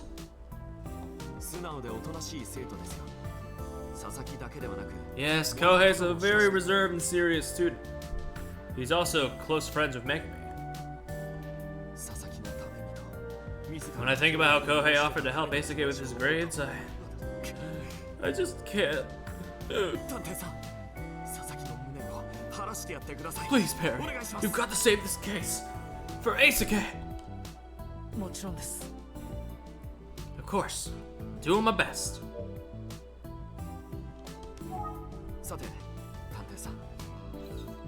Now, Perry. While we're waiting for Kohei, I need to ask you something. Yeah? What is it? I'm told that you'll be meeting with Tachibana at some point today. Does she need to check in with you somehow? Are you her boss? Is she reliable? No. Tachibana is very talented. And I'm not her boss. We're just co-workers. Oh, I see. That's good to hear. A relief. Huh? In what way? I can't help but wonder. How is Ayumi doing as a detective? Are you guys making sure she's compensated fairly? I mean, she seems like she's doing a great job, but I'm just curious. Please don't tell her I asked. She'll scold me for meddling again. He sure does keep a close eye on Ayumi. I worry too much sometimes. It's a relief to hear that you can count on her. By the way, how old are you, Dude, he's just really making sure that his colleague's safe. 19, same as Tachibana. Oh, I thought you were a bit younger than that. When I saw you at the police station, I figured Tachibana was older than you. So I was surprised to hear you actually started at your agency before Tachibana. Oh, well, I mean, is he suggesting that I'm childish? Not entirely wrong. I mean, it's all too obvious he's older than me, but come on. So you have seniority at the agency. So, as the teacher and her former senpai, what was Tachibana like? Good question. I'm proud to have known her. Should have seen her with a naginata in her hands. She shined. I see. We're gonna need to see her with a naginata in her hands at this point, like before the end of the game. Like, before it was like a one-off thing, and I was like, yeah, you know, makes sense. But now I'm like, okay, but now she's gonna need to like do something with that, huh? They keep bringing it up. It's like a Chekhov's naginata. And needless to say, she was beautiful. Like a classic work of art. If I could, I'd revisit those days. But I know it's impossible. Huh. It's interesting to hear those details about Ayumi when she was young. I genuinely feel pity for anyone who didn't grow up alongside young Tachibana. Of course, that's stupid. I know. I'm just here absorbing the game. I'm not gonna be weird. I mean, not weirder than I usually am. I'm actually 4 years older than Tachibana, so technically I wasn't in the club with her. So I was in high school, but I went back to the middle school just to see Tachibana. What? Huh? I'm kidding! My school didn't have a Naginata club, and I wanted to stay in touch with the sport. Oh, okay, I see. He really caught me off guard with that. Hope I didn't yelp too loudly. Ah, that feeling of stepping into a sacred dojo. Your muscles tense and your focus tightens. I'll never forget it. You do any martial arts, by the way? Yeah, a little karate. A little. Didn't you say you were a black belt before? I knew it. So you know the feeling? How it resonates with those of us dedicated to the martial arts? I wouldn't say I'm very dedicated, but... Karate, you say? I'd love to spar with you sometime. No way that's happening. When I went back to check with the club after I graduated, I was shocked. Oh? There were suddenly so many boys enrolled, even though Naginata Club is usually mostly girls. You know why, don't you? Huh. I have no idea. I'll give you a hint, because a certain first year joined the club. You're saying it was because Tachibana joined? I guess I should have known. Yep, when Tachibana joined the club, suddenly a whole bunch of boys signed up. It's funny, when I used to watch Tachibana practicing her stances, the whole world darkened, and all I could see was her. Is that normal? And yet, inevitably, some buffoon would walk past her and break my line of vision. What in the world is he going on about? Would you say your relationship with Tachibana is strictly as a co-worker, Perry? Buddy, please. This is late. Alright. Well, yeah, I mean, we are co-workers. They're like, under any other circumstance, we would kill each other. We're just being like this. What is our...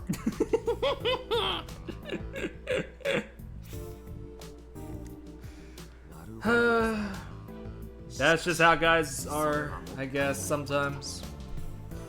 I see. What a waste. Surely you're not immune to her radiant charms. Hmm? What's with this guy? That's what I'm saying. But what's with you, Pure? I don't think you're entirely scot-free in this either. It makes sense now why Ayumi giggles a bit when we talk about Fukuyama. He's such a weirdo. That's true. So is Kohei on his way, or... I think fourth period just ended, so let's give him a moment. Okay. How do I give moment? Do I think? Mr. Fukuyama really is strange. Hey, so I was talking to Ayumi. She said that you two first ran into each other again in front of the school? Yeah, that's right. I hadn't seen Tachibana since our time in middle school Naginata Club. I didn't know her in high school, unfortunately. I can only imagine how she must have blossomed. Those high school days are gone forever. Frankly, it breaks my heart. I see. Well, I knew Ayumi when she was in high school, and I even have a picture of her from then. I obtained it purely for investigative purposes. She pretended to protest a bit, like, no, give it back. It looks so silly, it's embarrassing. Well, at least I have my memories of Tachibana from middle school. Time moves on. We gotta accept that. Alright. I'm sure it won't be the same as actually growing up with Tachibana, but feel free to ask me any questions about her from back then. Oh, have I got some stories. I'm gonna choose to interpret it as him just longing for the good old days. Ask me anything. I just asked, what do you want? Mr. Fukuyama may know a lot about Ayumi from way back before I met her. If I know a lot about her from her high school days, then he'll never know. I won't lose. Oh, pure. Sweet, innocent, pure. I feel like I've got the best of him.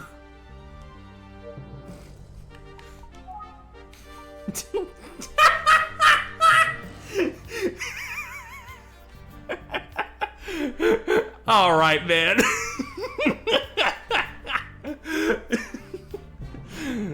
Fuck it, let's do it, sure. Actually, Mr. Fukuyama, I met Tachibana when she was a freshman in high school. There was a police case. I'll spare you the details, which what led her to this line of work. Kiki, if we ended earlier, we would have had to start with this. I don't know which one would have been worse for you. I see. She made quite an impression in her sailor suit. Sailor suit? Remember when you said you pitied anyone who didn't know Tachibana growing up? Yeah, I know. Anyway, your words. As somebody who knew some guys back in the day, it was, no, I think this is like this might be a culture gap thing. Yes? Do you happen to have any photos of Tachibana from that time? Yeah, I have one, but... Oh. I had it for investigative purposes. It's not like I carry it around with me.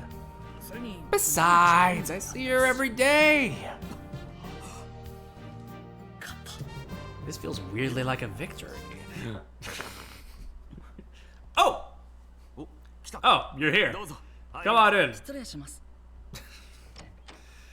Christ, okay. Thank you for coming in, Kohei, my dude.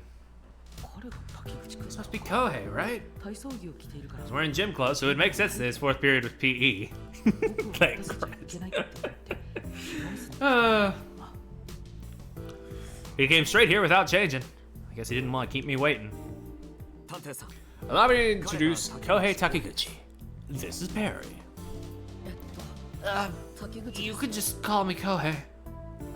Nice to meet you. I'm Perry from the Itsugi Detective Agency. I was hoping to ask you some questions about Eisuke. Thanks for taking the time during your lunch break. Sure. I know it's difficult, but anything that you can share could help us solve the case. For Eisuke. That said, I might ask some tough questions. Are you okay with that? Oh, hello, Mike. Thank you for the raid. Penguin 1 remake could be helpful. Thanks for dropping in. Thanks for the raid. We're pretty deep into Emio right now. This is like chapter 8-ish, which if I'm to assume this is about the same length as the other games, that's more than halfway through, so you know. We've been making good progress today. It's been very, very good so far. I've been loving it a lot. But I hope your stream went well as well, Mike. Has Pikmin 4 been, I know you're in the post game now. Has it been, wrecking you too bad? How many people have been murdered so far? I mean, I can't give it all away, can I?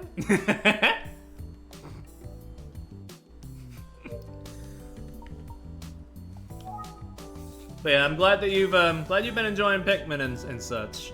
I assume you're like, if not almost done, you're like getting there. Oh, the secret post-game came. Well, I hope you had fun. You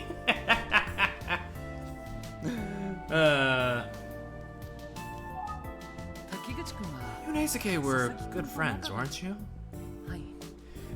Yeah, we go way back. We've been friends since elementary school, even though we're like opposites. Trapped in a cave. Oh man. Yeah, I was gonna say if that's the cave I think it is, but there's only one secret cave like that. So yeah, Sage Leaf is a bit rough.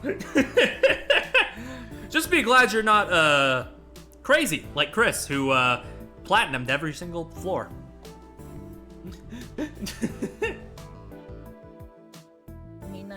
I guess some people couldn't figure out why we'd be friends. I mean, sometimes I wondered about it myself, but we always got along so well. Definitely not doing that. Honestly, most of it is same, but there's one floor in there that I'm like, never. I could never do that.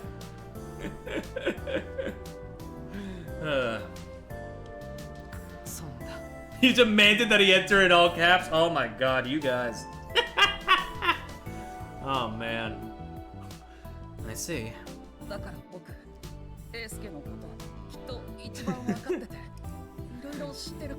I think we're on the same wavelength, Jacob. Anyway, I think I probably knew Eisuke better than anyone. I really appreciate your helping us out like this. Thank you, Kohei. Yeah, sure. You're a good friend, Eisuke, for doing this, Kohei. Anything else going on? No? Okay. I'm gonna grab some food, I'll be lurking. Okay, you have a good meal. I didn't have a great one today, but you know. We're still thriving. We're 4 hours in and I got the energy, so you know. I'm doing pretty good. You know if Eisuke had any other problems? Maybe someone holding a grudge against him? Did you hydrate? Not very frequently, thank you. There we go. There's no way, I mean, he was way too nice for that. He got along with everyone. I see. That's exactly what all of his teachers said. Seriously, no one disliked him. Did you get some water? Yeah. Go hydrate, Chad. If you haven't been. It's important.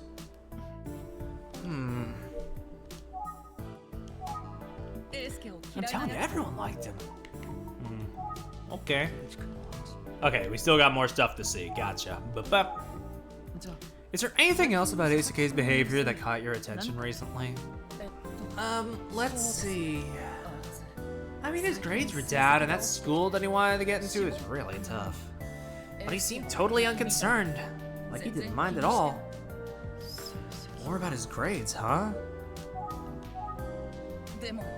But knowing Eisuke, I can't imagine he didn't really care about his grades, you know? Like me, he was already thinking about his future while he was in middle school. He must have been in shock, right? Yeah, he was probably at least a little bothered. I guess one thing about Eisuke is that he always played it cool. Never showed vulnerability. Even with his grades, he acted like it was no big deal. So if he had been in some kind of trouble, he would have made sure that no one else knew about it. I mean, he'd whine to me about random things every so often, but other than that, it was business as usual. But I guess I'm not sure how he felt deep down, even though he was my best friend. Maybe I didn't know him that well after all. I guess that's about as much info as I'll get about Eisuke. Oh, but I should definitely ask about Megami. They were all friends and classmates. That is true. Can I ask about Megami Morimoto? Yeah, I guess. We've been friends for a long time too, since grade school. And she's been in the same class as me now. Sounds like all three of you were pretty close. Yeah, but I'd say Eisuke and Megami were especially close. Although they did fight kind of a lot. Probably because they both just said whatever. You know, like brother and sister almost. But they'd always make up and be back to normal. Megami hasn't been around school in a while. Even the day we heard about Eisuke. So, you know how I said Eisuke got along with everyone? Well, Megami was kind of special. I think he had a crush on Megami, but I don't know how she felt about him.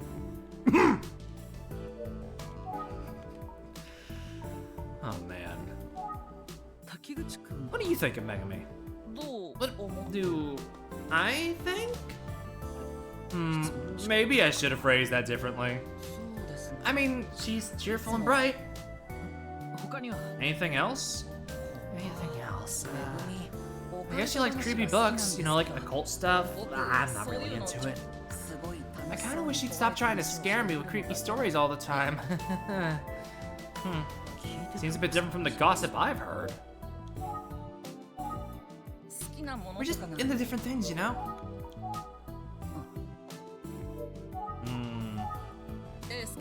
I think Eisuke liked Megami. もしかして Maybe if we chat a bit, he'll loosen up and start spilling some of that gossip. Gossip of that kind? I don't know. Maybe I should ask more probing questions. Yeah, might as well. Where there's smoke, there's fire. So I suppose I better just clear this up. Here goes nothing. ちなみに Speaking of Megami, would you say it's you also like her? はい Yes? Oh. Oh, I meant as a friend. As a friend. Is that why everyone's asking me about that lately? Did they all mean? Oh, look. Let me just clear this up. I got a crush on a girl with braids I see in the library. Hey, sorry about that. God, I just broke him down immediately. That was... I didn't even ask about that angle. His answers feel really genuine to me. Too bad people are probably gossiping about this.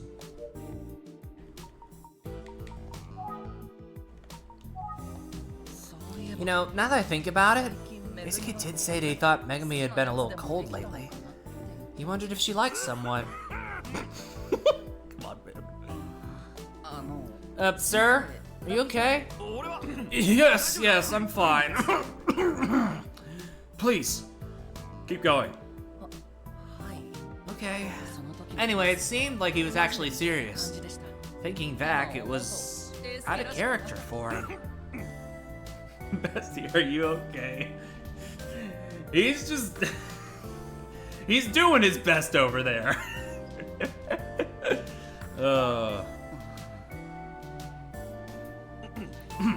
So, was that everything you wanted to say, Kohei? Yeah? I see. Very well. I suppose you can head back to the classroom now. Unfortunately, he didn't really give me any new information. But it was brave of him to come forward and talk to me on behalf of his friend. Kohei? I'm proud of you for having the courage to talk to the detective about all this. Now then, you best head off and eat lunch. Because otherwise, I'm gonna eat it myself! Sorry, couldn't resist. Good job, Kohei! Go on then, get dressed properly. Back to you, Barry. There's one other thing I wanted to discuss if you have time. Okay. Hey, did Eisuke... Did he really get killed? Like it wasn't a suicide or anything? Well... どうして Why would you think that? Listen, the last thing Eisuke wanted was for anyone to pity him. Not just classmates and friends, but also his family. So if people had found out that his grades had been slipping or something, I don't think Eisuke could bear it. You know how we talked about Eisuke's grade slipping and how he might not get into that school? Well, Eisuke actually told me himself that his teacher said he wouldn't get in if things didn't change. And he said, I'm only telling you about this. Don't say anything to anyone else. He was really down, man. He was like, at least maybe I'll still be at the same school as you and Megami. And he kind of laughed. So, I don't know what he was really feeling, but to me, he seemed depressed. When he was at a real low, I was worried that he'd gotten into a big fight with Megami. And now she's been out for so long, I called her to see what was up, but she didn't answer. I don't know anything about the case, but I thought maybe this detective could finally tell me about it. Anyway, I hope I didn't say anything that Eisuke wouldn't have wanted you to know. But Thank you, Kohei. What you've told us is very valuable.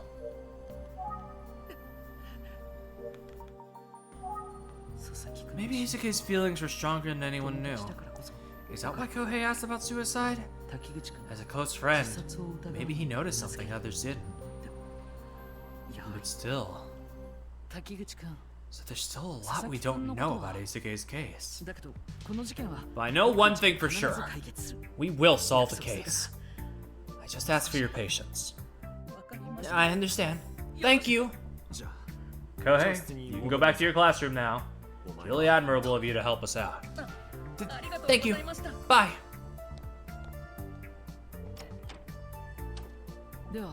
I suppose it's time for me to go as well. Very well. I'll see you out.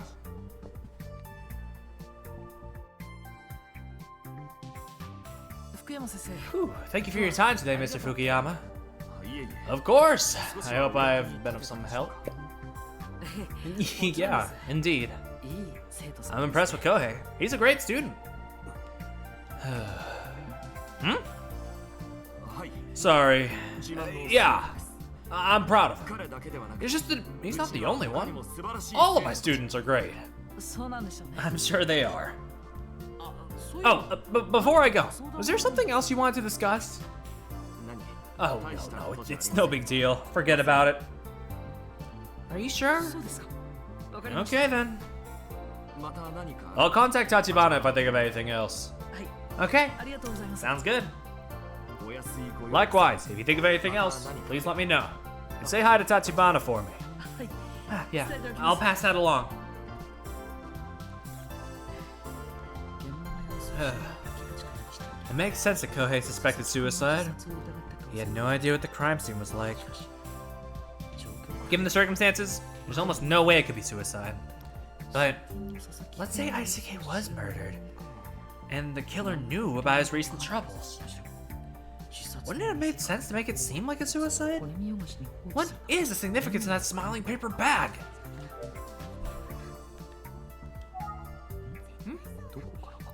I hear voices somewhere. Oh, it's lunchtime. Must be a group of students talking nearby. What are they talking about? I wonder. Where are those voices coming from? Oh, okay, I see them now. I gotta look over there. It's our two favorites. But these two girls are over there talking. I feel like they're looking at me. Really feels like they're looking at me. Hey, it's the guy who was here with the detective the other day. Hey. Hold on. Oh, hey. Hello. Ah, I recognize you two. You're the ones who gave me that information before. Thank you. No problem. Anyway, I was glad to hear that Megumi's all right. Yeah, that's great news. And that Misaki is okay too. Oh, since you're here, can I ask you a few questions? Sure. Are you like that other detective's younger brother or something? Huh? Or are you her boyfriend? Huh? I mean, no, I'm her business associate. Yeah. Does that mean you're a detective too? So cool. Oh, thank you. Whew! Feels like closure. Thank you. Good luck. Would we just interrogate a detective? It's supposed to be the other way around. Whew, well, that was something. Younger brother? Do I really look younger than you? Kinda, dude. Kinda.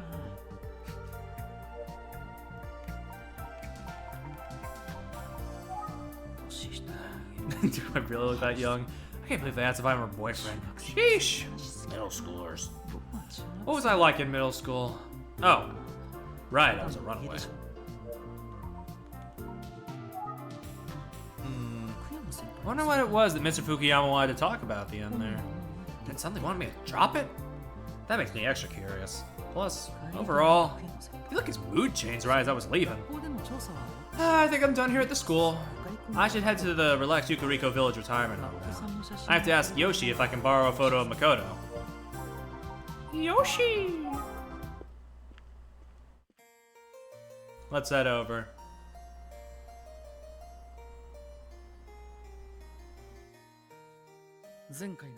I'm not gonna make the same mistake as last time. I booked an appointment to see Yoshi. Alright, here we go. Hello. Welcome. I've been waiting for you since I heard you were coming to visit. Oh, well, first I wanted to thank you for speaking with me the other day, and now I'm back. You can come visit me anytime. Come now, let's talk over there. Okay. What can I do for you today? Actually, I was wondering if I could borrow something from you. Oh, what would that be? A picture of Makoto. You want to borrow a picture of Makoto? Why? Well, I mentioned the other day that his disappearance could be connected to a case I'm investigating now. Oh, yes, that's right. I should have thought about it before when I was here, but as I continued investigating, I realized that I should try to get some more info about him. But all I had to go on was his name. With a photo, I can do a lot more. Maybe I'll be able to pick up on a new clue to help find him. But you... Yes? You're already working on the case. Are you sure you can take this on as well? Last time I was here, you said you thought I might be able to reunite Makoto and Junko. And, well, I'd really like to do that. Thank you so much. On their behalf. I just have to say thank you again for keeping the search for Makoto alive. I'm sure Junko would be pleased. Now, as for a picture... Yeah, I know it's short notice, so if you don't have one, it's okay. I'm really sorry about the short notice. No, it's okay, but... A photo. Do I have one? Let's ask about some other things while she wonders. I have to tell you something. Nurse told Junko about your visit here the other... She fucking would. Snitch. That's how it got out. Okay, Granny wasn't a snitch. It was the fucking caretaker. Oh! So the caregiver spilled the beans. I guess that's reasonable. I'd do the same thing if I were a caregiver. She was surprised and she asked me if you had asked anything weird about our family. But after I told her about how much fun I had chatting with you, she seemed to relax a bit. She smiled and said she was glad I had a nice conversation with you. I don't think I've seen Detective Kusei smile. Not easy to imagine. I guess that's just a detective in her, looking out for me and making sure I'm okay. Anyway, I hope you don't mind. No, it's fine. I heard Detective Kusei is very thorough and a fine investigator. Oh, that's so. That's nice to hear. I'm relieved to hear Junko's doing well. Come to think of it, back when Junko was in high school, she came rushing home one day saying she'd seen Makoto. I think this is the same story Kamihara told me.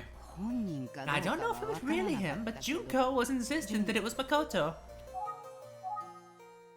Junko was absolutely convinced that she'd seen Makoto. Hope she'll let me borrow a picture. It's easy to see a resemblance when you're hoping to see a particular person so desperately. Look back at the flowers. Beautiful purple flowers in the vase today as well. Yoshi, Junko and Makoto's grandmother.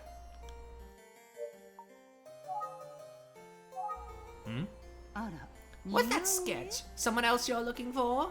Yes, his name is Minoru Suzuki. Do you know him? No, I'm afraid not. Sorry.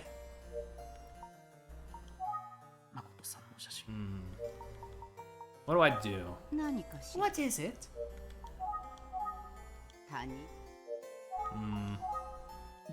Oh, here we go. Junko became a detective because of what happened with Makoto, right? How did you know about that? I'm surprised that she'd share that with someone outside my family. She's placing a lot of trust in you, detective. Oh, sorry, I didn't hear it from Junko directly. A co-worker of hers told me that. Oh, well, that's a different story. I can't imagine her telling anyone. That's why I was so surprised. I wonder who the blabbermouth is. I'll ask Junko about it next time. Uh-oh. I have a feeling Kamihara will take some heat for that. Good, it builds character for him. Ami, sorry to say, you were the third person to say this. But yes. It is a funny little coincidence. Junko is absolutely convinced that she'd seen Makoto.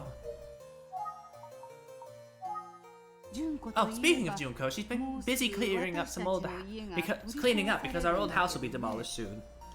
The difference this time is that I actually like this Junko in this game. I can't tell you how many trips she's made to salvage our old stuff and prepare the place. When she stopped by here the other day, she'd brought all kinds of stuff. Ah. It just occurred to me that you've come at an exceptionally good time, detective. What do you mean?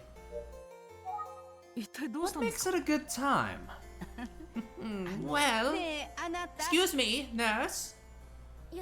How can I help you, Yoshi? Can you do me a favor and bring me the photo album from my room? The one Junko brought the other day. Oh, yes, of course. The one she brought in. I'll get it for you right away. I have a nice photo of Makoto. From when he was young, of course. Yeah? That's great! A photo of him from back then will be perfectly fine. I'm glad to hear it. You'll just have to wait a moment for the nurse to bring it here. Yes, of course! Somehow we left this album back at the old house, but Junko brought it here to me. It was left behind? Yes, well, please understand that after Makoto disappeared, I guess we sort of gave up on family photos and forgot about the album. Is that so? Man. After we spoke the other day, a lot of my memories of Makoto came flooding back. And then Junko showed up with this album. I guess I was a little bit afraid to even open it. To be honest, I didn't even want to look at it, but then... Well, my eggplant-carrying detective friend came back to borrow a picture of Makoto. Huh. Really did show up at the perfect time. What did we ever do with those eggplants? Did we just... Did we eat them? Did we eat them all? I suppose it's easy to avoid hard things for a while, but someday you'll have to face up to them. I tried to tell myself that at first, but then I got cold feet. I was just so sad about what happened to Makoto. Do you ever look back to your old family photo albums? No, I don't remember doing that. I'm not sure if I even have photo albums. I mean, considering our circumstances, unlikely, yeah. Do I have photos? I might have one tucked away somewhere. I'll be sure to look for it soon. Good for you. Could I have left it at the office? Yoshi, I found the album you wanted. It's this one, right? Yes, that's it. Thank you. If you need anything else, just call. I'll be over there. Oh, look at young Junko Makoto. I remember this like it was yesterday. And you know, these photos are just from around the time Makoto...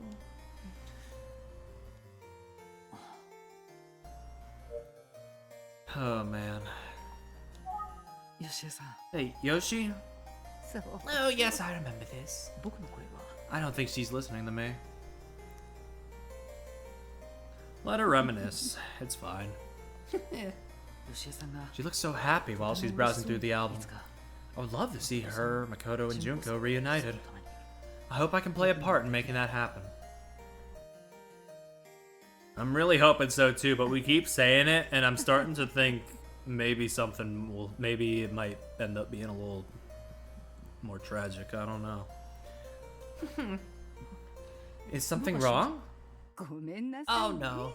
This picture of Makoto showing off his bandages just brought back a memory. He was the kind of boy who always laughed things off. Even if he was hurt or being teased or... He was just so honest and a little too good to be true. But I'll tell you a story. One day, Junko was crying because a naughty boy in the village had been mean to her. When Makoto found out, he chased down the boy and shouted, "Don't make Junko cry!" The boy apologized and ran off. Makoto turned to run back home, but immediately tripped and fell face first into some rice patties. Oh, he was covered in mud and all scratched up. We took a picture of him with all the bandages on. Here, take a look.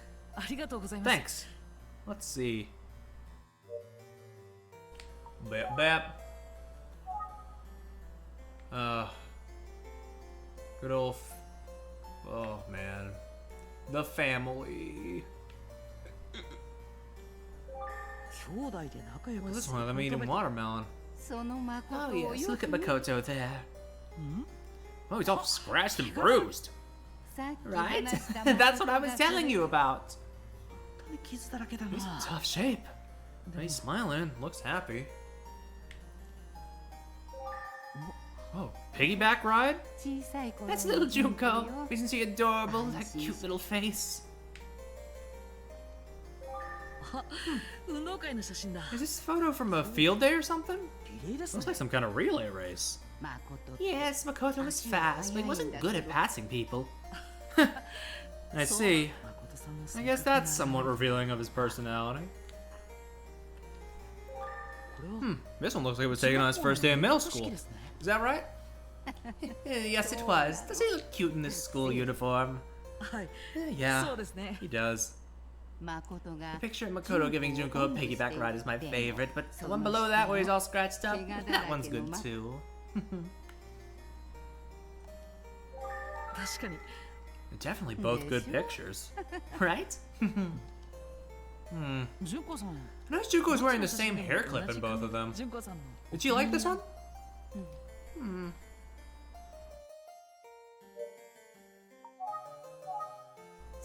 Junko got that hair clip from her mother. Ah. It was the last gift she ever received from her mother. Junko treasured it and wore it all the time. I see. I imagine she still treasures it. Well, I'm sad to say that she lost it. Oh! She always wore it. It was Junko's treasure. On Junko's 9th birthday, the day Makoto disappeared, that was also when she lost her precious hair clip. Oh. Yeah, she came home crying that night. She didn't have it. We never did find it. So poor Junko lost both her beloved brother and a precious memento from her mother at once. Oh man.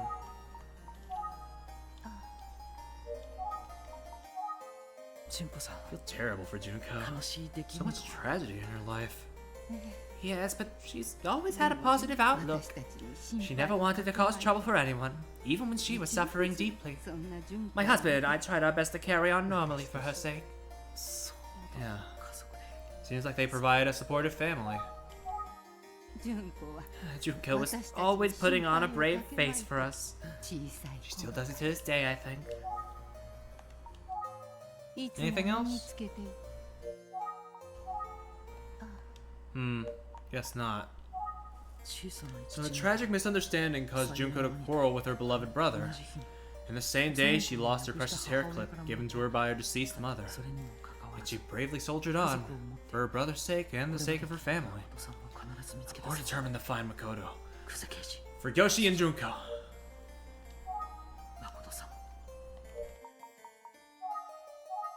Anything else to talk about? Doesn't seem it. Oh, have you decided which picture of Makoto to borrow? Oh, not yet, sorry. Which one should I take? I think these are the best to pick from. I'm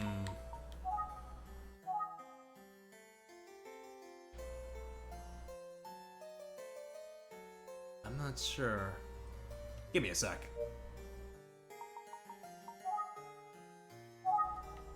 Boop.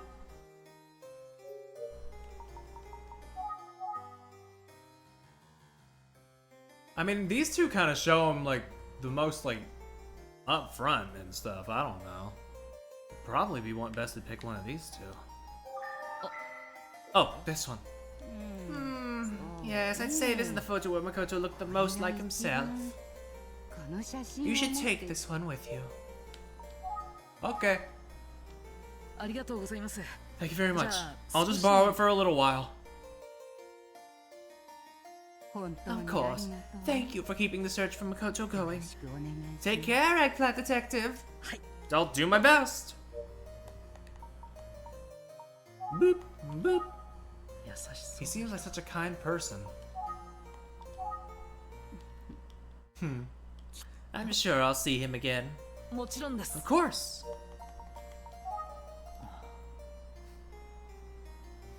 No, that's what she said. Because we brought her, because we were carrying around eggplants the first time that we visited her.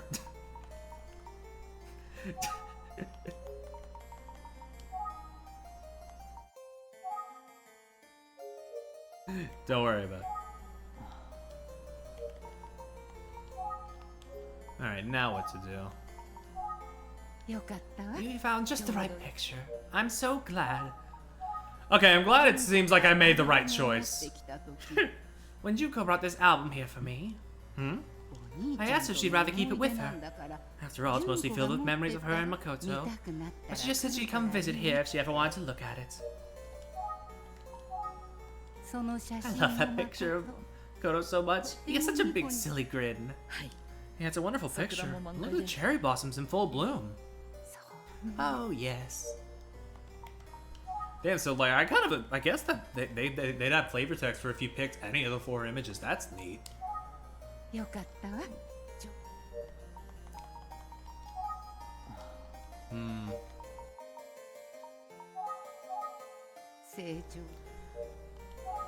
Anything? 久世刑事は Junko come to visit often? Oh, yes, she loves to stop by when she has time. She's busy at work. I hope she gets enough rest. She was actually here this morning, you know. Whew. Near miss. She's not that scary, Pure. Come on. You've seen her. You've seen her kinder side. It's fine. She says it's easy to visit because it's only a short motorcycle ride for her. バイク Yep. She comes by motorcycle. Huh. Oh, Junko rides a big fancy motorcycle. I was shocked the first time I saw it. I couldn't believe she rides it. 純子さん Did she は ride a motorcycle here today? Yes, every time she comes to visit, it's by motorcycle. Of course, I'm always worried about her riding it.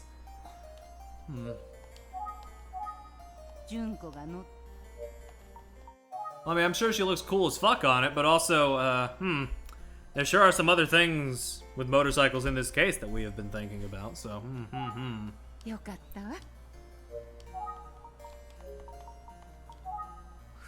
Detective Kuze rides a motorcycle. Is that surprising? Maybe, maybe not. よし Anyway, now that I have the picture of Makoto, I should probably leave. 今日も Alright, thank you again for all your help. ありがとうございました It's really valuable. And thanks for lending me the picture of Makoto. ちょっとお借りします All cops are motorcycle in this. You're welcome. And thank you for helping me try to find Makoto. Considering we always we seemingly walk everywhere, we could use with a better mode of transportation, yeah? I'm sure Junko will be happy to hear about your efforts. I'd tell her to say thank you, but... Nope, don't do it. You don't have to tell Junko. I know, it's okay. I'll keep quiet. ありがとうございます Thank you. Now, if you'll excuse me, Come back anytime. we could use a mode of transportation. Yeah, I'm tired of hitching rides from other people. 久世刑事が Kuze rides a 今時 motorcycle. 女性のライダー Not that that's uncommon nowadays. 誠さんの写真を Oh, 撮らなきゃ gotta remember to put away that picture of Makoto. 大切な写真だ Picture is precious to Yoshi and important to my case. I mustn't bend it. Might be a good idea to tuck it into my notebook right away. この辺り Let's see. I should have an open page around here somewhere.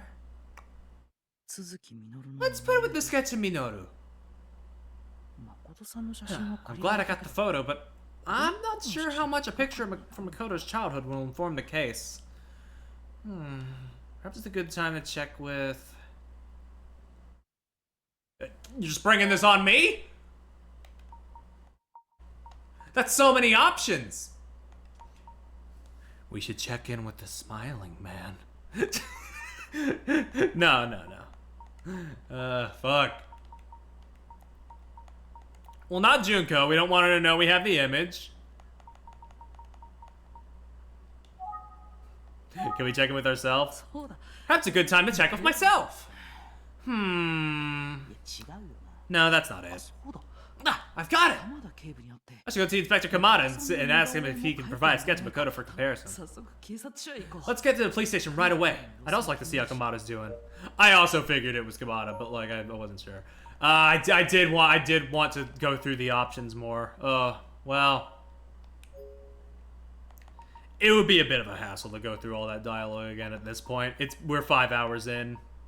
If it was earlier, sure, but not right now.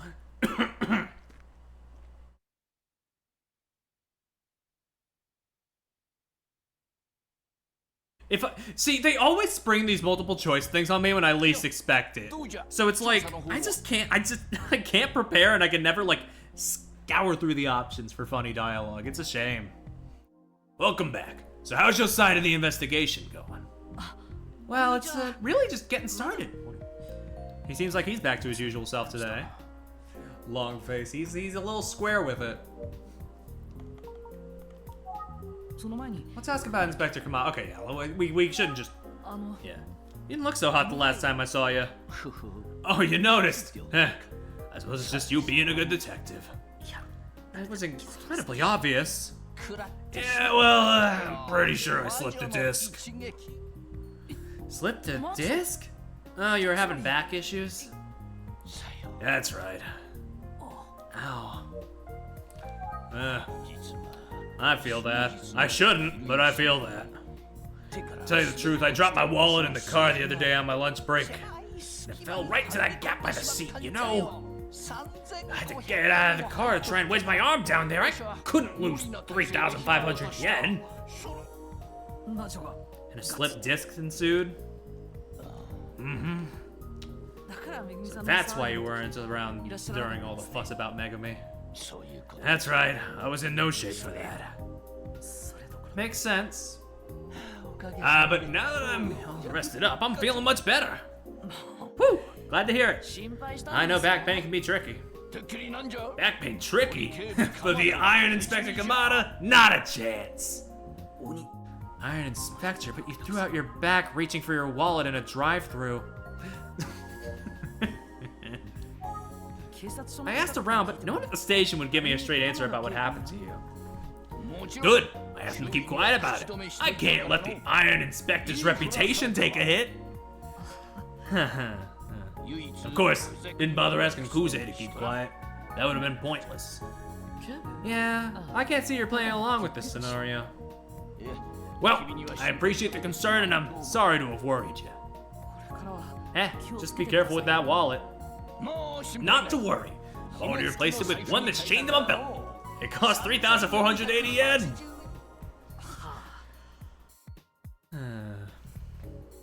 So, what can I do for you today? I'm afraid I don't have any new info on the case. Well, we have this picture now.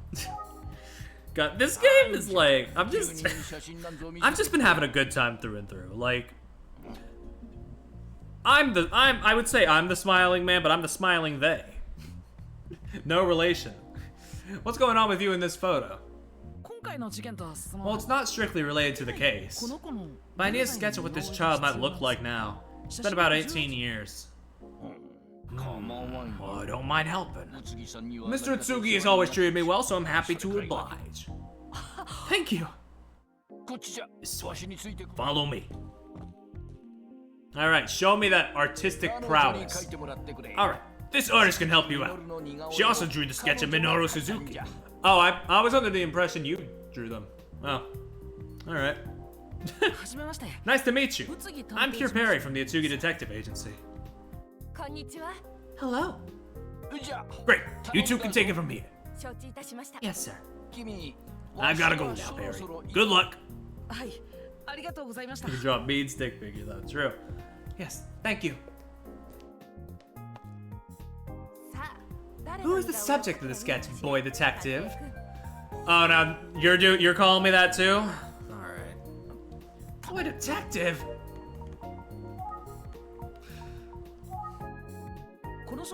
Can you make a sketch of what this boy would look like after 18 years? Oh, yes, just a moment.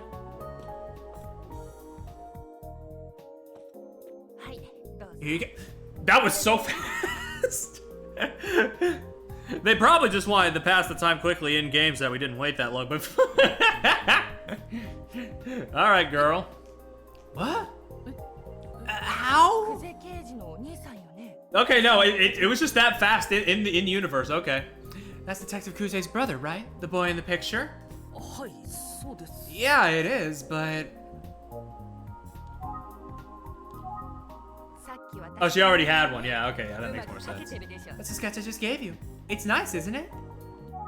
Detective Kuze also asked me to draw a sketch of what her brother would look like now. Yeah, makes sense. Just giving you a copy of it. That works for you, right? Yeah, thank you. That makes sense, yeah. So Detective Kuze had the same idea I did. Makes sense. But I bet she wouldn't be thrilled to know that I'm doing this. She might call me in again. Don't worry, I won't tell Detective Kuze about this. Oh? I hope you find Makoto. Yeah, me too. So, do you know the story about Makoto? Well, yeah, Detective Kuze and I have been working together for a while. And she explained a few more details when she asked me to draw the sketch for her. That must have made it easier to draw the sketch, huh? That's right. I can't imagine how awful it must have felt for Detective Kuze to lose her brother. I know Detective Kuze pretty well. I developed a little theory about something. You don't want her to know that you're helping to track down Makoto, do you? Very sharp, this one. I'm pretty sharp, right? Yeah. Detective Kuze's too serious. When she asked me to sketch Makoto, she was so apologetic. I think she was worried that it wasn't technically related to a case, but she's a detective, you know? She could have just said, it's a secret, do it. But she wouldn't have done that. The fact that she asked, I think it shows that she was desperate for help. Yeah, Detective Kuze seems like she always plays it by the book. True, but more than that, I think she likes to keep her private matters private. I think she can appreciate help, but she doesn't want others to get caught up in the mess, you know? Yeah. I'm not sure I'd go so far as to say she's shy. Can't imagine how awful it felt. Okay, nothing more here. Let me think then. I feel like I've gotten to know what Detective Kuze is really like. Hey, boy detective. Hello, boy detective. Oh, I'm sorry, I was just thinking. You seem a bit tired. You okay? Because it's great to be a hard worker, but everyone needs rest. You should get some. Don't call me out, I know it's been 5 hours. You know, you're right. I am feeling strangely exhausted. It's definitely time for me to leave. Okay, back to the agency. Thank you so much for helping me with this. It's appreciated. Of course. I see the fine Makoto. We're counting on you, boy detective. Yes, ma'am. Now, if you'll excuse me. Off I go. Back to the detective agency that I more or less live in. Now that I have this sketch, I don't need to use the picture of Makoto. After all, I don't want to mess it up. It's so precious to Yoshi and Kuze. Anyways, it's getting dark. I should head back to the office. Am I getting a phone call?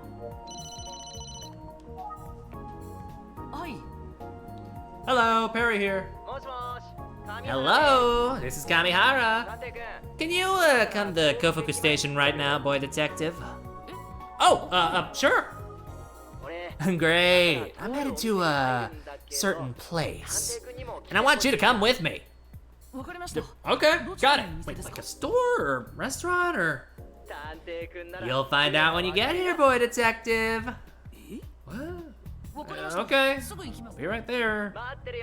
I'll be waiting. We're going on a date. I wish it was with anybody else. What is this all about?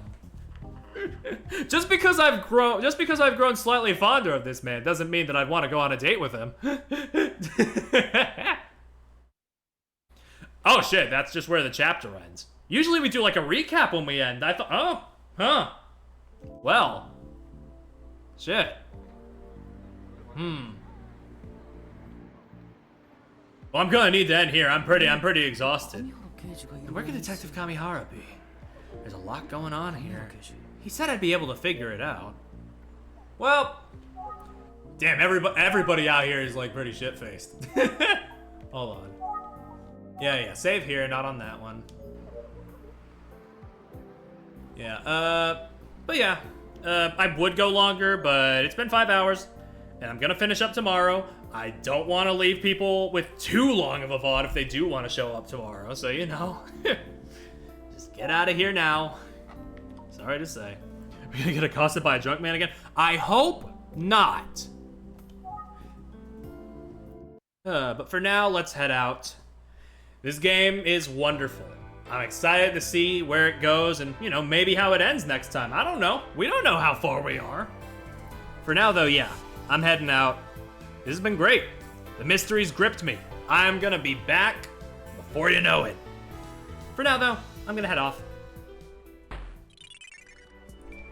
Thank you all so much for stopping by. Thank you, Mike, for the raid. And I will, yeah, I'll see you all around. Bye-bye.